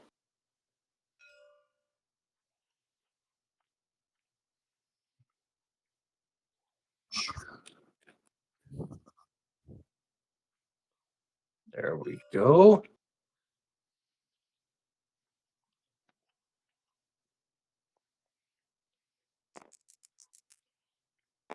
Yeah, it's got it full, so I'm not going to be able to get in there. It's a shame. So, Marshall? Yeah, go ahead. I'm here. You there? Yeah, I'm here. Okay. I just have my mic. I was going to ask you. You're more. I mean, you're familiar with the system, obviously. How long would it take for those French cavalry way over there on the right-hand side of the board up there, as I'm looking at it, on the far north? How long would it take them to get all the way back to where the enemy infantry actually is? At least 3 turns, maybe more. Yeah. And that's without any resistance, right? Correct. Yeah. I mean, if they were to go back to where their own infantry is, that would be 2 turns. So that'd be at least 30 minutes, and that's being generous. So I guess what I'm seeing here is that the Prussians kind of have a little bit of a salient. Is that what I'm seeing? Well, with regards You to mean what? in the center? No, the overall Where which part of the field? Hmm. just the overall positioning. So there's a bulge, and the Prussians Well, are the bulge. The French are in yeah, the I mean because they've refused on the right. Basically, they bent into kind of fishhook. Sure. Yeah. Oh man. Yeah, the Prussians could win this and it pretty handily. I'm sorry, not the Prussians, the French. They do it pretty handily. Yes. Yeah, I think they've had multiple opportunities to do exactly that. It's just one of these times they need to take advantage of it. Yeah, it's the they speed have and to. coordination, right? Yeah, they have Yeah. to do Well, that. you know, Mm-hmm. it's I'm actually going to echo a little bit of the player psychology, for lack of a better term, that he was talking about earlier. Because they don't know a lot, because they're in a little bit of a confusion or they're making an assumption, it's basically frozen them in place, and they're not going to do anything else until they know better, I guess. To put it more simply, I mean, you're basically stuck in a state of confusion, and you don't know, or you know what I mean? Does that make sense? Like it kind of Yeah. paralyzed. Yeah. Yeah, thought paralysis Yeah, and exactly. just indecision. Yeah. Yeah. At some point, though, somebody says, screw it, I'm going in, and then commits themselves, and it's Yeah, and then when they get you back just there, they're going sometimes to you got to see. be just highly aggressive, Yeah. Well, and then when they get back there, because they're going to blow through. So when they get back there, Mhm. you're just going to kind of go, "There's no one here." You know? Surprise.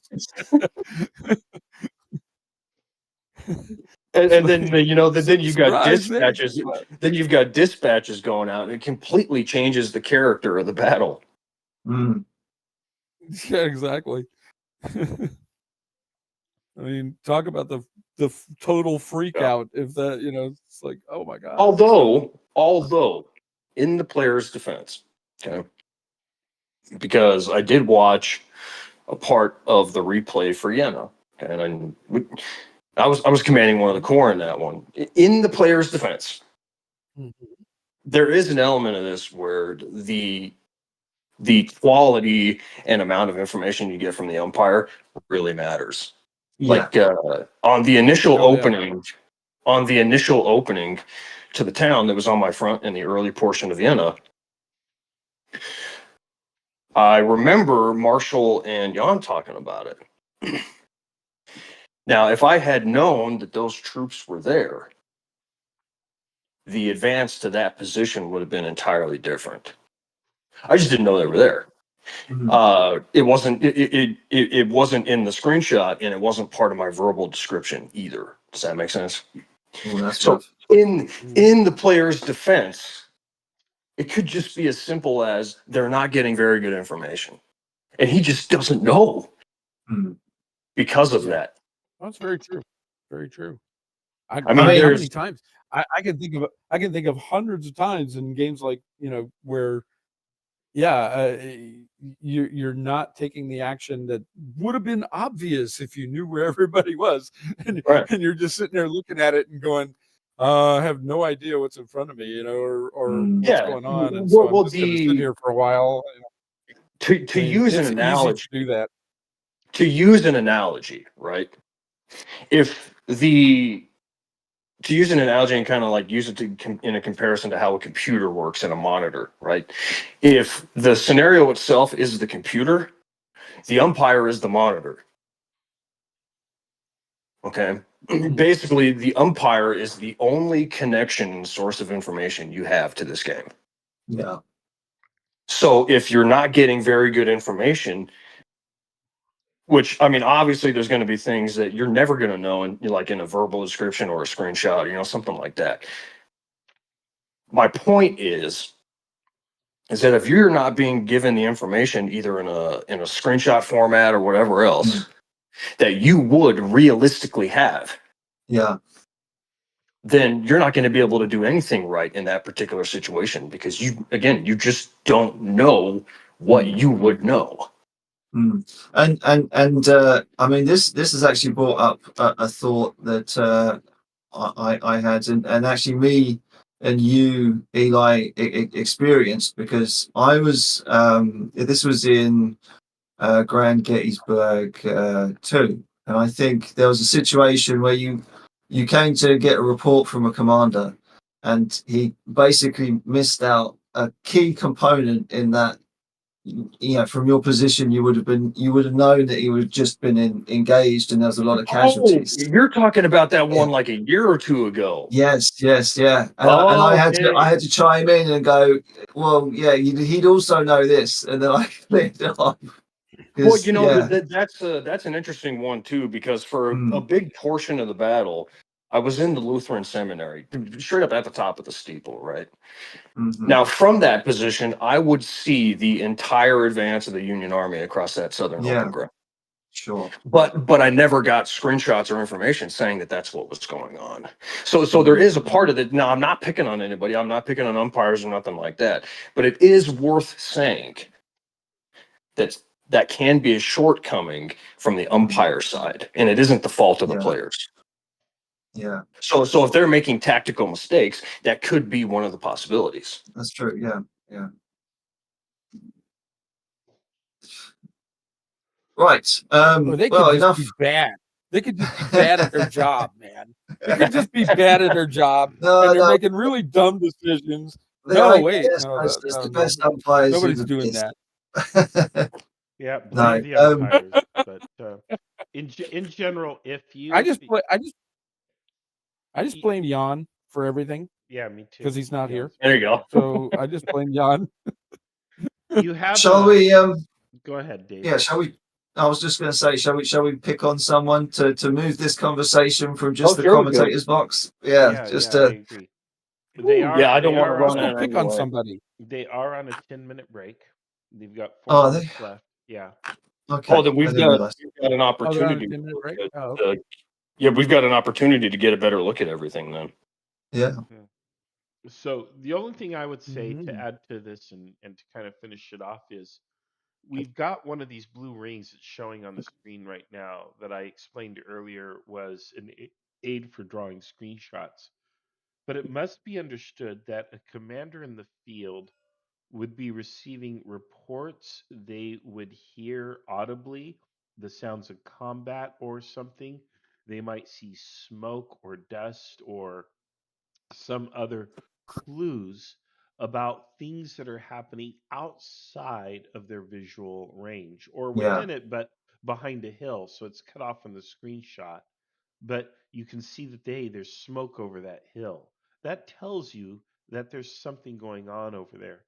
It is the responsibility of the umpire to include that information in the report. Definitely. The report should never just be, here's your screenshot, what do you want to do? No, the report is, here is your screenshot, and in addition to what you see in the screenshot, this or and so on as appropriate. That should be a complete umpire report. And if you're not getting that as a player, if you're not getting, hey, your scouts report that out here on this edge or wherever this is happening, then you're not getting a complete umpire report. And in such a case, it's a question of umpire training. And we need to know. We need to know so that when we brief our umpires and train them and prep them for a battle, we tell them, hey, this is also part of your report. Because, if it's never as easy as just dropping a screenshot. If it were, oh no, absolutely most not. could do it, So no, it's not that easy. An umpire really has to kind of have. It's partly experience too, experience as an umpire, because you run enough games and you kind of figure out what you need to give them. Right. Yep. And of course, being a player helps too, because you've experienced it firsthand and you know what you need. Yeah, that's another thing. There are people who only play and there are people who only umpire. And the people in the umpire group, I always and often tell them, you need to play because you need to experience the frustration. And I mean, you need to know, you need to be able to empathize. It makes you a better umpire. So It absolutely does. I couldn't agree more with that. I mean, it's you really, if you're going to umpire, and it kind of goes back to what the original intent of umpires was, from Reiswitz. It's like they were intended to be, the umpires were intended to be the guys who were the experts, right? So if you're going to umpire, you need to have the full breadth of experience in Kriegsspiel. Yeah. Well, the I problem mean, you is have to. we run into the reality of you need so many umpires to run a game of a certain size. Right. And again, since we're doing this as a hobby, we're doing it for fun. We often get umpires who lack that experience and that knowledge. Oh, and that's fine. Yeah, and that's not necessarily a negative, as much as it is. Then the other umpires would kind of, you guys have been doing it a while. They would end up kind of in an NCO mentorship role where they tell the new guy, the new PFC or whatever, you go, oh, okay, you're new to this, no problem. Here's what we do, and then you kind of give them a run through. This is what we need to tell them in the report. Yeah. Oh, and don't drink the chem stick. Yeah. Yeah. Don't do that. Don't do APFC. that. Don't drink the chem But stick. it's glowing. And It's no, glowing. chem lights do not have batteries. Okay. Oh boy. It's bright and glowing. I want to become a superhero. Well, There you go. shall we maybe take this back? I want to go revisit Fifth Corps and land because they're still in square, but well, at least some of them are. Are they really? Yeah, they are. Oh my Got a God. unit in square. They've got a couple units in square. Well, All there's right, Prussian cavalry right in front of them. I'm gonna. Oh, good God! Just shoot them! Just shoot them! Oh my God! All right. Well, I'm just gonna have to mute myself, otherwise I might yell at him. So, okay. Are you sure you don't want to role play as a staff officer, maybe? But She's like, sir, excuse me, sir. Excuse me, don't do Did that. you drink the chem stick? Yeah. What the hell are you doing? but they're really big targets. I mean, they don't seem to be suffering because, I mean, although the distance is fairly long, they don't seem to be suffering too badly because they've been sitting in square for the best part of an hour. Well, exactly. They're not doing anything. I'll save it in turn. I'll save, unless you guys want me to say it right now, because I know you want to move over and talk to them. I do have an opinion as far as line of sight when it comes to this kind of thing, and what you can actually see and what you can't. Go for it. Because So I think we're of the same realm. So I grew up in the middle of nowhere, right? Just middle of nowhere, high plains. And I remember obviously before I moved out there, all that kind of stuff, I remember I'd be able to look out across this open field that was off to the east of my parents' house. Okay. And I'd be able to see, now, mind you, there was a highway out there, and it was a good 3-4 miles away, right? Sure. I mean, I'm probably exaggerating a little bit, but you understand my point. The point is that I'd be able to see semi trucks drive down that road. And that's well over 2,000 yards away. So I really kind of have to question the logic of a strict, I guess, view area, right? I really have to question that logic, because if I can see a semi truck and know that it's a semi truck driving down the road,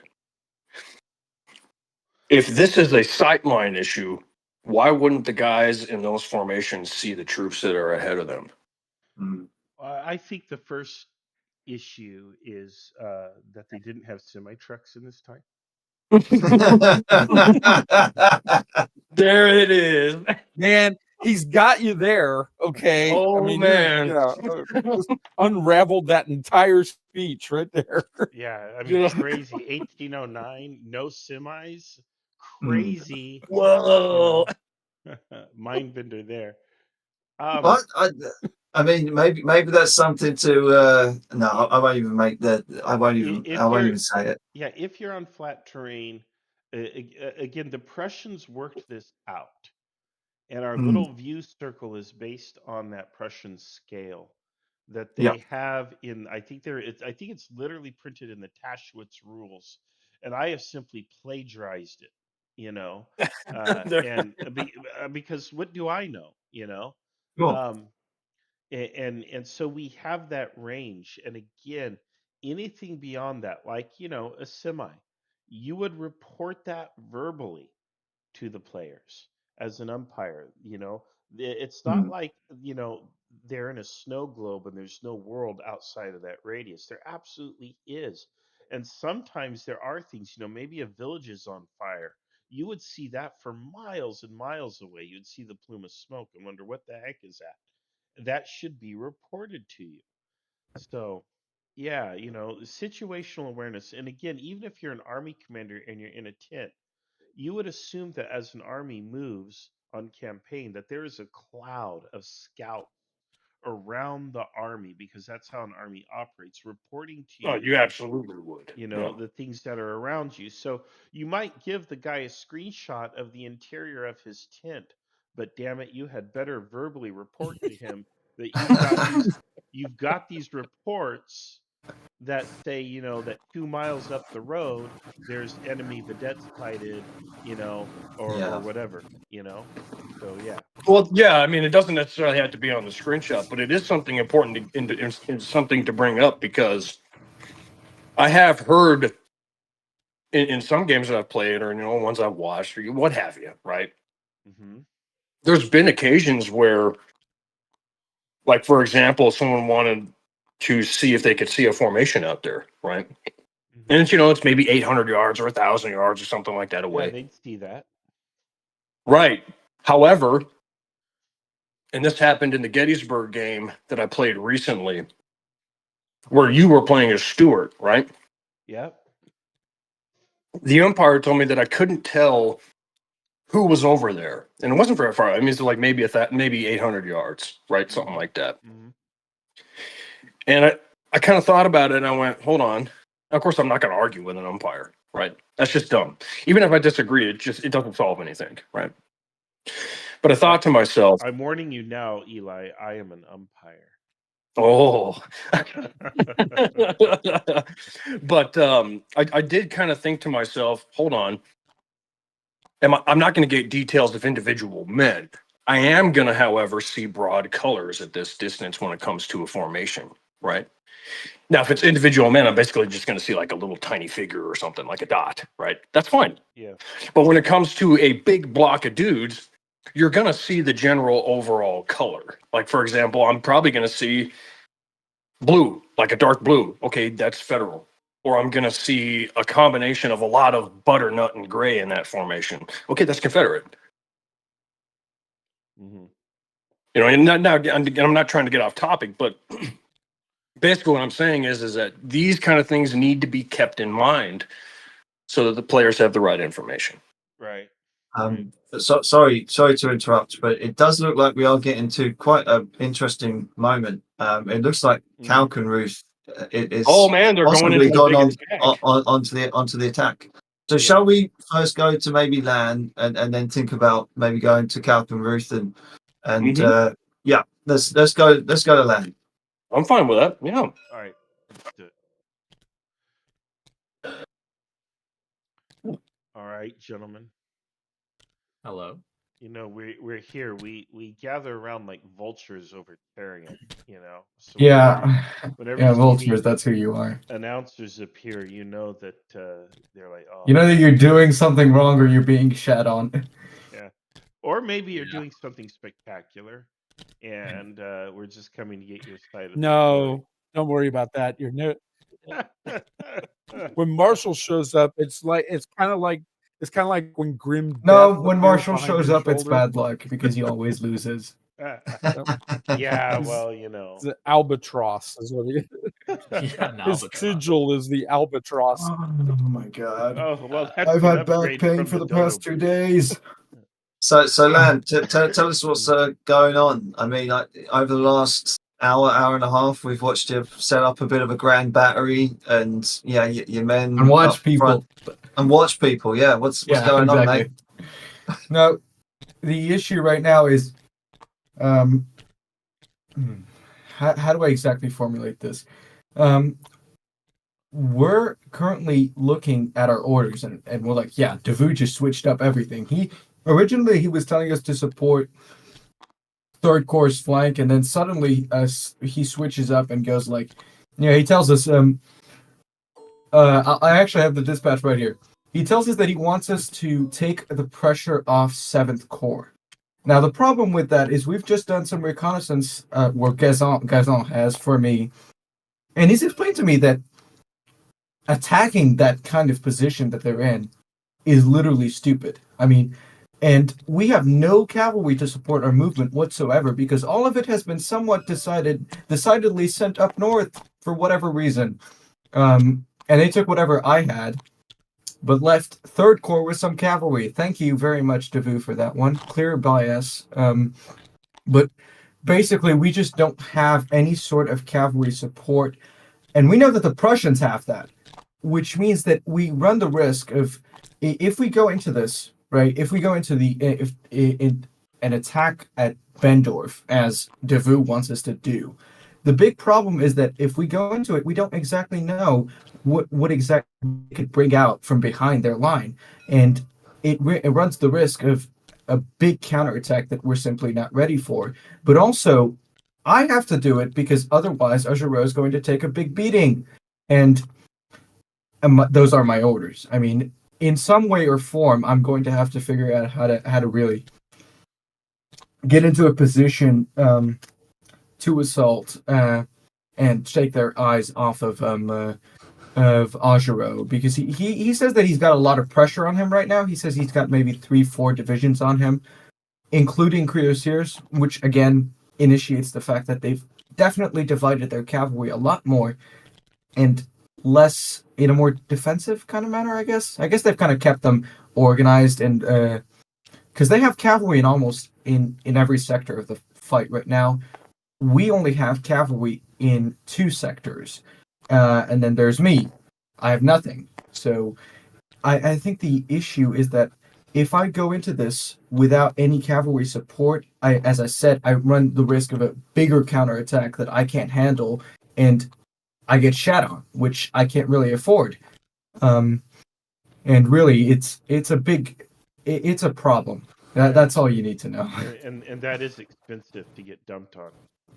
You pay a lot for that service. Oh, yes, sorry, of course. Sorry, that is how that's not Marshal what you meant, France dies. all right. Oh my God.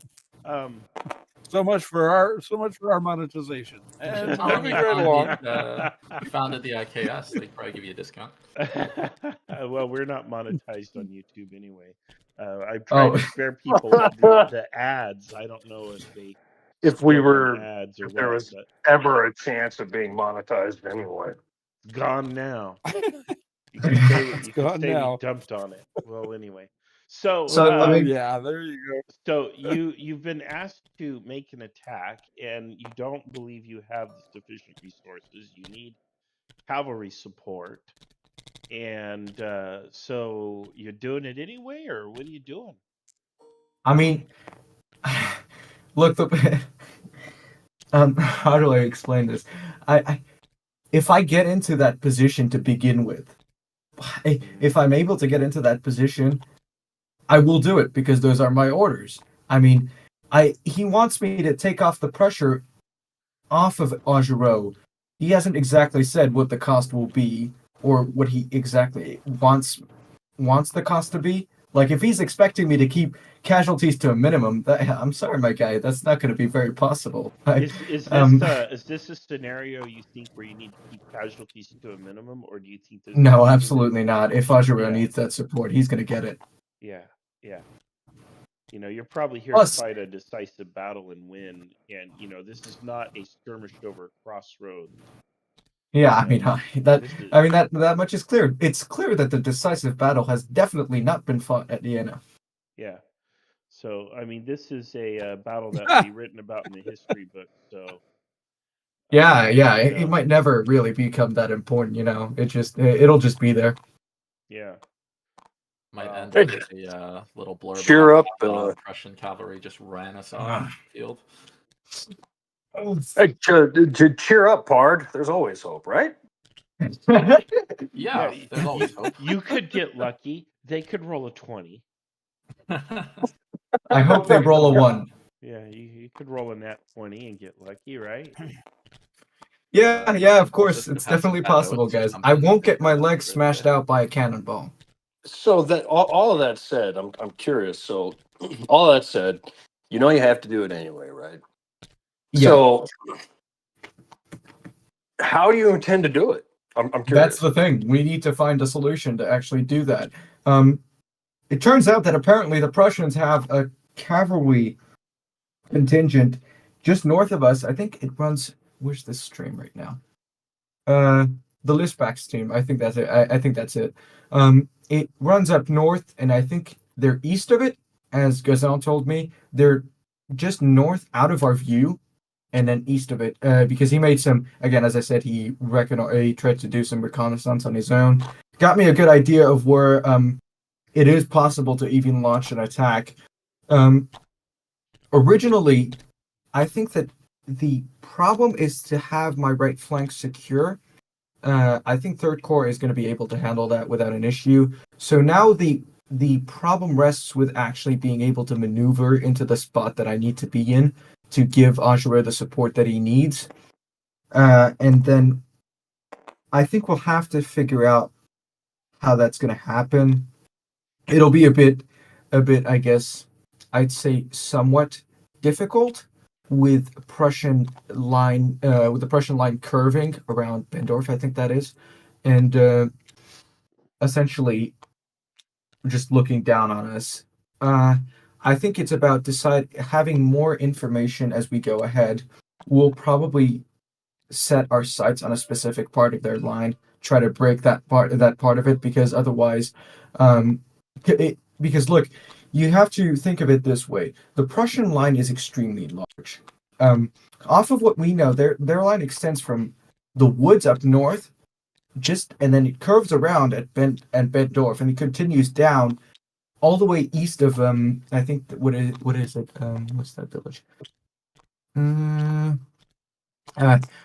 It was where Gudin's HQ was. I think it's called Gernstedt.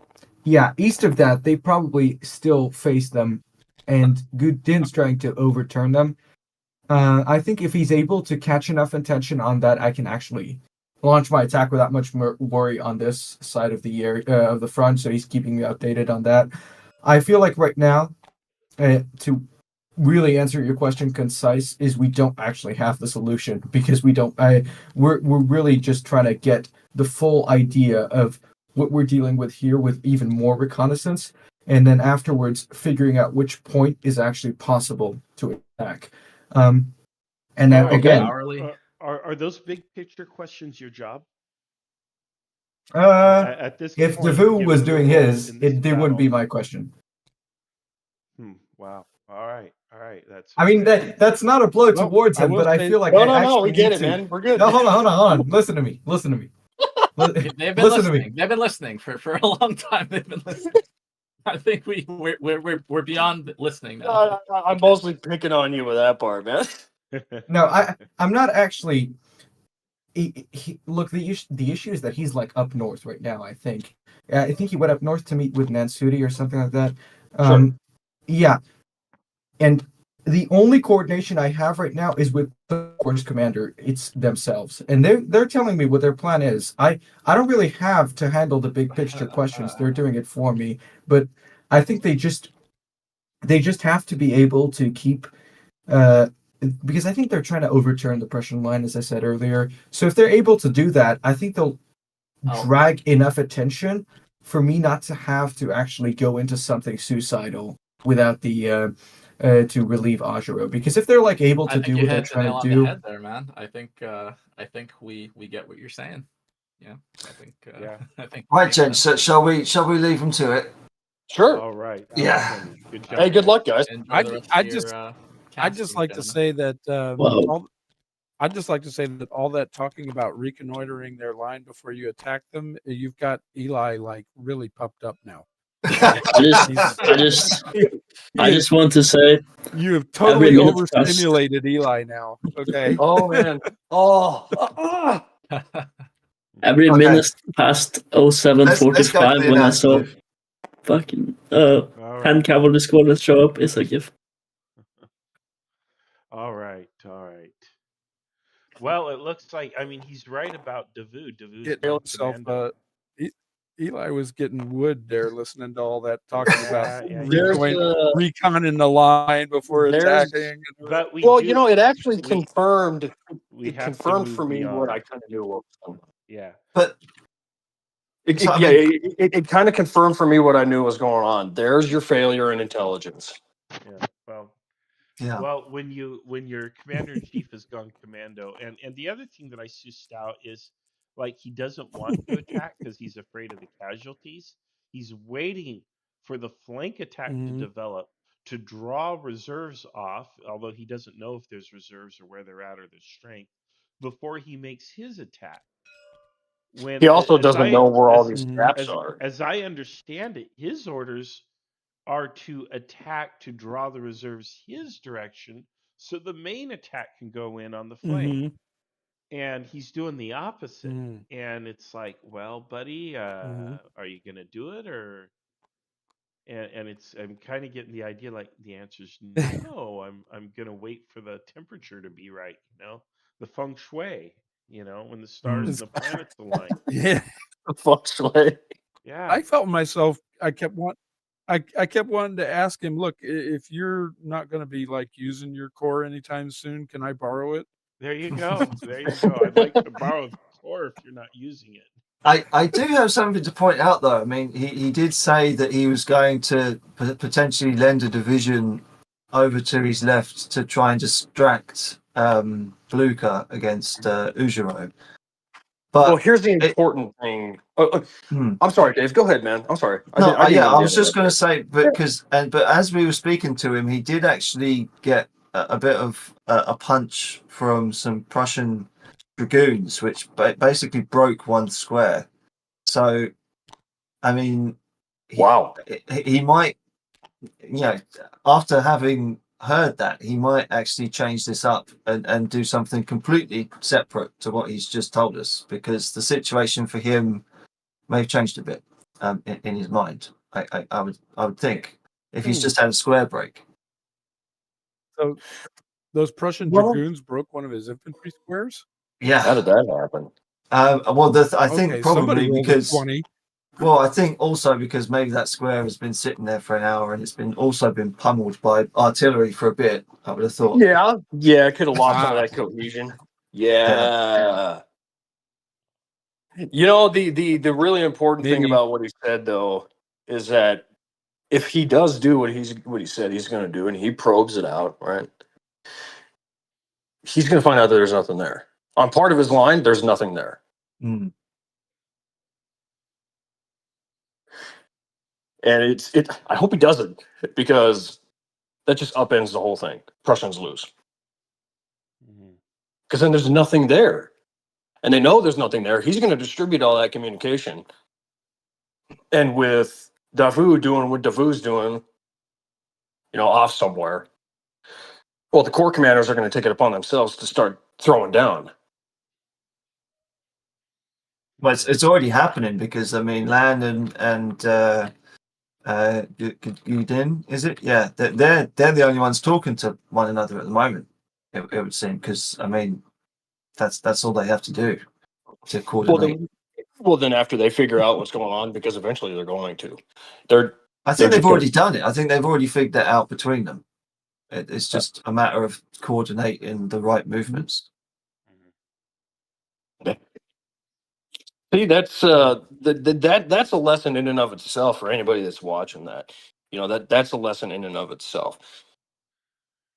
Sometimes you have to, I don't know, I'm trying to describe a decisive attitude where you're not sitting there and doing nothing, and you're actively trying to do things. An example is Longstreet at Chickamauga. He didn't get the order to go attack, so instead he uses that extra time to set up an even stronger and more powerful assault column.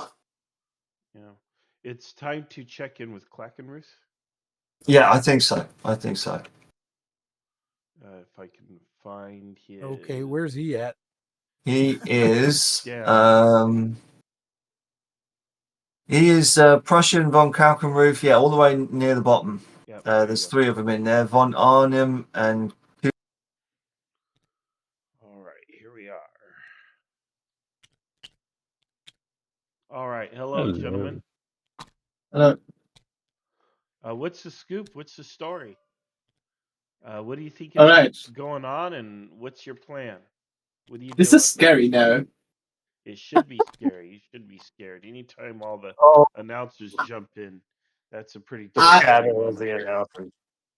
Yeah, we had the fastest going. We went the fastest from we are so back to it's over. It's all right.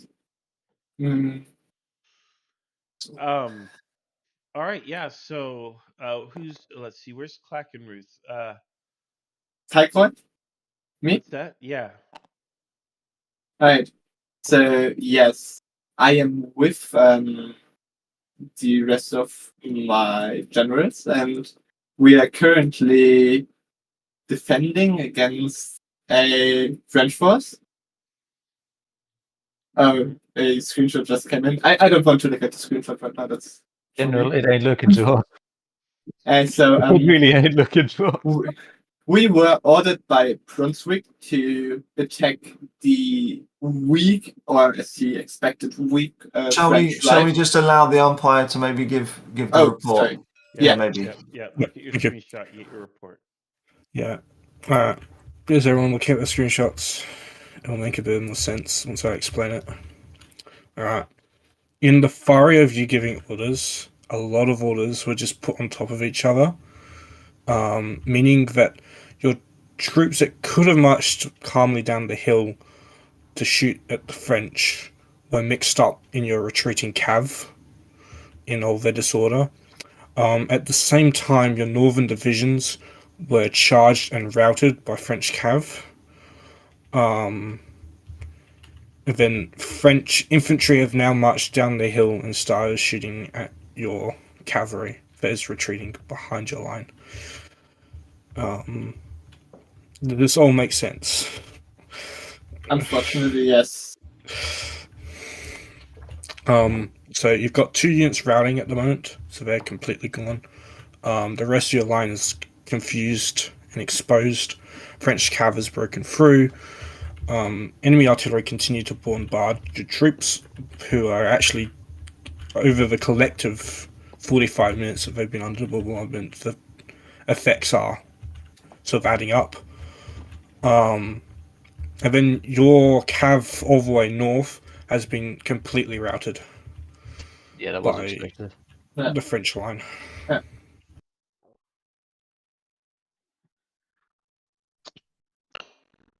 Alright. I'll give you guys a minute, I guess. Oh, and then your line to the east has moved up to sort of form up with the town and whatnot. With the rest of your line as ordered. Gosh, this is not good. I want my leftmost unit to form a square immediately. Yeah. That will be guaranteed, yeah.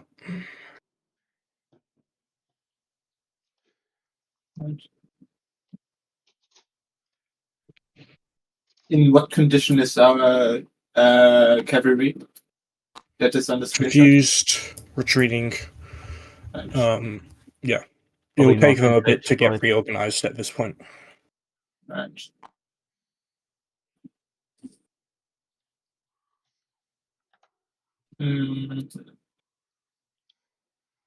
All right, we need to do something drastic here. Do you guys think we should just fall back right now? Because this is not looking good. Will our cavalry be able to hold off the enemy cavalry? Will your cav be able to hold off the enemy cav? I cannot tell you that. I wasn't. I was asking Cal to. Yeah. Do you think our cavalry will be able to hold off the enemy cavalry? I wouldn't be. I don't think so. I wouldn't be too confident. Yeah, but I think right now we withdraw. Yeah. Yeah, we need to fall back, obviously. But if our cavalry can hold back their cavalry, then we Cavalry might is be not able in shape. to. Maybe we should sacrifice a part of the cavalry by.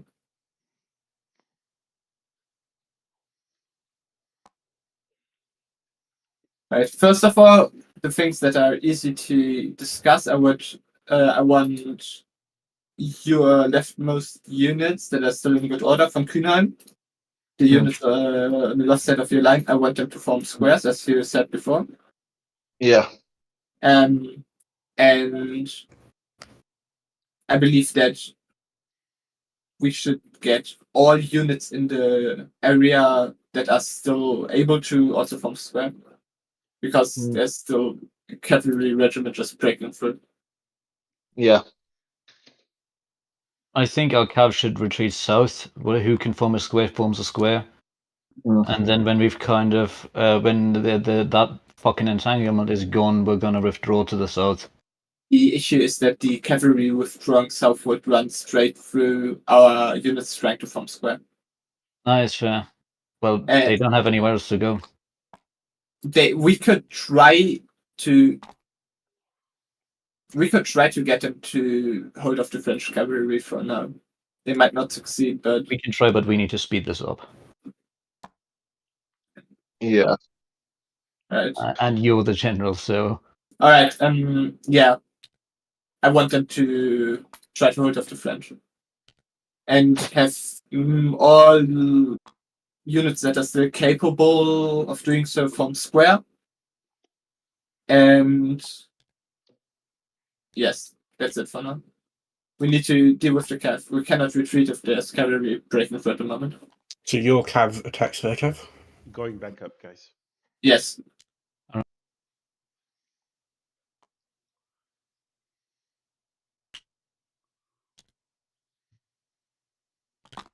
Oh, Marshall. What are you thinking, pal?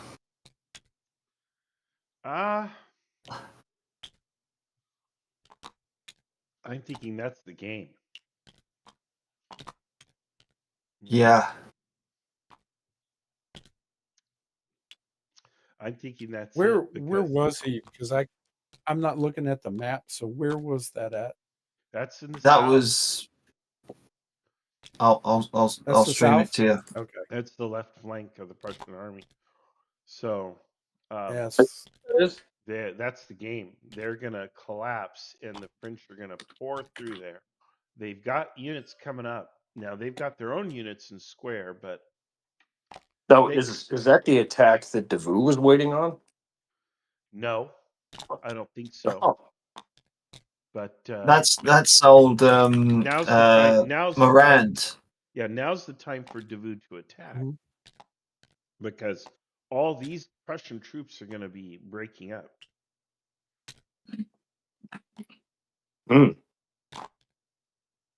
Yeah, he needs to pin the Prussian army in place because his guy in the south is about to roll him up. Mm-hmm. Yeah, a general attack across the front would be the right move right now. There's a lot of Prussian cavalry down there. So I don't know what happens if they. Well, but the way from the description, they were in a bit of disarray though, weren't they? Correct, exactly. Yeah, they and were. Here's where morale and cohesion come in. Looking at the mathematics of it, there's no reason why the Prussians cannot hold. They have greater numbers. They're concentrated. Their infantry opposing the French cavalry is in square. They have a crud ton of Prussian cavalry there. There are some French infantry, but mentally or psychologically, they're talking like they've already been routed. You know, they're formulating emergency plans, which you need to have emergency plans, but rather than let's try to hold on here and see what we can do to these guys, they're like, how do we get out of this? But it was interesting to kind of hear the morale kind of drop as soon as they got that report. They seemed a bit more chipper when we came in. It plummeted pretty quickly. But I mean, it's the curse of the Tea Party again. They've been sitting there Yeah. together for forever, and they didn't have their situational awareness, and they've paid for it. Yeah. What you're showing on your screen right now, Dave? That's the Yeah. north, isn't it? Yeah, that's the north. And that all that French cavalry, or a portion of that French cavalry, has come in right on the backside of that Prussian line. If this, so the French infantry needs to start attacking, but I see a whole lot of French infantry in square up there on the road. They need to get out of square and get into the attack, because they're Yes. about to roll up the northern end of the line too. Yeah, it'll be But a it certainly nice looks like topic. they're going to do it, because Friant is coming up, and he's going to be online. I mean, probably not quick enough. Oh, look at that! They're about Yeah, to crush these guys in the he north. probably just got a verbal report and part of a screenshot that showed part of that position. Yeah. I mean, look at all that French cavalry in the rear end of that portion of the line, and I mean, these guys are about to get rolled. Yeah. On Oh God, both ends. That's going to be brutal. It is, absolutely is. And they don't have the room. They don't have the room to build up momentum in a charge. They're going to run into that infantry, and then they're just going to get beat up. I mean, they're like surrounded. That for all that cavalry and those infantry, the Prussian infantry that's in squares, they're all completely surrounded now. Oh, that's rough. That's the fight. Jeez. So yeah, you I got think. I mean, we can wrap up this slight conversation, but I think we should go to Godin, because he's the third corps commander, and he might have heard or be given some clues as to what's going on over there. And obviously, now he's got the initiative. Maybe we should give him a visit. Agreed. All right. Yeah, I will. Hello. So you've arrived at Hill 214 once again. Your artillery has continued to fire upon the enemy to kind of light effect still. But more impactful was the cavalry charge you had ordered. Does go off. It's moderately successful, but the enemy is now organized and formed square, and the enemy cavalry has been driven off, but they're kind of turned around, and they're still in good enough order to attack your cavalry. So it could become quite the disaster at this point. It's going to be difficult for them to extricate themselves from this. Understood. Further north, nobody has engaged up until you do hear some artillery fire coming from Papel. Come on, man. I think we're ready to give orders. Okay, great. So we will order our cavalry to return to a reserve position behind our artillery. As I said that correctly, I would like our cavalry brigade to try to withdraw and return to reserve behind our artillery near Hill 214. Mm-hmm. And I would order Friant's brigade that was ordered to support the counterattack to return to Friant and support just return to his command and support his actions.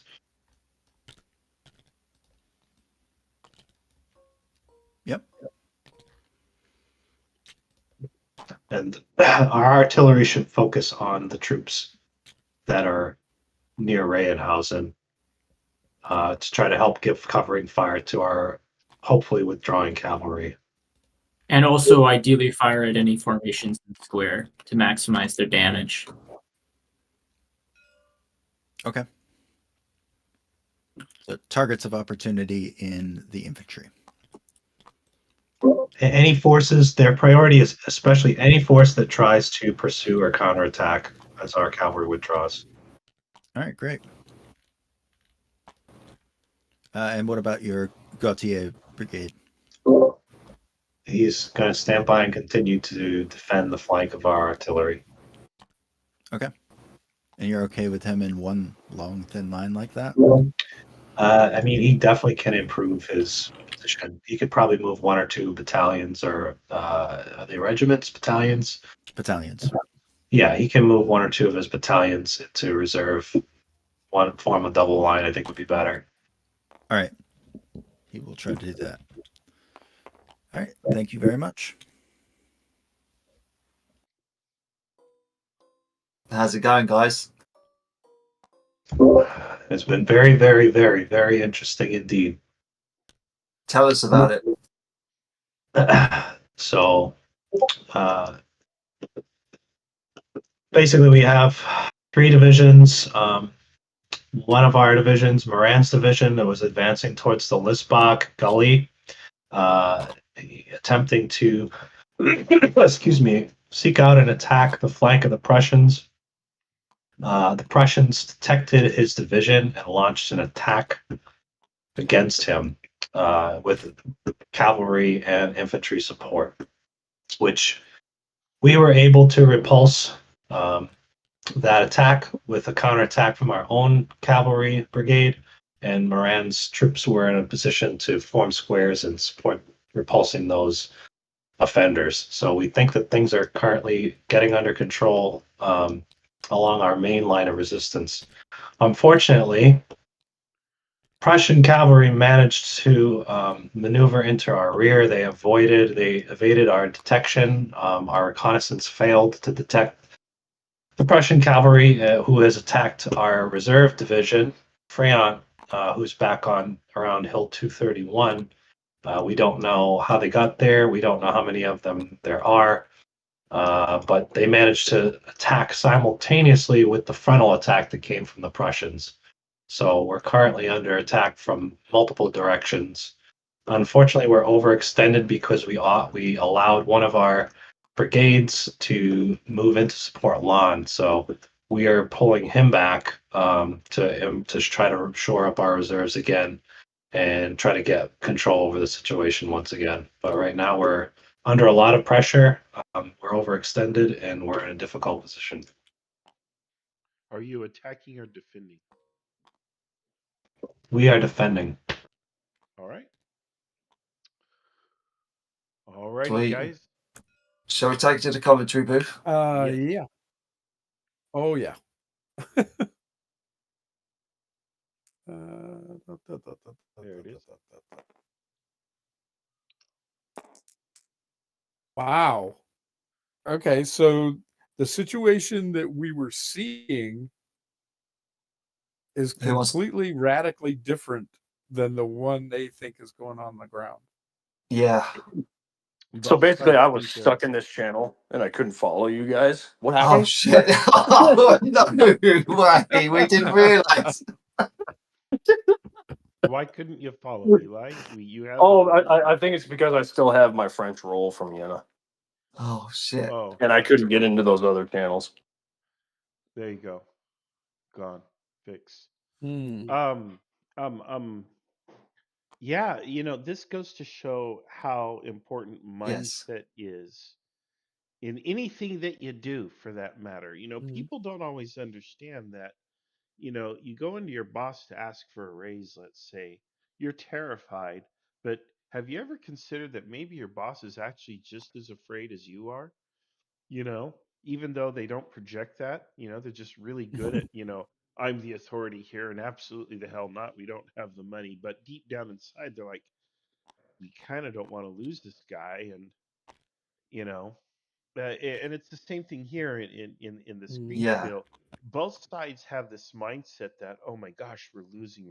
We gotta fall back. We gotta get out. Is that what was going on up there? Yeah. Yeah. The French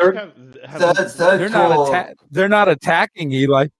Eli, they're not attacking. They're defending.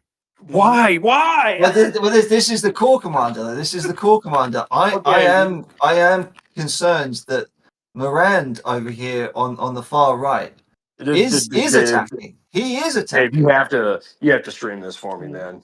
I got to see it now. Right. Okay. We need to get in there in the next 5 minutes and speak to Moran though, because he is going in, and he is part of the third corps. Sorry, Eli. Here we go. Don't worry about it. You're all right. And Okay, you guys so can see some numbers on the screen that look like times. They're not times. They're combat calculations. Just hold on. FYI. Is that cavalry just slipping You right see all past that French? Yeah, that French cavalry just ran away. Yeah. Why? And wow, those squares need to not be squares. Well, they need to be attacking the Prussian line. The Prussians have a retreat mindset. They're ready to retreat. If the French only land the blow, they will begin to roll up the line. I think part of this is the fear of cavalry. The thing is that your cavalry from the front really aren't that much of a threat per se. It's where they're coming in on the flanks and the rear that they're the most dangerous. And you're coming in from all sides. Engaged. Yeah, like it looks like that's what they're doing right now. So I'm looking at it and I'm going, you really don't have to worry about it all that much. If you talk to and coordinate with the other guys, like if you see a division or a brigade off on the edge of the screenshot, well, go find out whose it is, because then you can coordinate with the guy and find out, and you can have a complete picture of the fight in front of you. So that means these guys would be able to coordinate with each other. They both have a picture of what's going on, and then this attack would basically a done deal because they're just going to look at each other and say, "Oh, well, let's just do that then," and it'd be problem solved. Well, it looks like that French infantry is gotten out of square, so Yeah, they need to be going. They need to be going forward. Well, that's Moran's. That's Moran's division, which like I said, looks like they're going in for an attack, whereas their corps commander is thinking more defensively. So so let's see what Moran is actually thinking here. Yeah, that would be interesting. It's good to see them start attacking with infantry, though. That's what they need to do. They don't really have a whole lot to be afraid of from the front with cavalry. Taking a look at what's happening in the north, it looks like they're starting to fight. There's skirmishing with skirmishers facing off against artillery somehow. Okay, and then the cavalry fight looks like it's finally engaged, and there's a lot of dudes with a lot of horses there. Well, it sounds like the beginning of a double development to me. Yeah, well, yeah, I would favor the French in this fight, but we'll see. Over here in the north, on where Bismarck is, or not Bismarck, really Brunswick. I would favor the French again on the defense there, and then down this line, we just have they're just kind of staring at each other, trading a few cannonballs back and forth. And then here in the south, it just who's going to lose their nerve first. Man, that fog of war, really. The frog of war. I should create a YouTube channel, call it the frog of war. What do you think? A frog of war. Yeah. The mascot will be a frog. Make it a toad and just call it a frog. Yeah, toad, call it a frog. And he holds a sign that says, "I'm not a toad." Yeah. And then say, "Oh, now Clausewitz makes more sense." There it is.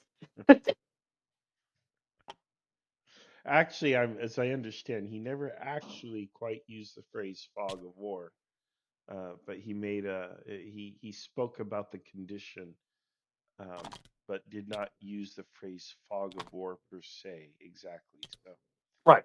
No, I understand. No, it came from. I've got it written down somewhere. I'm gonna have to let you know what it is later. okay, But it is. who writes Yeah, that it's. stuff down? Who writes that? I do, believe it or not.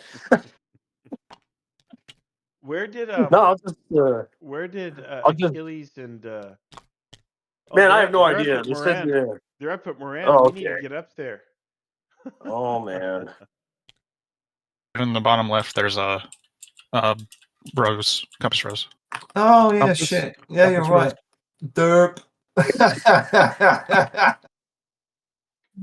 Maybe that's why Marshall isn't Maybe. here, because No, he went to the 'cause right place. No, he was just in the channel where we just left. It's fine. He was just having a chat with Eli. And Marshall's here now. Okay, well, I'm everywhere. he's here now. Guys. I'm everywhere. But we're not supposed to be here. No, we are. We are. Okay, all right. Yeah. I thought we were going to the guy in the north, but apparently No, we're in the no, we're south. going to So Moran. there you go. Yeah, really. Yeah, this is where we want to be at the moment. We are exactly where we need to be. Okay, good. We are exactly where we need to be at all times. At this particular moment. Now, a moment from now, we probably need to be somewhere else. But Okay. you know, and a moment ago, we were probably supposed to be somewhere else. But right now, this is it. Oh, I thought. Okay. We're Sorry. going to be very Buddhist here. No, you're fine, Dave. You're fine. You're very Buddhist. I was just curious to see what Moran thought. Yeah, no, I am too. I'd like. Well, to hear tell it. him what you think, Moran. Tell him what you think. Well, I just got a new screenshot, so now I have a lot more information than I had, 30 seconds ago. Mm-hmm. Yeah, so what do you want to know? Well, what do you think, Moran? What are you doing? Yeah. What are you going to do? I think I'm about to ruin some Prussian's day, especially with my new screenshot.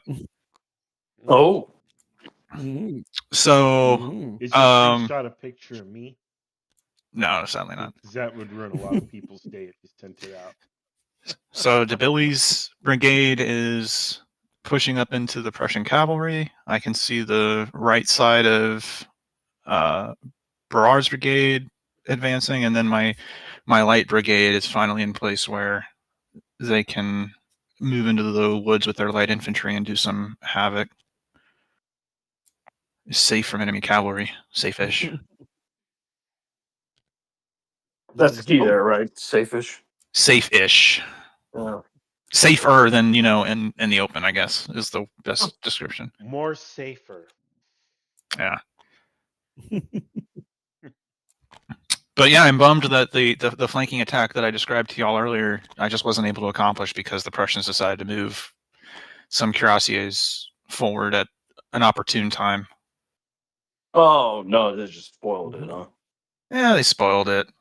And now I'm going to spoil them. You know how it works. At least Oh, for now. It's tit for tat, back and forth. It's Turns out personal fair now. play. They Yeah, really... there you go.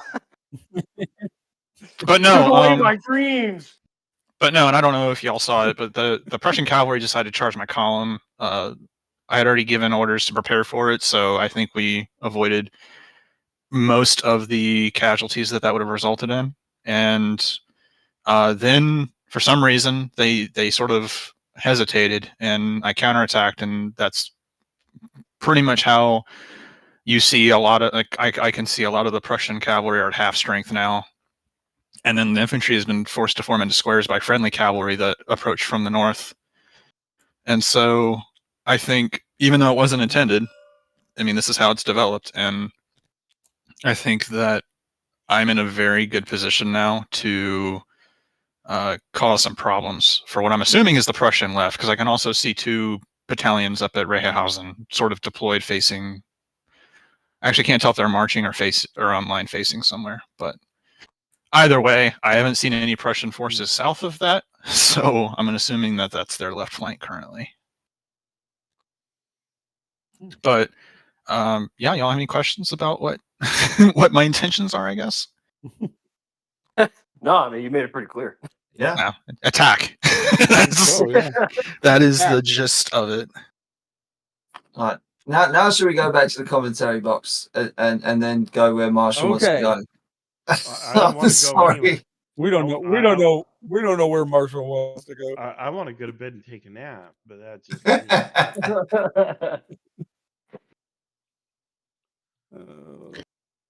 Yeah, Achilles knows that I have to take my naps, on a regular schedule. Sure.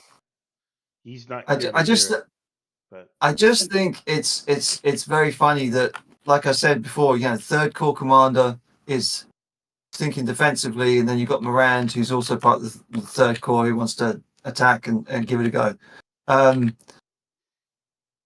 But yeah, wow, what a confusion on that kind of southern end between all three kind of main commanders there. Well, there's a lot of confusion between Yeah. all of them. Yeah. But there's a mix of different morale states too, and this is where the differing personalities of some of the players really start to shine, because you have the guys who are really decisive and really confident that are still fighting, but then you have others who in that particular situation may not react the same way, and they're not. This is because the reason why I mentioned, because you mentioned mindset earlier, right? Yeah. Marshall and everybody, we were mentioning mindset earlier. Well, this is mindset at work. You have guys who are just really confident and like, oh no, man, I still got this, and they're still fighting hard and they're pulling it off. But then some of the guys that are kind of letting the situation take them down, well, they're not. That's where kind of mindset and managing how you think in the middle of all this really kind of comes out. Yeah. I said much earlier that that the guy they've got it, the French have got in the South, is the right guy at the right place if the opportunity presents itself, and I think he's proving that right now. I stayed orders. when you the guys orders they brought. bounced.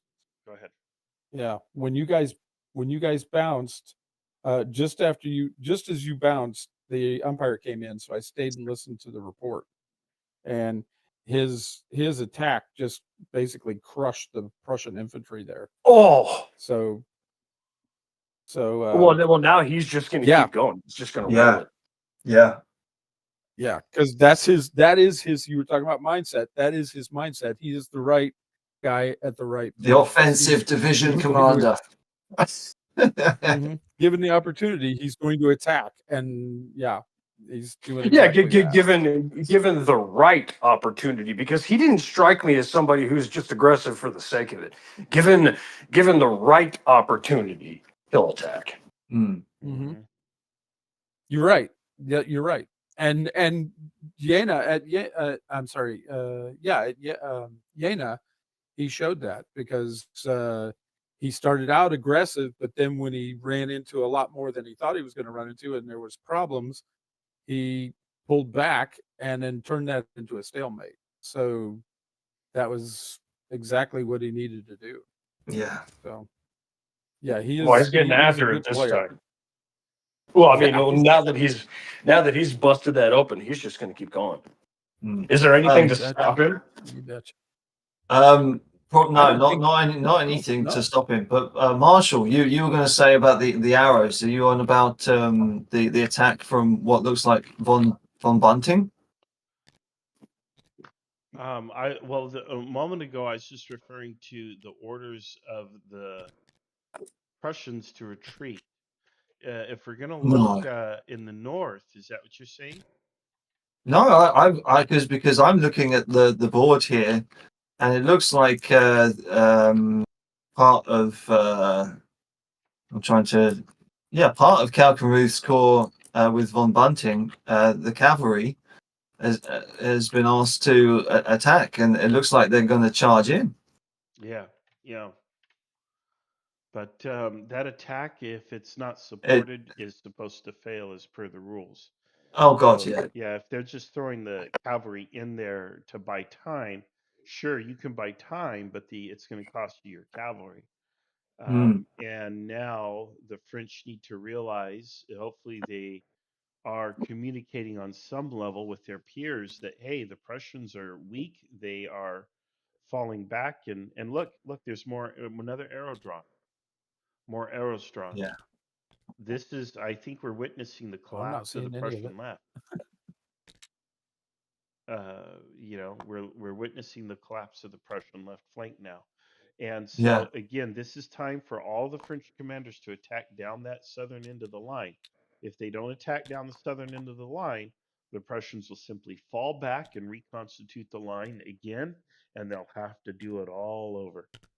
And look at the terrain. I mean, the Prussians could form. You know, there's a nice ridge line there, just south of the Litzbach, north of Rehausen. There's that's a pretty mighty ridge there, and they could Yeah, it form is, along but that. You know, I mean, if you zoom out, Marshall, you'll see that the other end of Kalkenruth's corps is going in for an attack. I mean, that's going to put everyone off balance. Well, and that might be just the attack he needs to make. Now, first of all, the French are now separated. We now have 2 or 3 distinct battles that are taking place. This is no longer one big cohesive battle. I don't think Davout is in control at all. No, they're all fighting their own individual battles. Yeah, it's broken down into it's like a dogfight, you know. Yes. Right.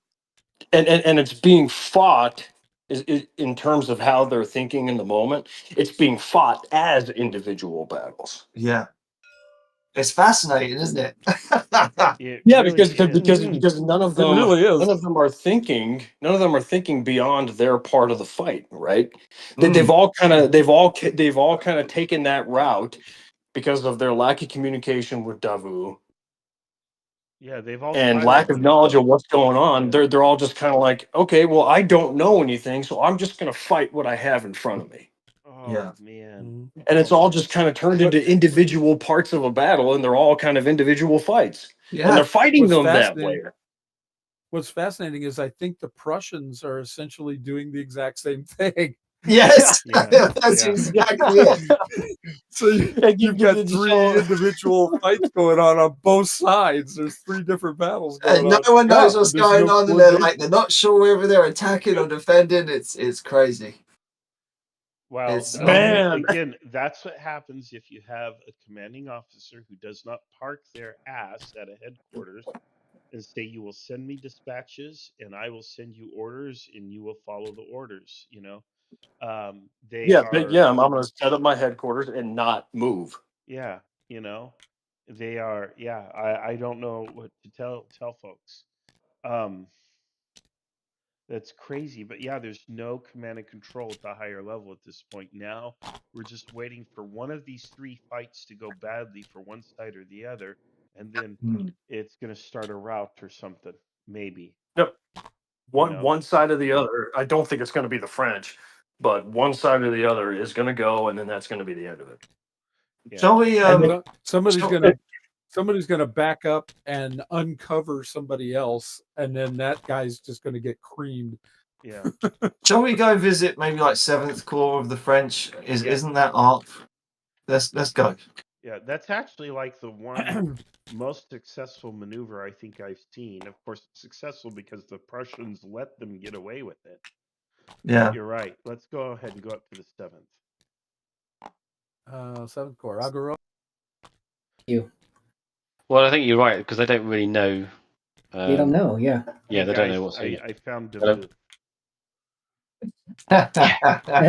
He's here. There it is. He's been hiding. You found him. Damn it. Sorry, Davout. I was trying to keep you safe. Well, there goes my nap. Yeah, I know. I need a nap too, brother. Here I am, and we are here to talk mostly to Argonau. Hey there. First of all, was this your plan? Yeah, kind of. Well, we wanted to get to move along the ridge. Yeah.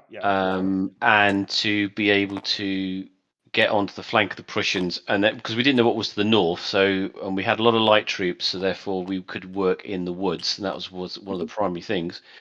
We kind of stumbled into their right, what I thought at the time was their right flank, but that was fine for us because we deployed here and hoped we get an attack, and then more and more Prussians have just kept arriving. ahead of us, and then we've just gone on we kind of basically to pin them here, to kill on the defense, use the woods to our advantage, hide how many because they probably it feels like they outnumber us 2-1, but I don't know, 3-2 possibly, and then kind of pin them to our front and hope that Larn and Gundin would drive northeast and win the battle effectively. Mm-hmm. So that's kind of what we're doing. Is this working? What's the way you what's thought? the overall picture, I think, guys? Sorry? Oh, I'm sorry, Marshall. Go ahead. Get your thought out. I was just going to ask you if this is unfolding the way you thought. Is this unfolding in terms of for me or entirely the battle? For you, this little sector, there's this battle that's being fought on this ridge. And yeah. Kind of.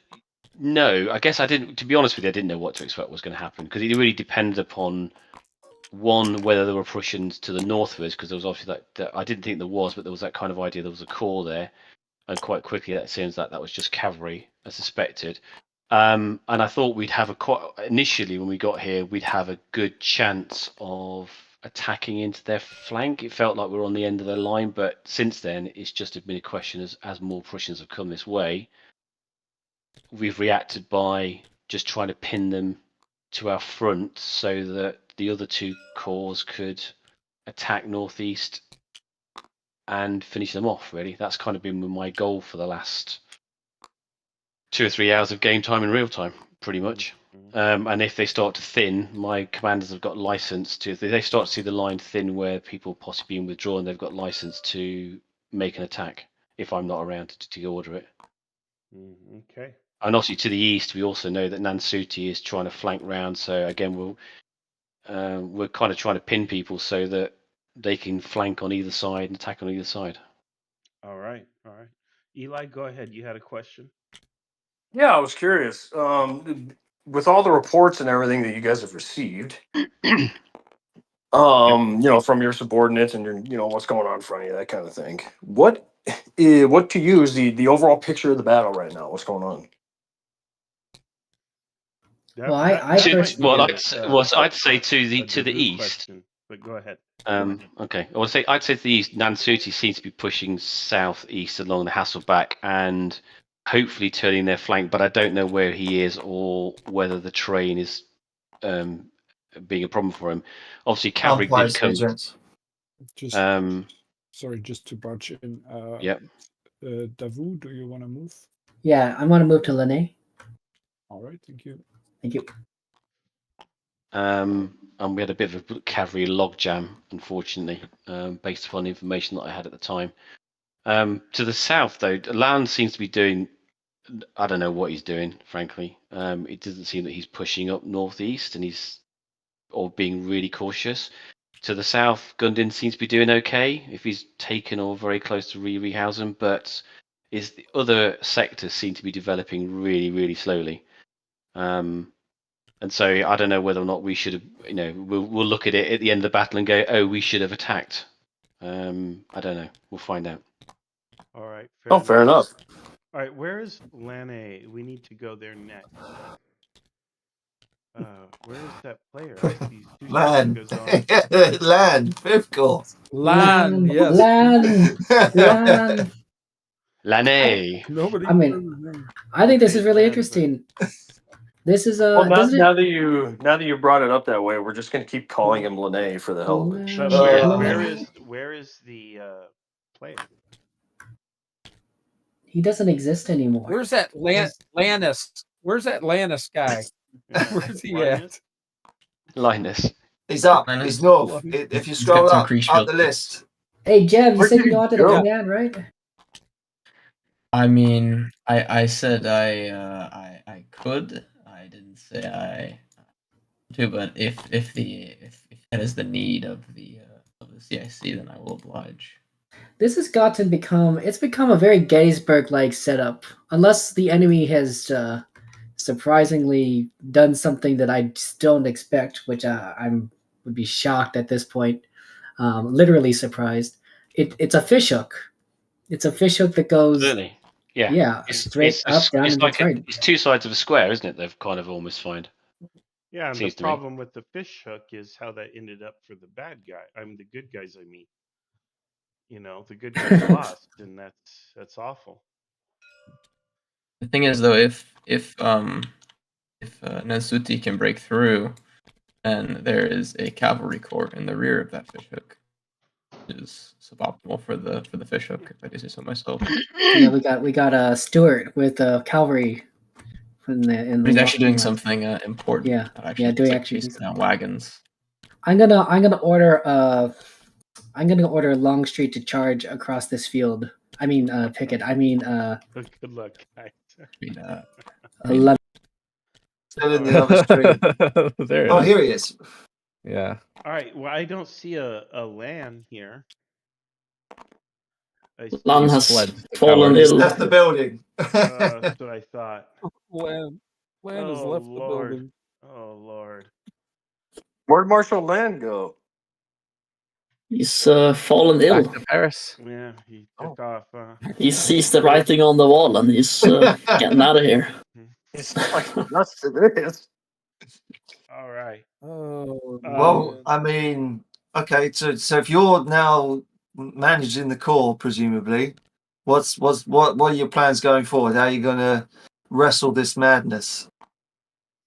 So I've written to Dabu and I've told them that I cannot, in good conscience, make an attack without any cavalry to guard me. But I will do so if I am explicitly ordered. And I await his reply. For now, we are just gonna form up along this river and we're gonna try to see off this, what I think is an incoming Prussian attack. Beautiful. In the meanwhile. Are you feeling confident or no? Or the issue with having no cavalry is that you can be as confident as you want to until 2,000 horsemen show up on your flank, and then it's all over. Have you seen 2,000 horsemen? Yes. and you've got no defense against cavalry. Well, we can form square, but if we form square in front of the enemy, they'll march up and shoot us. Do your men have muskets? Yeah, they have muskets. We can shoot back. Have you considered using them? Well, we only have... I don't really believe in this whole musket technology, you see. Yeah. I'm a subscriber to Suvorov, and I think that the bayonet is the only weapon we really need here. Yeah. Bayonets and harsh language. Yeah. Bayonets, bows, and harsh language is all we need to break this Prussian army. Well, you could put a few rocks in there, too. Well, the hardest I don't want to overcomplicate it. The hardest thing with the musket is which end to put forward. But if you get the right end put forward, you're off to a really good start against cavalry and pretty much anything else. Oh, boy. well, KB, I mean, I guess you're the guy to do it, right? Yeah, if someone's going to get hold of this corps. Mm-hmm. And turn them into a large obstacle in the middle of the field for no apparent reason. I think from what I have been told previously is that command actually wants us, from what Lan was telling me, wants us to make an attack here, which the prospects of are, in my view, not the best. But if it is not mine to reason why, I will do what I must. Well, this is interesting because 5th Corps has had standing orders to attack for I don't know forever. How long. Yeah, for quite some time. In fact, that was the original plan of battle, as I understand. 5th Corps was to be the hammer, and 5th Corps is still being that one tool that you have and you're not quite sure what it does, but it comes in every tool set, and it just kind of sits there. You must have a clearer picture than me. I was told this morning that the 5th Corps is a reserve corps. And now we are the main attack.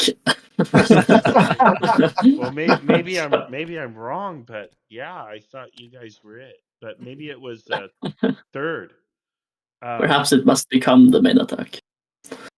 This is where the glory is. That's right. That's right. No guts, no glory, sir. Shall we retreat to the commentary booth to continue this party? Yeah, I'm having a great time. If you see Lon anywhere, please tell him to come back. Yeah, where's Devu? Or where's Grushi? Yeah. So, all right. Let me find our booth. Where's our cavalry? All right. Oh, I'm sorry. Oh, Am I wrong? Was Fifth Course supposed to be? Yeah, we started this video out where it was going to be, as you say, an attack from Fifth and Third, and here we are. That's what I thought. And now Fifth is like, I thought we were the reserve, and oh boy, I can't blame KB for that because No. he inherited this mess. But wow, what does it take to get a commander Attack! to do what he's supposed to do? To just attack.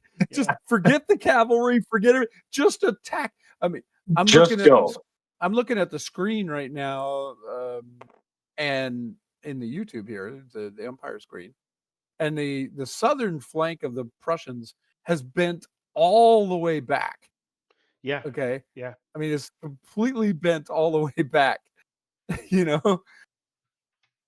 Good Lord, attack! My God, what's the worst that can happen? You have to write some digital letters for your digital dead. I mean, come on. Yeah. This whole battle has turned into a comedy of errors. Yes, but it's fascinating, and it's such a joy to watch. Really is. Yeah, I'm having a great time. But look at the difference in psychology. You were talking about mindset, and it keeps coming up in this. The difference in psychology between who is it, Godin down in the south, or Morand? I'm sorry, Morand down in the south, and KB, who I don't know what his name is in the game. The guy that took over law and score for yeah. Yeah, he's got a completely different mindset between those two. That's Suchet, but the thing is that equally that's Suchet, but that's the guy that put his infantry into squares. Into squares, yeah, exactly, because they saw some light cavalry. Oh my God, go into square. I mean, and all they talked about was we don't have any cavalry. We don't have any cavalry. That was the only thing they were worried about. It's like, bro, you don't need cavalry. Just go. No, just get in a line and start going forward. And if the Prussian cavalry stays there, shoot them. I mean, if they attack, you're gonna see it before it shows up. So, which means you're gonna have the time to get into square before they actually get there. Yeah, you mean use? Oh my God! It's way too early in the day for me to start drinking this heavily. I started an hour ago, Achilles. Oh, Dave started before the game started, so I know that.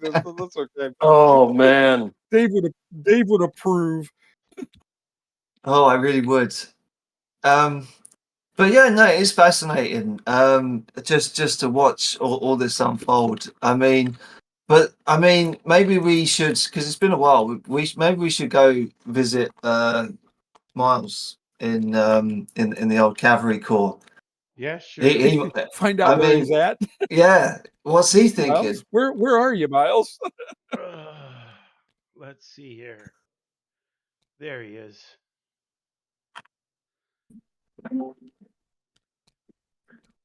All right, where's Miles? Where's Nansuti? Where is he? He's here. Hey, we found him. All right, let's zoom the camera over to his position. Holy cow. You never told me you were such a good cook of spaghetti. Well, I like to mix it all up. Confused troops, don't know to be afraid. Being confused. Nansuti, what have you done with my cavalry?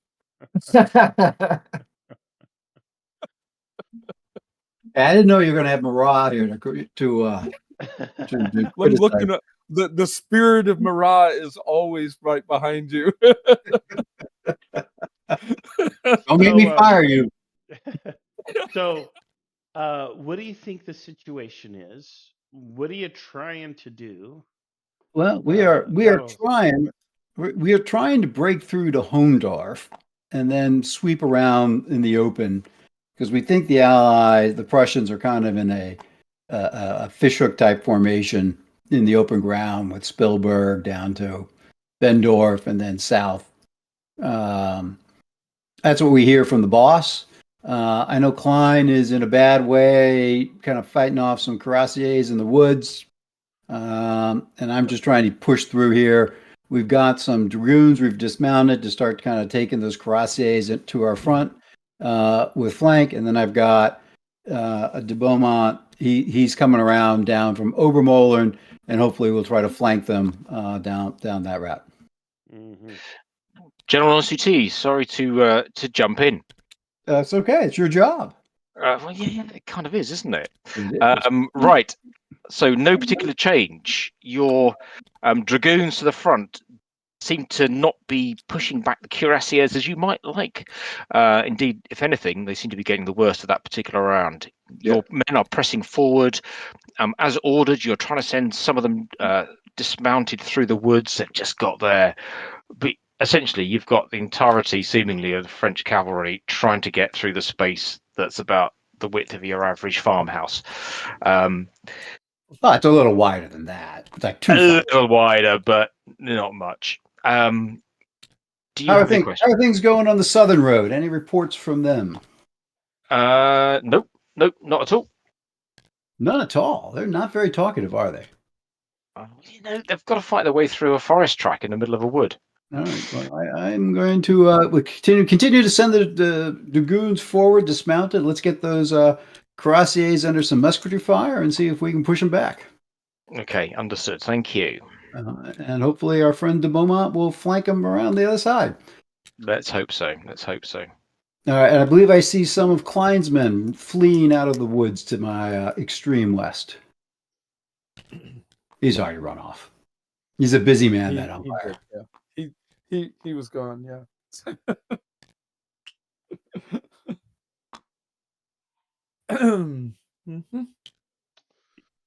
I have a question. I'll have an excuse. Earlier in the battle, you had Davout come up to your position, I think. Were you surprised that he came to visit and or not? I think he was trying to figure out if there are any Prussians other than what we can see, and the report is no. So he didn't surprise me. He showed up. He gave me good information about how the battle's going. I just got to get my cavalry around. I'm hoping de Beaumont's kind of flanking maneuver through Obermollern works. He surprised me coming down the road towards the pass, which kind of got us jammed up a bit. But I think we've corrected that, and we're just kind of slowly pushing our way through. Klein's in a bad way, but I think he can hold at least for a bit, and then we just gotta get our guns in line. And Klein's done some good work killing Prussian guns, which is always a nice thing. We just got to find a way to break through this gap. Trying to take Hohendorf, huh? Yeah, we're trying to get that. So I've got one brigade doing that road through the south. I've got another brigade on the north road, and then the brigade in the center, bumping into the cuirassiers. Do you need to take Hohendorf? I need to get out of this gap, and then I can deploy in the open. Then I think we can flank the Prussians from there. Because you probably have Hohendorf at home. I don't know if you need this one too, but. Well, yeah. Really, Marshall, can you have enough? No, you can't. Yeah, I mean, it might be nice to have two Hohendorfs. Yeah. We got Picard's brigade has fallen back and is reforming near, let's butcher another German town name, Klosterhasseln. That's actually a nice position because he can kind of keep an eye on stuff. I'm almost thinking the Prussians are trying to break out because if I understand what I learned from Davout, we've got 4 divisions against our 4 divisions here, and then Third Corps is pushing up from the south. I don't know what they're. I have no idea what they're encountering, but I hear no cries for support. All You right. guys can feel free to let me know. It'll be absolutely fascinating when you see the final state of this. That'll be interesting. Oh, you'll love it. Yeah, you're you're gonna be like, really gonna love what? it. What exactly? Yeah. But gents, before we give anything else away, shall we retire to the commentary booth because stuff is developing. Yeah. Tell you what, Yeah. I'm just gonna put my fingers in my ears, and you guys just keep talking. I won't be listening. Yeah. Right. Loose lips sink ships. Good luck. All right. All right. Oh man, my this has goodness. got to be frustrating for the umpires as well. So we've got this attack from the French in the south. I think it's going to play out though. The Prussians kind of got away. The French did not keep the momentum. There's only one person attacking in the south. And then in fact they're going on the defense because I guess they saw some horses or something. I don't know what condition that is when you have a phobia of horses, but what equine phobia? But Maybe. here we are. You know, Well, look, there's that whole center core that basically haven't even cleared the first shot out of their muskets the entire day, and well, they've just been that's like sitting I in said. square. It's like the trick is to point the right end of the musket the right way, and then it works pretty well. If you do it This, that I way. mean, well, if you can see the whole Umpire board, this is just total chaos. You've got Prussian cavalry riding around loose all over the place. Yeah. There's huge gaps all over the lines. It's even devolved even into more of a 3 battle situation. And then in the far north, Nansuti's got, he's got that cavalry that went down the road. It went into the back end of some of those Prussians, but then there's this massive amount of Prussian cavalry forming on his, left over there. Yeah. Along that road. And he's heading in towards it with part of his force. I mean, there's just like, look at that. I mean, that's just utter chaos up there. Yeah, it's pretty insane. And I just don't know. I mean, I am like everyone else. I'm just kind of at a loss. I've never seen such a chaotic Kriegsspiel before. I don't think this may be. Oh, it's so fun though. Oh, it is fun. It's absolutely delightful. It's just, it's like, It's wow. absolutely crazy. Oh my goodness. That is so fascinating. It's just absolutely fascinating. You got 3 separate battles going on. I mean, have the French won this? Probably, but we're all winners here. Well, here's what makes me frown at the French is this should have been a much easier victory. They should have been basically curb stomping the Prussians more or less, and they're just not. Like here we are hours into they're this, not. and they are. It's just devolved, and oh man. So I wonder if I'm to blame for this, because we made the decision. What do you mean? What do you mean? How? Well, remember, we made the decision to split the 2 battles and then to run them on separate days. Mhm. So when we rescheduled Grand Auerstedt for a different day, I think it shook up a lot of the command positions because we had people who could not make it on that day. And so given the shakeup, I think maybe we have people who are not in positions where they prepared or did enough homework. I don't know. I just think it just comes down to the people at the end of the day. I think Yeah, that's what we've exactly what discovered. it comes down to. But it's so fun. It's just great. It's just Look at the overall picture that they're showing right now. I mean, Yeah. it's like there's this big battle going on up in the north that's just total chaos. Then there's this big part of the Prussian line that's just stuck out there because the French corps never attacked them. And then there's the guys down in the south who are, well, I mean, there's only so far they can go because they're not being supported, But yeah, the Prussians are like scattered all over the field, and the French are like scattered all over the field. It's just well, Um, the Prussians are going to it's a go fucking from mess. fish hook Eli. to paperclip before long. Mm. At this rate. Eli, are you there? Pretzel. Yeah, I'm here. I just I took the opportunity to go to a gas station real quick down the street and grab a Oh, can. okay. Oh my gosh. Here's Eli. I was letting you guys do your thing running because I errands during ran the Kriegsspiel. because I ran out and I started to get that nicotine scream and I'm going, oh no. Oh, Nick. It was an emergency. I had to. Oh man. I understand. I feel your pain, Eli. Oh yeah. And for for people watching, okay, I get it. If you're gonna do tobacco, please do not do chew because it's the worst. It's the most addictive and the hardest to get rid of. Oh my gosh. Sure. Because it goes. Shall we? It's not like cigarettes where it goes to the lungs. No, man. With Copenhagen, it goes straight into the bloodstream via the mouth. Sure. So, all right. Shall we have a visit to Kalkenruth? Kalkruth. Yeah, I'm in going the to Prussians. take a short break of my own, and I'm Oh, going to leave the map on a grand overhead view. I just won't be zooming in, but you can see everything that's happening there.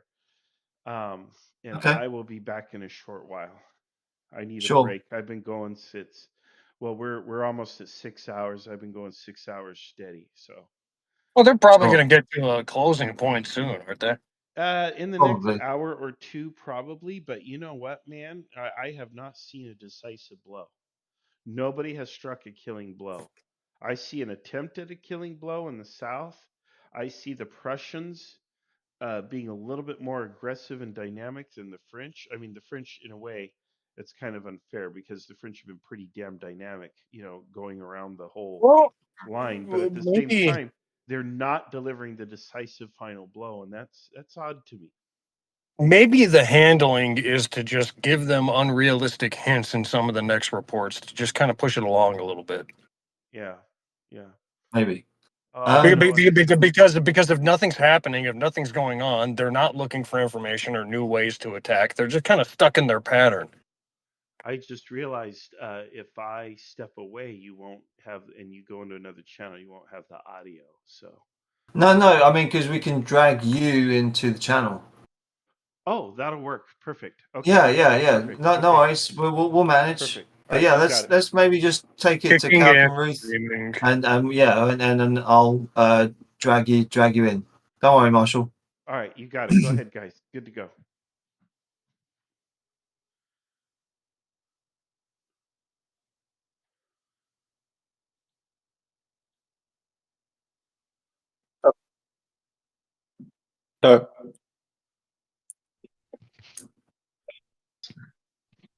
Hello, gents. How are you? Mic off.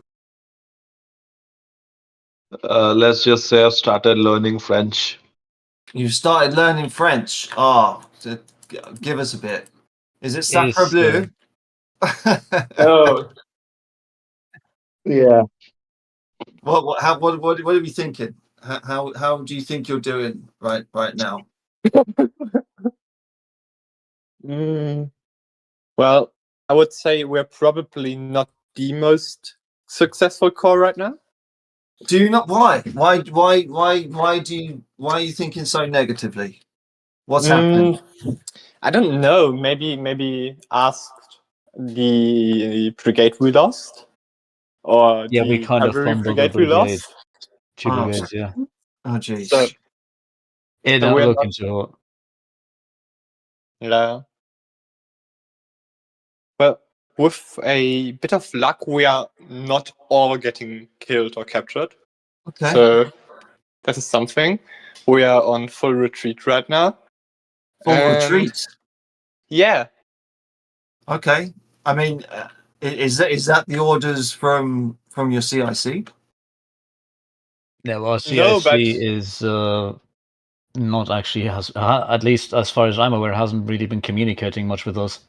he has not answered any of my dispatches in the last 90 minutes. So Oof, that's he is rough. still In-game he time. still believes that we are driving back the French, right? When But was the we last are. time you write to him? I'm writing him every single turn, Oh, okay. but he's not answering me. Oh, Mic on. well, I hope that's a shame. the dispatch bot is working. Yeah, me too. Mic off. But okay then. Well, so yeah, you're falling back. Maybe he just doesn't like you. Maybe. I guess there's that chance always. I mean, what do you think you're facing right now? I mean, is it do you think it's the Schwerpunkt, the main effort, or is it a sideshow over here? What are you thinking? We are facing quite a bit of French infantry, I guess about a corps worth. Yeah. Right. As well as some cavalry, from what I've seen, like at least 2 regiments, so it's probably at least a brigade worth of cavalry supporting them.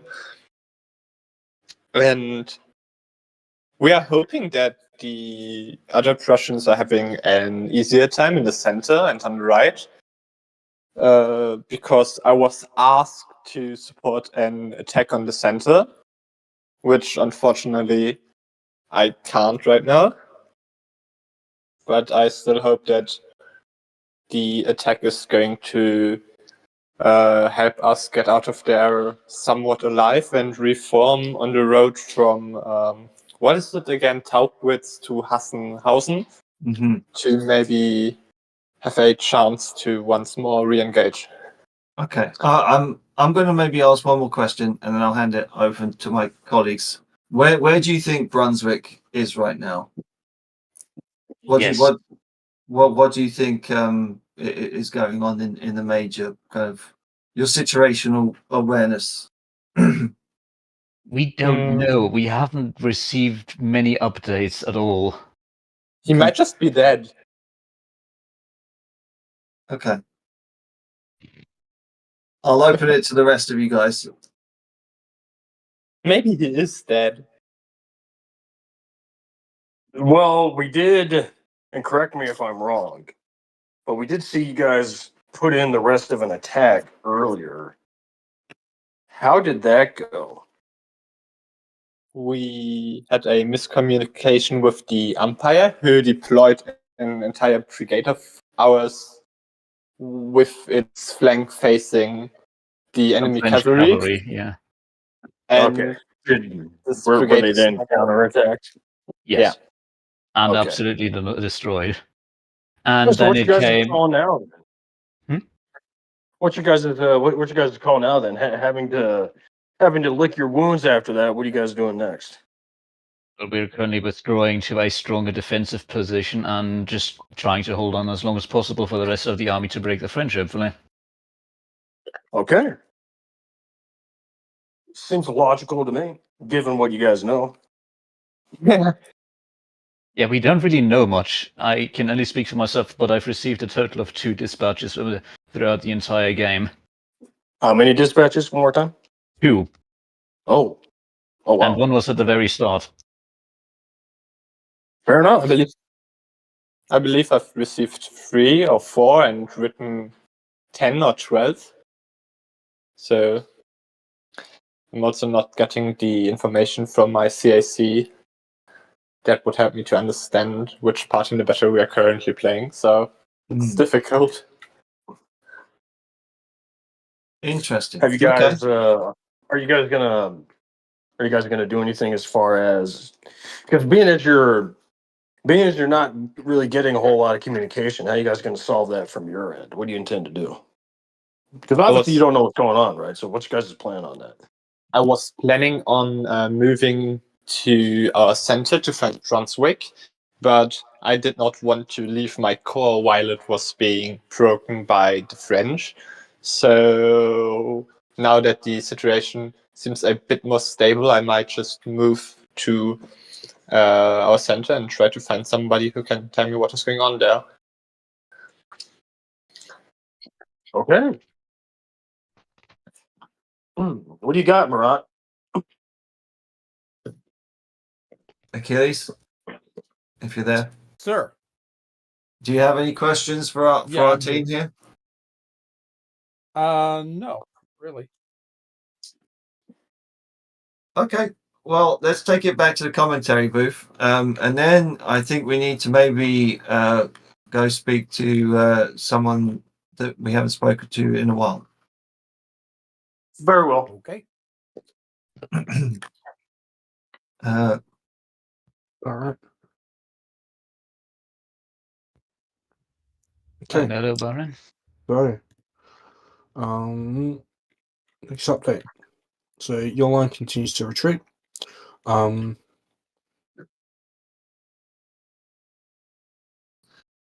okay. So we've just heard from Cal Ruth. He hasn't heard from the Duke of Brunswick for a little while, and I was just looking through the channels, and you know what? It's a shame because I'm wondering if we've had a dropout from Brunswick himself, because he's not in any of the channels I can't see. Oh, figure maybe he left. Maybe. So maybe we should go and speak to Blucher and see what's going on with him, because he's sitting on his own right now. So it might be an opportune moment. So yeah, go find yourself in Blucher's channel, I think. Do I have to? All right. Oh, it's probably for the best. Blucher.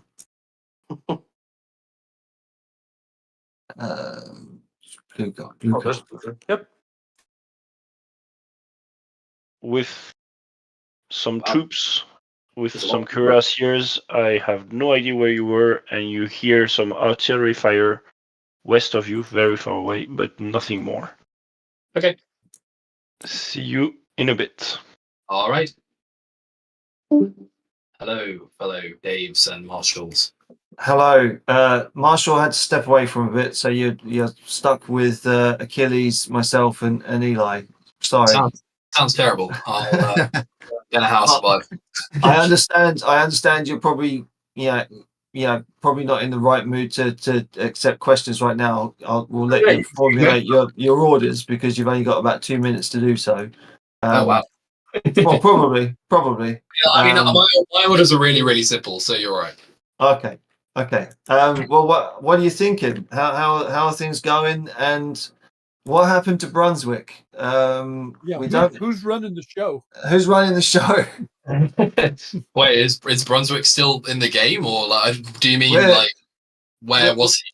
We can see everything, and we're unsure right now, and we don't want to upset the umpires. Last I checked, about half an hour ago in real life time, Brunswick was up and assisting the attack that we're doing in the forest. But yeah, I mean, my assumption is that he's still there, unless he had to step away. But I didn't think that was the case. I mean, is he in a chat? I don't know. We can't find him, but yeah. I imagine if you ask the guys who are up in that corner in the forest, they'll know where he is. But yeah, what I'm thinking is that things are all right. Actually, I'm about to. I basically established that the enemy cavalry, which we knew they're launching a big attack, they seem to have been plugged in this gap by a force of cavalry I sent over. Whether that was intentional or not, we can leave for question. But yes, so my plan is, I know for a fact that, or at least I think I know that this path that is next to von Schmecktal. He cleared off whatever was there and seemed to be advancing forces straight through it, with no problems, because I was there when he was doing it. So my plan is I'm going to bring the entire cavalry force, run through the forest, and attack them all from the back. Nice. Oh, fair enough. And hopefully kill them all. So Sounds yeah, good. that's basically it. But from I've been sending dispatches constantly, and from my understanding, I think they're now actually finally having a proper engagement in the centre. But what I did just discover was my theory about the fact there might be a southern flank was correct, because I finally got a dispatch from von Kuhnheim in the south, and he said that he's facing a large force way to the south. So hopefully he's doing all right.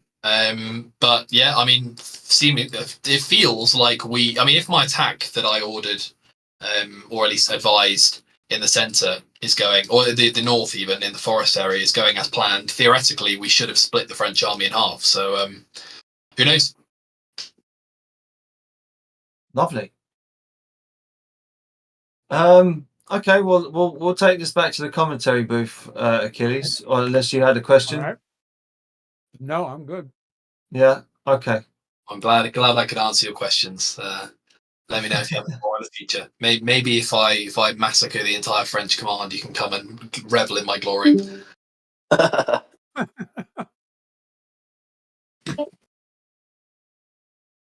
Well, that may explain what happened to Brunswick. Maybe. If he was in that attack up there in the north in the woods, he may have gotten captured or killed. It's possible. Yeah, because that's where all that French cavalry came in from the rear part of it. Mm. I hope we haven't, with our questions, maybe, that's where the whispers might come from, what's happened to Brunswick. I have no idea. But yeah, unless we kind of speak to an umpire, I don't know. Yeah, it's part of the game. Part of the game. Yeah, he heard a rumor. Yeah. There it is. There's the hand wavium right there. Sure. Yep. But what are you guys thinking? Actually, I'm a little bit lost because I can't see the map, so I'm a little bit lost in some ways. Oh, so I don't okay. know if I can. I don't know if I can really make an informed judgment. You know what I mean?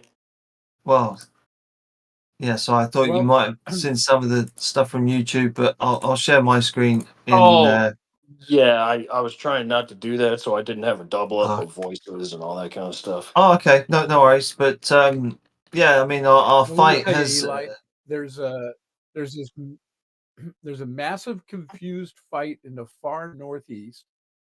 There's a separate fight that has a huge gap between that one and the other one in the north.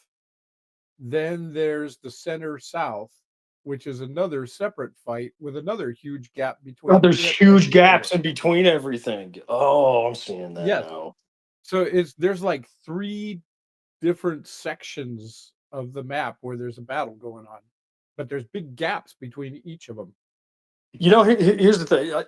Because they're so separated, even if one part of the field collapses for either side, they're not going to be able to capitalize on it because they have, well, for one thing, they have no contact with each other's flanks.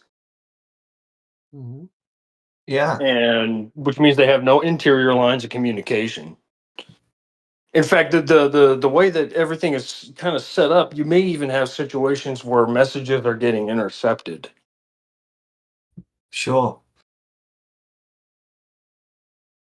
So I don't know, man. It's kind of a confused mess. I'm not really sure how to look at it because on one hand, sure, potentially breaking one north flank or the other, you could have potentially won the battle. But on the other hand, you kind of have to look at it and think, okay, well, if they're not communicating with each other, because and the Prussians down there, I think, like what two dispatches he's gotten, so there's zero communication with the Prussians. There's confused and differing ideas of what's happening for the French. Yeah. So even if they did break one side, even if they break the center or the left flank or the right flank, none of them's going to be able to capitalize on and actually do anything with it because they don't know what's going on. I tell you what, though, what might be fascinating is to hop in and speak to Davu, because he's with Suchet, who's just taken over from 5th Division in Lance Corps. So it might be fascinating to see what they're thinking now, as we kind of look like we might even be coming to a close of the game. I would have thought soon. Mic on. So yeah, let's maybe just get some words from Davu. What do you reckon? Yeah. I mean, yeah, Words of because wisdom. we know how Blucher sees it. Yeah. I'm curious to see how Davu sees it, because he seems to have. I don't know. I'm not sure what to make of his vision of what's going on the battlefield. It's got to be rosier Well, than it hopefully he's really going to get. is. Hopefully he'll get 5th Corps to actually get involved here. Although 5th Corps looks like they're getting flanked by some Prussian cavalry there. So Well, that's what they were so afraid of. Now it's happening. Let's do it. Let's go see Davu. They waited long enough for it to happen. Yeah, exactly. Okay. Oh, where's that? There it is.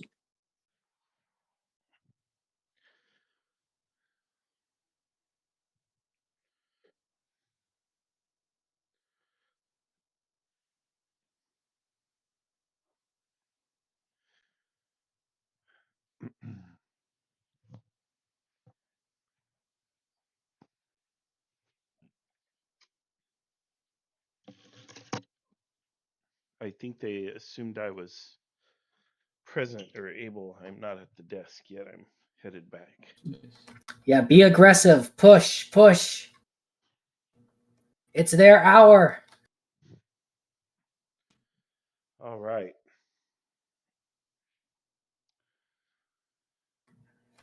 Where did Dave? Oh, Dave's here. Greetings, gentlemen.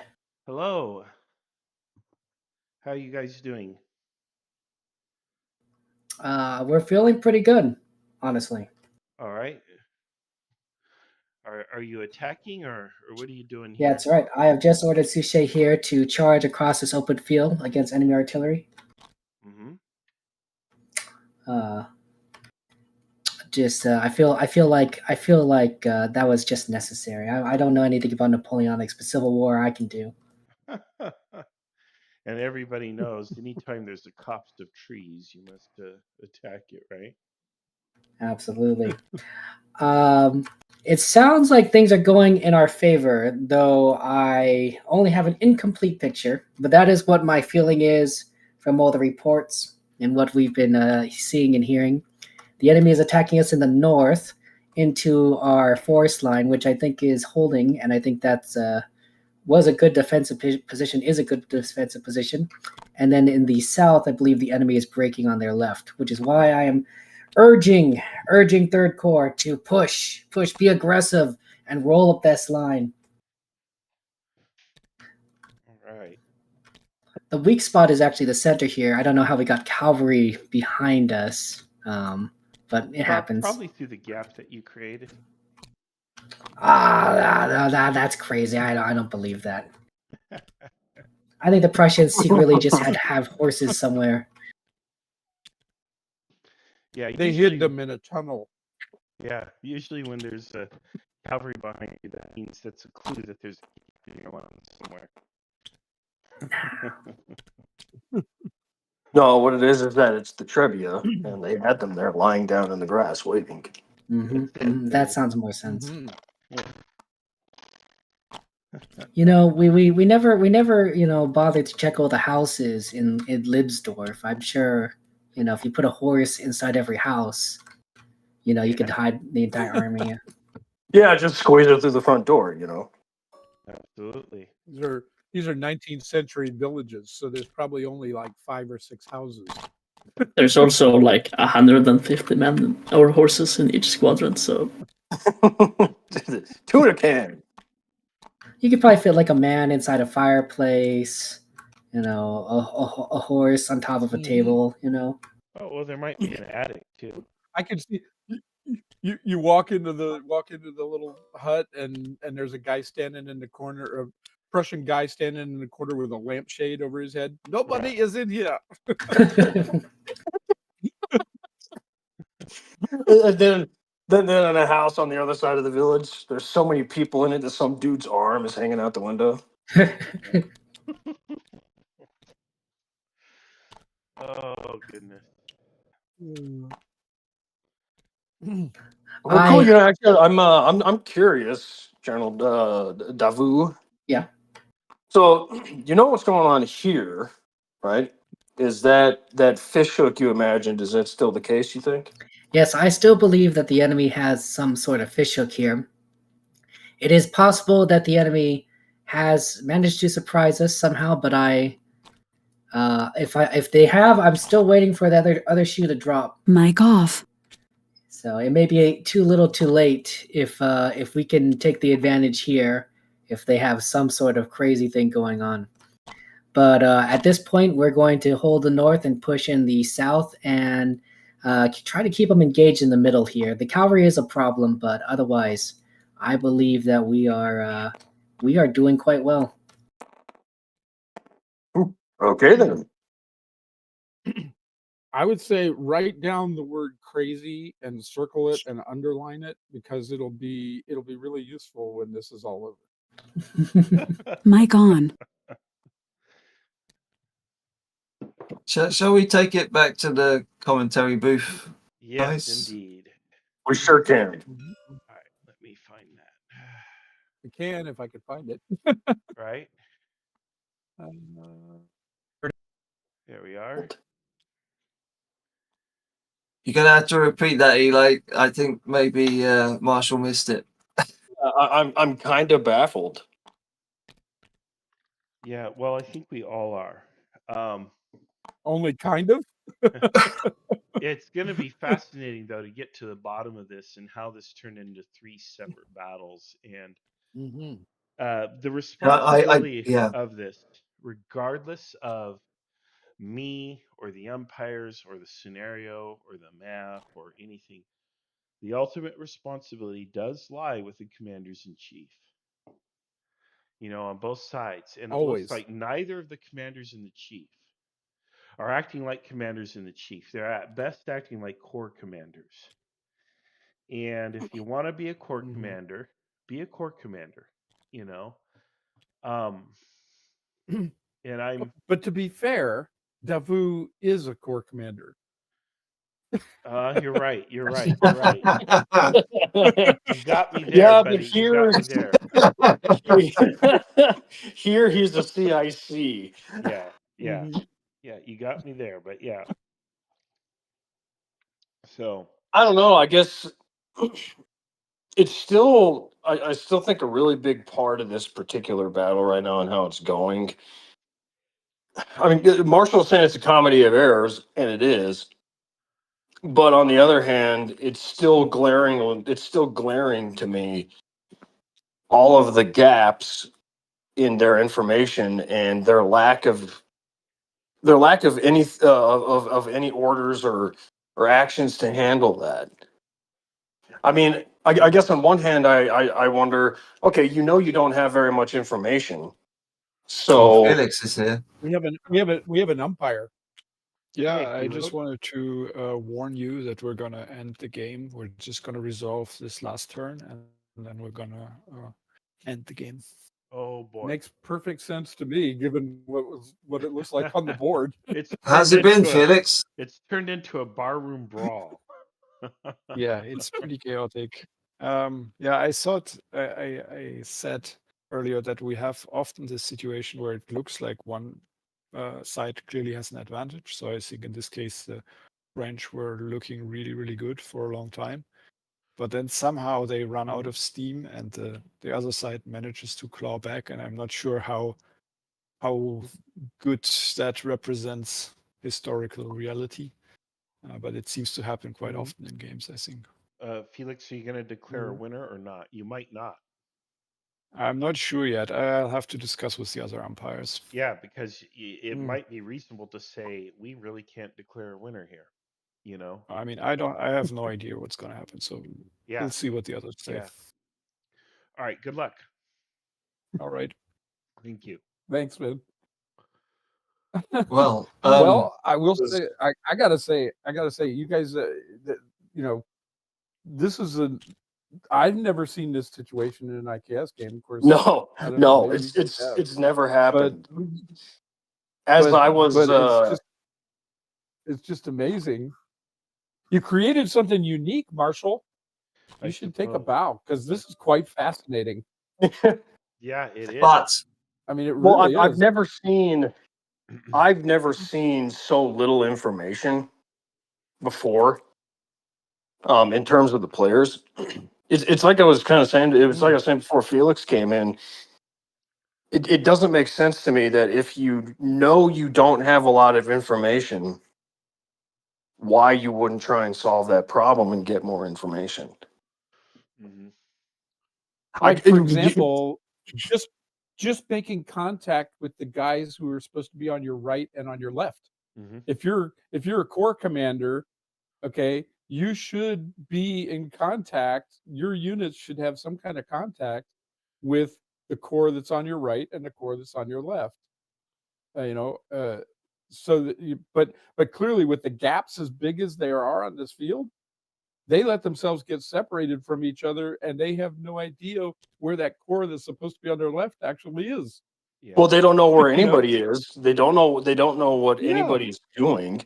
There isn't much communication between the different parts of the army, and everyone's got their own idea of what's going on in front of them.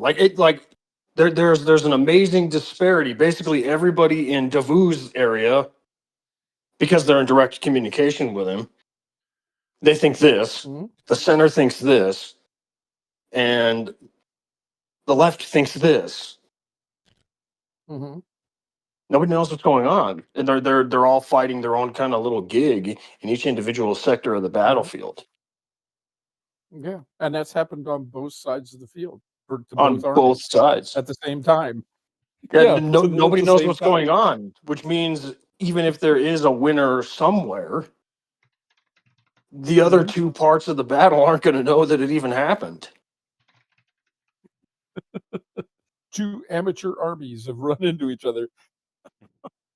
I'm just kind of like, bro, what?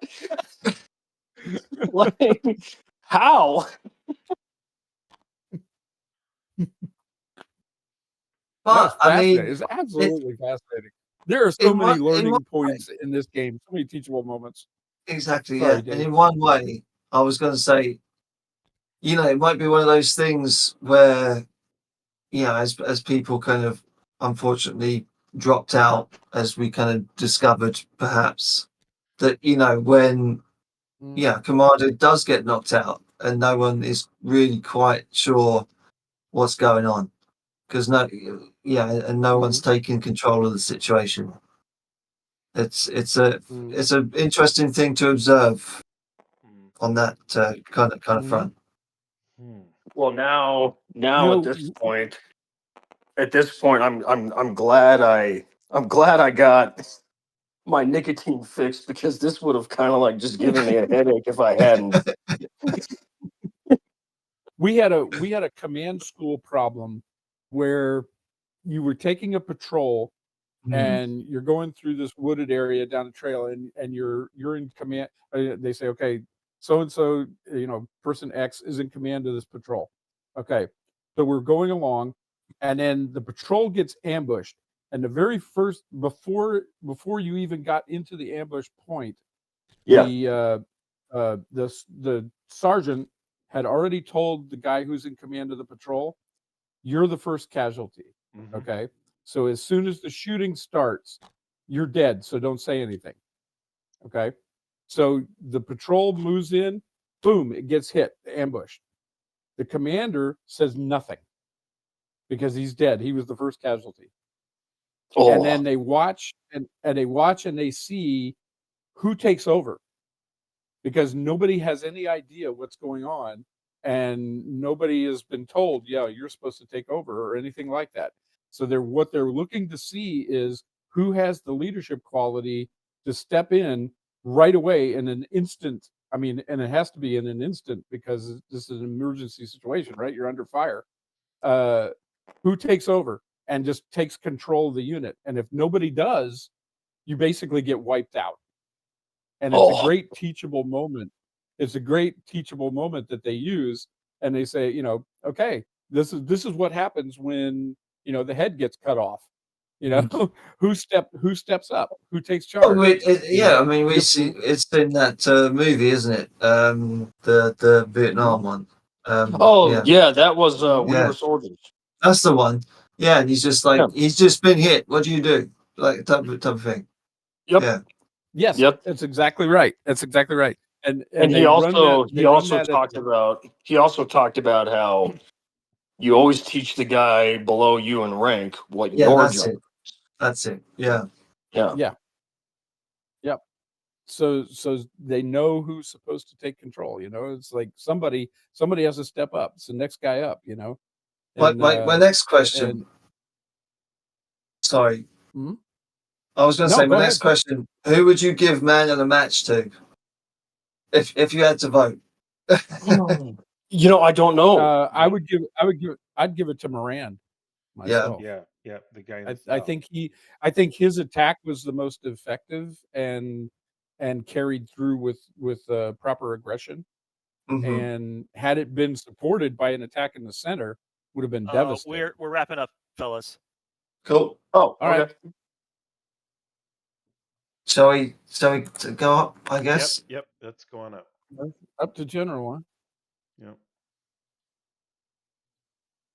Okay, so that we can get some order in here, please mute yourself if you're not speaking. If you are hot micing, I will mute you on the server mute, and then you will not be able to unmute you anymore. Okay, so I will first start by sharing my screen. If I manage to find the button.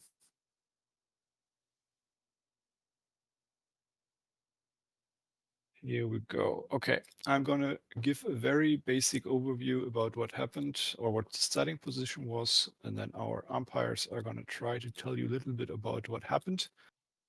And then we're going to go through some players. We're not going to be able to have everyone give their input, but we're going to try to get some impressions, and I hope that will be good then. Okay, so let's see. The French had basically their main line south of this. So there was this ridge in the middle of the map that was quite important, I think, for the whole of the game. The French in the beginning started with their main line kind of south of it, or even a bit further back, thank you. And then they had their two cavalry divisions up here north of the ridge, and they also had one corps that was kind of advancing along the ridge. The Prussians had set up a defensive position, and maybe I think here roughly, is that right? No, like there? everything was much further to the left originally. Yes. All right. Yeah, they had also one cavalry division. No, sorry, one brigade, I think. Was it? Yeah, somewhere north. Okay, and then basically the French started pushing, and we're gonna go through it a little bit. So let's start in the north, the big cavalry situation. Yes, certainly. Can you see my markers? Yes. Okay, lovely. So in the north, we had General Nansouty for the French commander. Under him, he had de Beaumont on his left and Klein on his right. And it all started really, really well. Great use of terrain, really read the ground well. Essentially trying to set up some form of screen to the northeast, because clearly they didn't know where the enemy was going to be. But otherwise, there were two broad thrusts down this valley. and all was coordinated really, really well. But what was happening was that the enemy, the Prussians, were forming their own screen, which was slowly drawing them into this really, really narrow valley. And so you had the weight of an entire corps worth of cavalry, pretty much, that just couldn't get through. At its narrowest point is about a squadron. In that context, part of the force under Beaumont did a big looping move around, which would ultimately be really decisive, whilst the majority of the force was trying to batter its way through. Klein, knowing about some fighting happening to the south, sent his screens down through the woods. Tried to. Very slow, very difficult. One was stopped by the Prussian advance. The other one, when it came out, found itself facing pretty much the entire Prussian army. Destroyed some guns, but was countercharged by a whole line of Prussian cuirassiers, which threw it into ruin. So that was essentially Klein's fight over. But by the end, if I zoom in here, you will see that de Beaumont had got right behind the cuirassiers, and although Nonsuti hadn't made any headway, all of this position with the cuirassiers, in my estimation, was about to be defeated. Over. Okay. And then I'm just going to get rid of the lines for once. And maybe Sean, you can tell us what happens in the south. Sure. So in the south, essentially one Prussian corps, or part of one Prussian corps, was against the third corps for the French. And the French actually began quite a bit further back. So kind of, make my pen bigger here. They began along this line here, much further back. And so they have advanced all the way from there to their present positions, which are up here. So you can see that's quite a distance. Just as the crow flies, that's like 9,000 paces. So quite a ways, several miles. And on top of that, they've managed to take at least 4 enemy battle flags, mainly from cuirassiers who were badly beaten up. And kind of the pivotal engagement occurred in this area here. And at the time when the Prussians decided to launch an attack, the French were still marching over towards the ridge to the south of Sonnendorf. So their intention for the French was to kind of set their forces up on this ridge. They never quite made it there, and they were attacked by the aforementioned cuirassiers. But because of some quick thinking from their commander, had already been ordered to form square and basically fought them to a standstill in this little pocketed area here. And then they were able to deploy their reserves pretty rapidly to just push them back. And at that point, the Prussians seemed to be taken by a sort of a panic all along the line and were pulling back to new defensive positions, but it was difficult for them to pull back without a cavalry screen. So throughout their entire first half of the battle, they had a cavalry screen that was just constantly blocking the French from advancing rapidly. But by this point, they had used up a lot of that cavalry. And so the French were now able to pursue them pretty relentlessly. So in the place they are now, the Prussians are trying to set themselves back up, but they are pretty much minus their cavalry. So they have very little to protect themselves with, other than their infantry. Right, thank you. And then we had kind of the center area. Devastator. Yes. So I can mostly speak for the Prussian.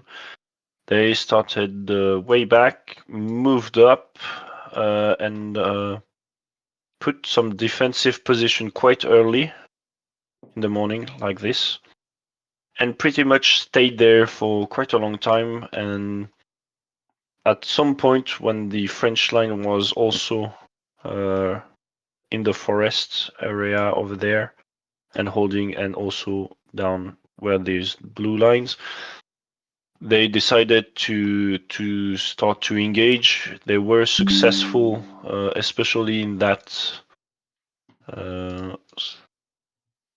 area with their cavalry and some infantry charge into the forest, but they were not numerous enough to be able to completely beat the French back. As you can see, there is a lot of French infantry just standing back and ready to pivot back to the attack. As for more the center, it was mostly, there was some action. Very, very brave dragoons from the Prussian were able to go into the holes between squares to just try. Their objective were to kill the French officers, but they were unable. They just took some batteries and then they were beaten back. But as you can all see now, if we erase a bit of the line, there is one half of Prussian corps that is facing two full French corps that are mostly fresh and ready to just destroy everything on their path. And that is it. Okay. Desar, do you have anything that you would like to add? Sure. So yeah, along the ridge line, from the French perspective, the main thing defining it was this one feature, a long road running right through the woods. So the French, similar to what happened elsewhere, started pretty far back, and they had pretty much reached the current area of combat with the front of their line at the time their rear was departing from the original positions. So this led to a couple of things. First of all, the French were trickling forces into this area here, really skirmishing for a long time pretty indecisively with the Prussians in this area. So the Prussians for a while had an opportunity to crush the front of the French line and essentially prevent anyone else from filing the woods along that one narrow road after them. Once enough French had moved up here to fill in this area, both sides essentially began extending the line northward. And this pretty much went in favor of the Prussians because the French were leading with cavalry. And so when they met the Prussian infantry in the woods, they were essentially forced out of the woods in a sort of tangled mess that even made it hard for French infantry to follow. But once, so for pretty much the entire battle, the French had a lot of reserves, a lot of troops behind the front, and a lot of difficulty getting them into combat. In the final turn, or the final few turns, there was a pretty decisive Prussian cavalry charge, which took out a tremendous amount of French guns, which would have been significant. And it's also possible that they would have ended up killing some of the important French officers pretty soon, although they hadn't yet. But with the amount of French reserves here and the situation elsewhere not being so good for the Prussians, I don't think they could have exploited it successfully to actually destroy the French forces they were facing, with the exception of the artillery. Okay. And Lake, do you have anything you would like to add? I think we have covered everything, but if you have anything. My apologies, you caught me mid-bite. Yeah, so I was mainly running Lannes 5th Corps. They started around here and served mainly as the French reserve. They had a few missed opportunities. Had they not acted as the reserve and instead moved along with 3rd Corps, they probably would have hit this attack up here around the same time as it began. So it would have more ended up, the line would have ended up around here rather than staying back. But they didn't. They instead stayed in reserve and gradually moved up, mainly supporting Third Corps in their advance. By the time that they got around this position, the Prussians were essentially in their current position. And a large artillery duel began between Popel and batteries along this line here. And the Fifth Corps essentially stayed there as really the pin in the French line. They really didn't face much action, as was stated by Devastator earlier. The biggest fight they had was the cavalry charge in the center, which did take out some guns and threaten the life of a few important commanders and future marshals. But besides that, there really wasn't much besides this last final push in the final turns from Prussian units. So they are in threat, but they haven't faced a lot of combat. They have the freshest units on the battlefield at the moment, and Suchet just began an attack at the beginning of the last turn, which, seen as there's no Prussian reserves, would probably lead to a break in their line and ultimately a victory for the French. All right, thank you. So just to give you a little bit of a general summary maybe. So I think when we started this game, we had a very short talk among the umpires, and we're like, yeah, it's a pretty a tough call for the Prussians. The French were in numerical superiority. So I think that is what we can see in the end. I think the Prussians chose a good position there in that they had their flanks covered by this ridge and the ridge in the south. And it's hard to say really to give a decisive call here, I think, because the lines have been broken up so much that the situation can be very difficult to assess in different positions. But yeah, I think the overall consensus from the umpires was that we think the French are in an advantageous position here, although the Prussians probably didn't lose as badly as historically. Okay, I'm going to try to go through some players here. Let's start. So I think the Prussian CAC is unfortunately out of the game already, but we can go to Marshal Davout and hear his impressions from the battle.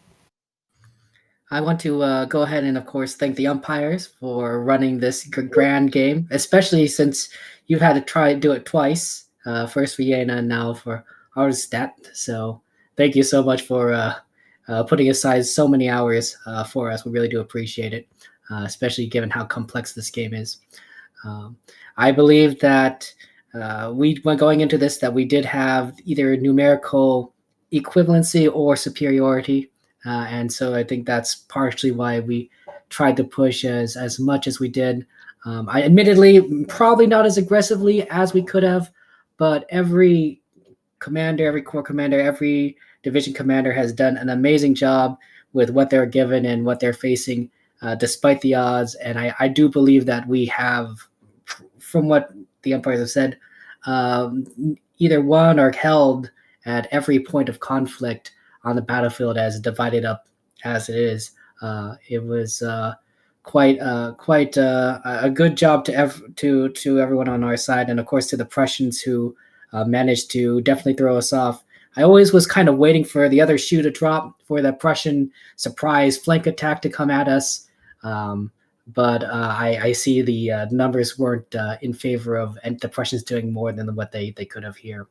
But very, very Gettysburg-like. And luckily, I am very grateful to be overall in command because some of this Napoleonic tactics I am not very familiar with. So I'm glad that we had much more competent people actually determining what's going on in the battlefield. So a very solid job to everyone. Thank you so much. All right, thank you. Felix, if you want, I can speak to the strategy for the Prussians because I was there for a lot of the planning, just because the CIC is out, and Blue Chair can as well. Yeah, I was going to say I could speak. I was pretty much integral to the whole thing because I started as 2IC as well, so I kind of know what everyone was doing and why they were doing it and such. If that's all right. But yeah, basically the way we went about it was initially we deployed really far back. We had a bit of a sort of conflict in the overall strategy. In part because we weren't 100% sure. I was told, having not been in the previous battle, that I should expect us to have at least equivalency, maybe even numerical superiority, and certainly superiority in the cavalry. So basically, the way the commander-in-chief, whatever it is, the Duke had mentioned, his plan was at the time initially was to sort of sit back and let the French come to us. So the plan was to sort of lock ourselves between Hassenhausen in the bottom and the south there, in the southeast, a bit further to the right than you're currently looking. And then to the north of it, there's Spielberg, which we were going to sort of build a big line there and then basically wait for you guys to come to us. And the idea was that we would sort of burn you out because we assumed you would probably come at us. I kind of, as 2IC, was expecting a big cavalry attack on the right, but my chief disagreed. And that was a rational disagreement. There was good reasons for that. He didn't think that you guys would take such a big risk with the big ridge and the tree line, especially as, like you found with the cavalry, we could easily bottle you up in that little sort of section of tree line. So he figured you wouldn't do that. And basically, we amended that plan simply because we weren't sure exactly whether you were just going to sit back and wait for us, because we were under our impression that the town of Bad Sulza, the crossroads town, that was sort of like an objective or something to that nature. I wasn't there. I didn't get given the brief because I only joined very last minute, but that was my impression. So we were worried you were going to basically get there and just stop, and at which point you would win by technicality regardless. Obviously, you did actually end up admirably playing in the very French style of aggressive maneuver. So fair play to you. That's very good. So we started moving up in the battle. This sort of northern hinge in the forest, we kind of expected to use it as an anchor and didn't expect to see any troops there. We expected a little cavalry attack along the north, and that was about it. But actually, then we encountered your troops there in the forest and realised what you were doing. And so we basically brought in the infantry to try and shore up that line. Again, this is a sort of case of disagreement in strategy, but I was quite keen to sort of attack in order to cut you guys off, and we eventually did. But by the sounds of things, unfortunately, that was a bit too late. But that's just the way the game and the information asymmetry is fought. I sent loads of cavalry to the east, knowing there was a heavy cavalry attack up there because we had received reports from our dragoons. However, I don't think I appreciated quite how much cavalry there was. And basically, I sent, I think it was Seelitz and also another one, von Bunting. They went off to basically defend that gap. Now, the problem was we didn't really know where they'd gone for a very large part of the battle. So I eventually went and found them and found that Seelitz was basically standing next to Spielberg, having defeated a number of cavalry that had broken through the forest in that attack that was mentioned earlier, that failed across the forest. And basically I thought, okay, I'll go and basically go towards Hohendorf in the east and see what the situation there is. And having gone there, I probably could have investigated more. But upon hearing there was fighting down in that valley and not knowing about the giant flanking maneuver, I then thought, this is an excellent opportunity to go and flank all of you. So you can see there at the end of the battle, my cavalry are moving through the forest in order to do a giant encirclement, not knowing that you had already done your own giant encirclement. So the idea was I would have killed all of the troops there and then swung south again, probably through the forest, and then try to assist the centre.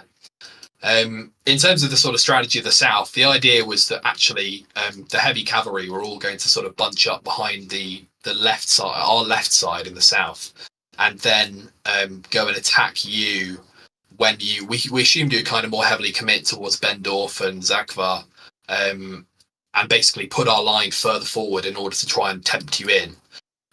But in actual fact, all this did was seemingly stretch our line very aggressively. And for a lot of the game, you know, a lot of the senior commanders, we were all sort of based up north. And all of us were sort of getting reports from the south, but didn't hear about the flanking attack. I only heard about it about 2 turns ago. So yeah, information problem there. But yeah, we were all thinking with no reserves, but if we can just break through the northern line and crush them in the north, then we can swing south. So meanwhile, obviously things were going worse in the south than we had realised. And although I'm very pleased that the attack in the north appears to have gone quite well, and I think it's admirable that, you know, my colleagues went and did that to a good degree, and the cavalry charge was an excellent idea from the commander up there, which seems to have paid off really nicely. Unfortunately, it looks like there basically were more French troops who were given too much time to deploy than we should have allowed them. So, you know, ultimately, I think a very good strategy from the French. You know, when we were doing the pre-game, sort of trying to scratch out what flaws in our strategy there were, I was saying I expected a big French attack on the right just because I didn't think you'd bother with the terrain of our left in the south. But in actual fact, turns out you did both. so fair enough. But yeah, well played for the French. I think you guys probably very clearly win the battle from having you know, broken our cavalry screen in the back, and I slightly regret not investigating that a little bit more, which might have at least slowed you down a bit. But yeah, overall, I think we lost in pretty much every front. It looks like, maybe besides the north, which maybe we could have scratched something out. But ultimately, numerically, seems to be the big flaw. I didn't expect, and we generally didn't expect that you'd have so many troops. And ultimately, that's the way it is. All right, thank you. Then maybe Kalkreuth, or the second Prussian corps commander. Do you have some things to add? Sure. Yeah, I can talk a bit about the situation down around the small villages of Tauquitz, Poppel, and Rehenhausen, which was is it called Rehausen? I believe so. These villages where most of the fighting of my corps happened. And the issue we faced is that the Duke of Brunswick first told us to deploy between the villages of Tauquitz and Rehausen, which we did, and we expected to a bit farther back, a bit farther to the, exactly at the road. And we expected to be in a somewhat safe position and to hold this position against a French assault. And we talked in the briefing about some ideas that probably the French would attack Blücher's corps, and we would then advance against their flank. And when my corps wasn't attacked for a rather long time, I don't know the exact time when the order came from Brunswick, but at some point he ordered me to, if I had not seen any enemy troops in front of me, to march forward and hit the enemies in the flank, which I then began to do. And first I encountered one French brigade of a French corps to the, what is the north? I'm completely, like, north is up. North is up from here, right? Yes. Yes. Yeah. All right, then I'm correct. To the north of Gernstedt, we saw one brigade deployed with their flank towards us.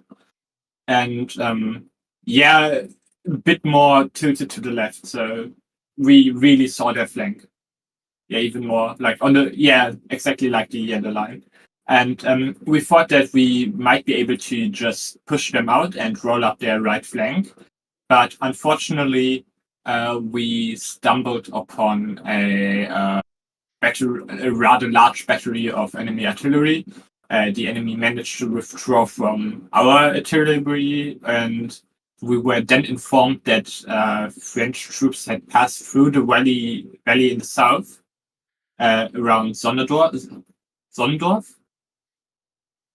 And at this point, I ordered one of my divisional commanders to deploy one brigade of infantry to face this threat, but this brigade was unfortunately deployed too far forward, so that its exposed flank was only a few hundred paces away from the enemy cavalry. It was besides this little forest, directly besides the road. If you go farther west, yes, this forest. We deployed along the forest, and were then hit by French cavalry, which had noticed our 40 deployment. And at this point, our corps fell into a huge panic as we saw French troops advancing towards us. We had ordered a cavalry charge against the enemy troops in the valley, which was repelled. And so we had fleeing cavalry as well as routing infantry all rushing east, which disorganized an entire brigade, which was then pretty much mopped up by French infantry while advancing against us. And we managed to throw back the French cavalry and order a retreat towards, which was meant to go towards the road between Tauchwitz and Hassenhausen to reform there. And the issue is that at this point I hadn't heard from the Duke of Brunswick for around 2 hours, and I wasn't really getting any communication. So, like, in the end, I was trying to move up north and find somebody to talk to, but unfortunately, I don't believe the rest of the army knew about our situation, because the dispatches I wrote weren't answered. And just 1 or 2 turns before the end, I was asked by a different divisional commander to support his attack in the center and to roll up the right flank, which obviously wasn't possible because my corps was on the retreat. So all in all, everything went relatively well until we deployed one brigade too far forward, and then we ended up in a mass rout, which pretty much ended the battle for us. All right, thank you. Then let's go through the French. What do we have? 5th Corps. Ogro, do you have something that you would like to share with us? Please don't give us the whole play-by-play. We're gonna take a little bit too long, but if you have some words for us. Is he still here? No, he is not. He unfortunately probably fell asleep and left. I'd say either Souchet or Gazan can speak up. I can probably speak for. Oh wait, are you talking about you said Ojero, but you meant 5th Corps. Which are you actually talking? Oh yeah, I'm confused. I meant the 7th Corps. Oh, 7th Corps. My apologies.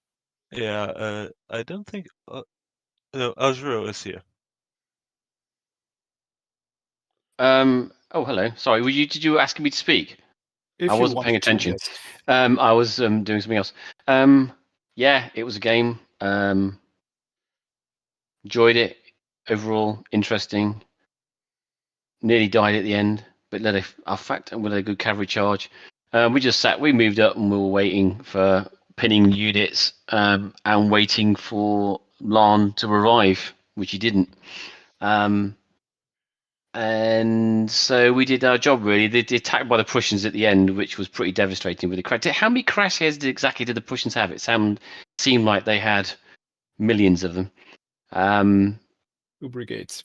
2 brigades. It felt like there were 6. So well done to the Prussians to making for the work with that. Yeah, it was interesting. Well done to my commanders. They did really, really well. And to be fair, I thought we were in a far worse position at the end, or at least seemed to be, than we actually were. That's All all I've right. got to say, really. Thank you. Yeah, that's great. Thank you. Then, Suche, you offered to give us a little bit about Fifth Corps. Oh, sure.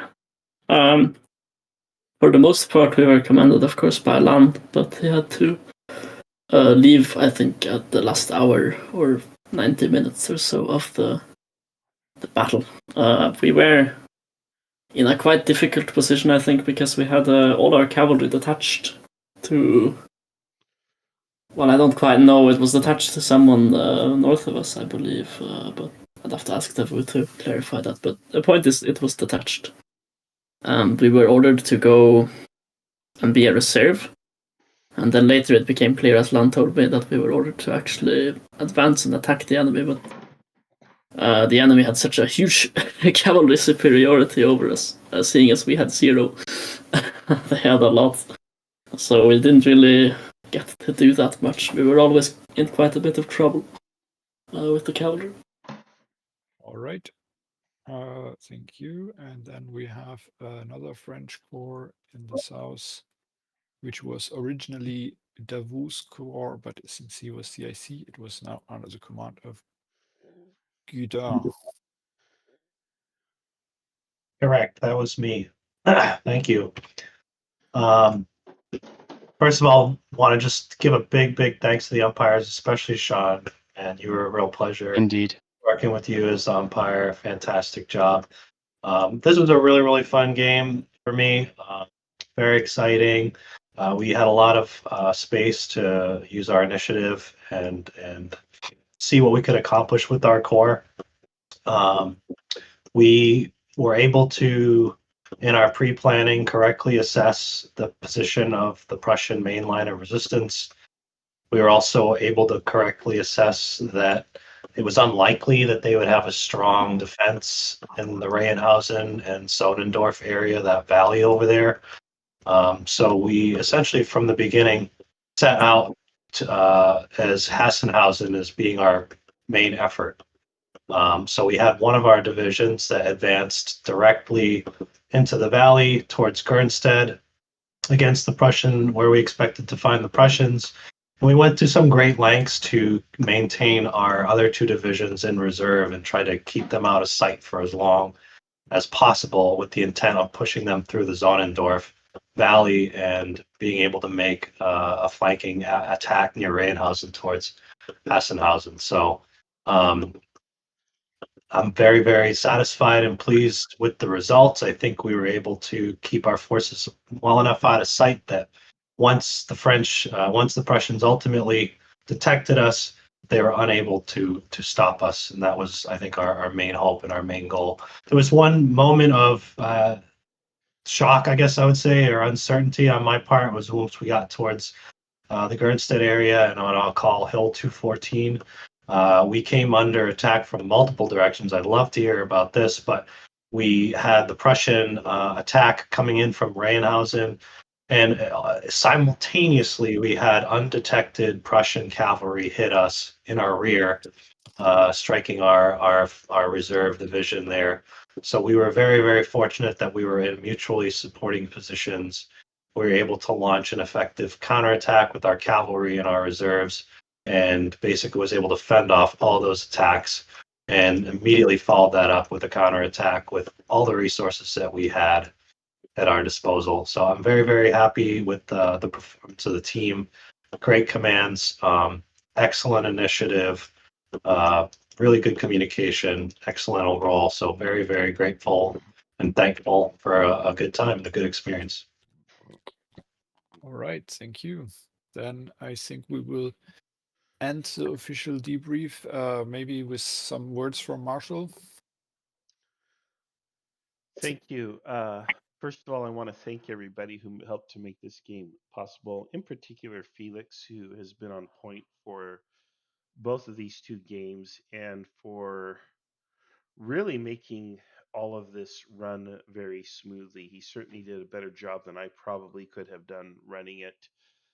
So a big thank you to you, Felix, for doing that. In addition, I also want to thank everybody who volunteered to umpire. It's not an easy thing, and it's a big ask to say, instead of play, please come and umpire. We greatly appreciate those of you who took the time out, and we hope that the fun that you had umpiring made the day worth it. I also want to thank all of you who came to play and participate, as well as all those who contributed to the development of this game from the pieces.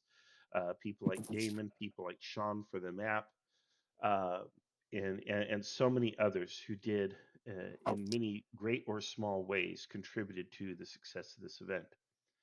One of the big things I would say about this event is it is really remarkable how it turned into three separate running battles.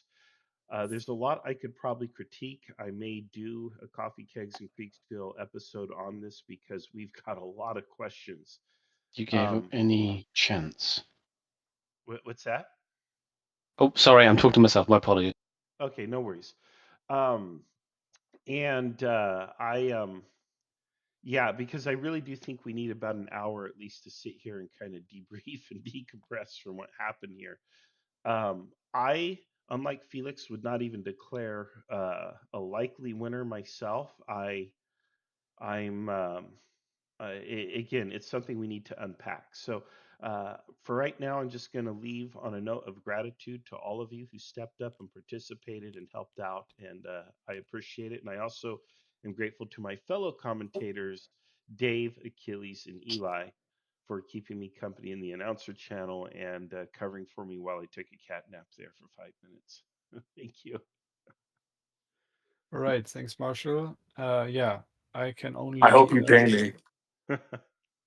I can only repeat what Marshall said about being thankful to all the umpires who helped us run this, and also want to put in a special thanks to the Brunswick, who is not here anymore, and Davu for basically helping me fill all the player roles so that we could start today with a full set of players. Although we had some last minute dropouts, I want to really thank also the people who like came in on the last minute and filled those spots. And I think all of them did a really good job.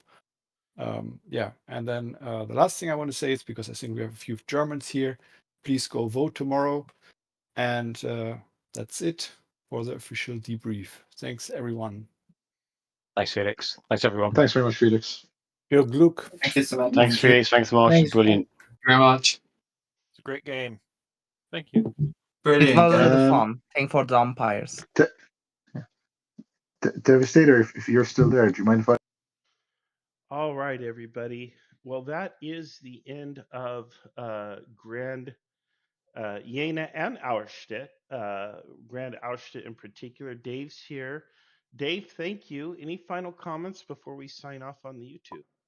I really want to again echo the words of everyone when I say, thanks to all the umpires who participated over Jena and Auerstadt and all the players and everything. But I do think that, as you said, Marshall, that this one has to be unpacked in some greater detail, because I really think this is a gold standard of a lot of questions and thoughts. You can write a PhD on some of the games that we play sometimes, I think, and this this is one of them. But yeah, no, and I think it's fascinating. I think the stuff that rolls off, comes out of production here in the IKS is just makes it a pleasure to be part of the community and to play and commentate, and it's just great and it's fantastic. So thank you, everyone. Outstanding. Well, thank you, Dave. And just a final comment from me on the live stream. Some of these games, like actual historical battles, are going to unfold in a manner that is very chaotic. It appears to be disorganized. It is not neat. It can be messy. It can be ugly. It can be imperfect and imprecise. And that's not going to satisfy all of the grognards out there, or all of the history buffs, or all of the military enthusiasts out there. And it's not supposed to. First of all, some things to remember. Most of us are not professional trained military folks. Many people do not even know the history or barely know who Napoleon is. Many people don't have proficiency with the tactics and stuff. We're just a bunch of people, mostly all civilians, not entirely, but mostly, who come together to run these events as best we can, and it can be chaotic and disorganized, and to have fun. We're primarily doing this for fun, and we're trying to cram it into a 6-hour window, having prepared for it for weeks and months in advance, but always in little hour-long snippets. There's nothing professional about what we're doing here, nothing expert about what we're doing here. It's like watching a bunch of kids play Risk sometimes, and it can be messy. But the learning and the sheer joy and the fun that we get from it, but in particular, the learning that we draw from these experiences is absolutely phenomenal. People come away from these events in this hobby with brand new understandings, appreciation for the historical difficulties and realities of historical conflicts, and so on. So please keep all of this in perspective when you are judging us, or you're forming an opinion of what we do or how we do it or whatever. We're doing this as much for us as anyone. We are choosing to share it with the rest of the world, but we do not purport to be experts or to be, the epitome of historical or Napoleonic knowledge or any of that stuff. Absolutely not. We're amateurs who are muddling through this stuff with very little preparation, under very high pressure, with tough constraints, and the entire purpose is ultimately to have fun, but also to come away with new understandings and appreciations. And I think we've accomplished that today. So look for that Coffee Kegs and Kriegsspiel episode coming up probably in a week or so, where we will sit down and unpack this with the commanders on each side. And until then, I want to thank all of you for watching the show, and thank you for being here. And we will see you on our next adventure. Goodbye for now.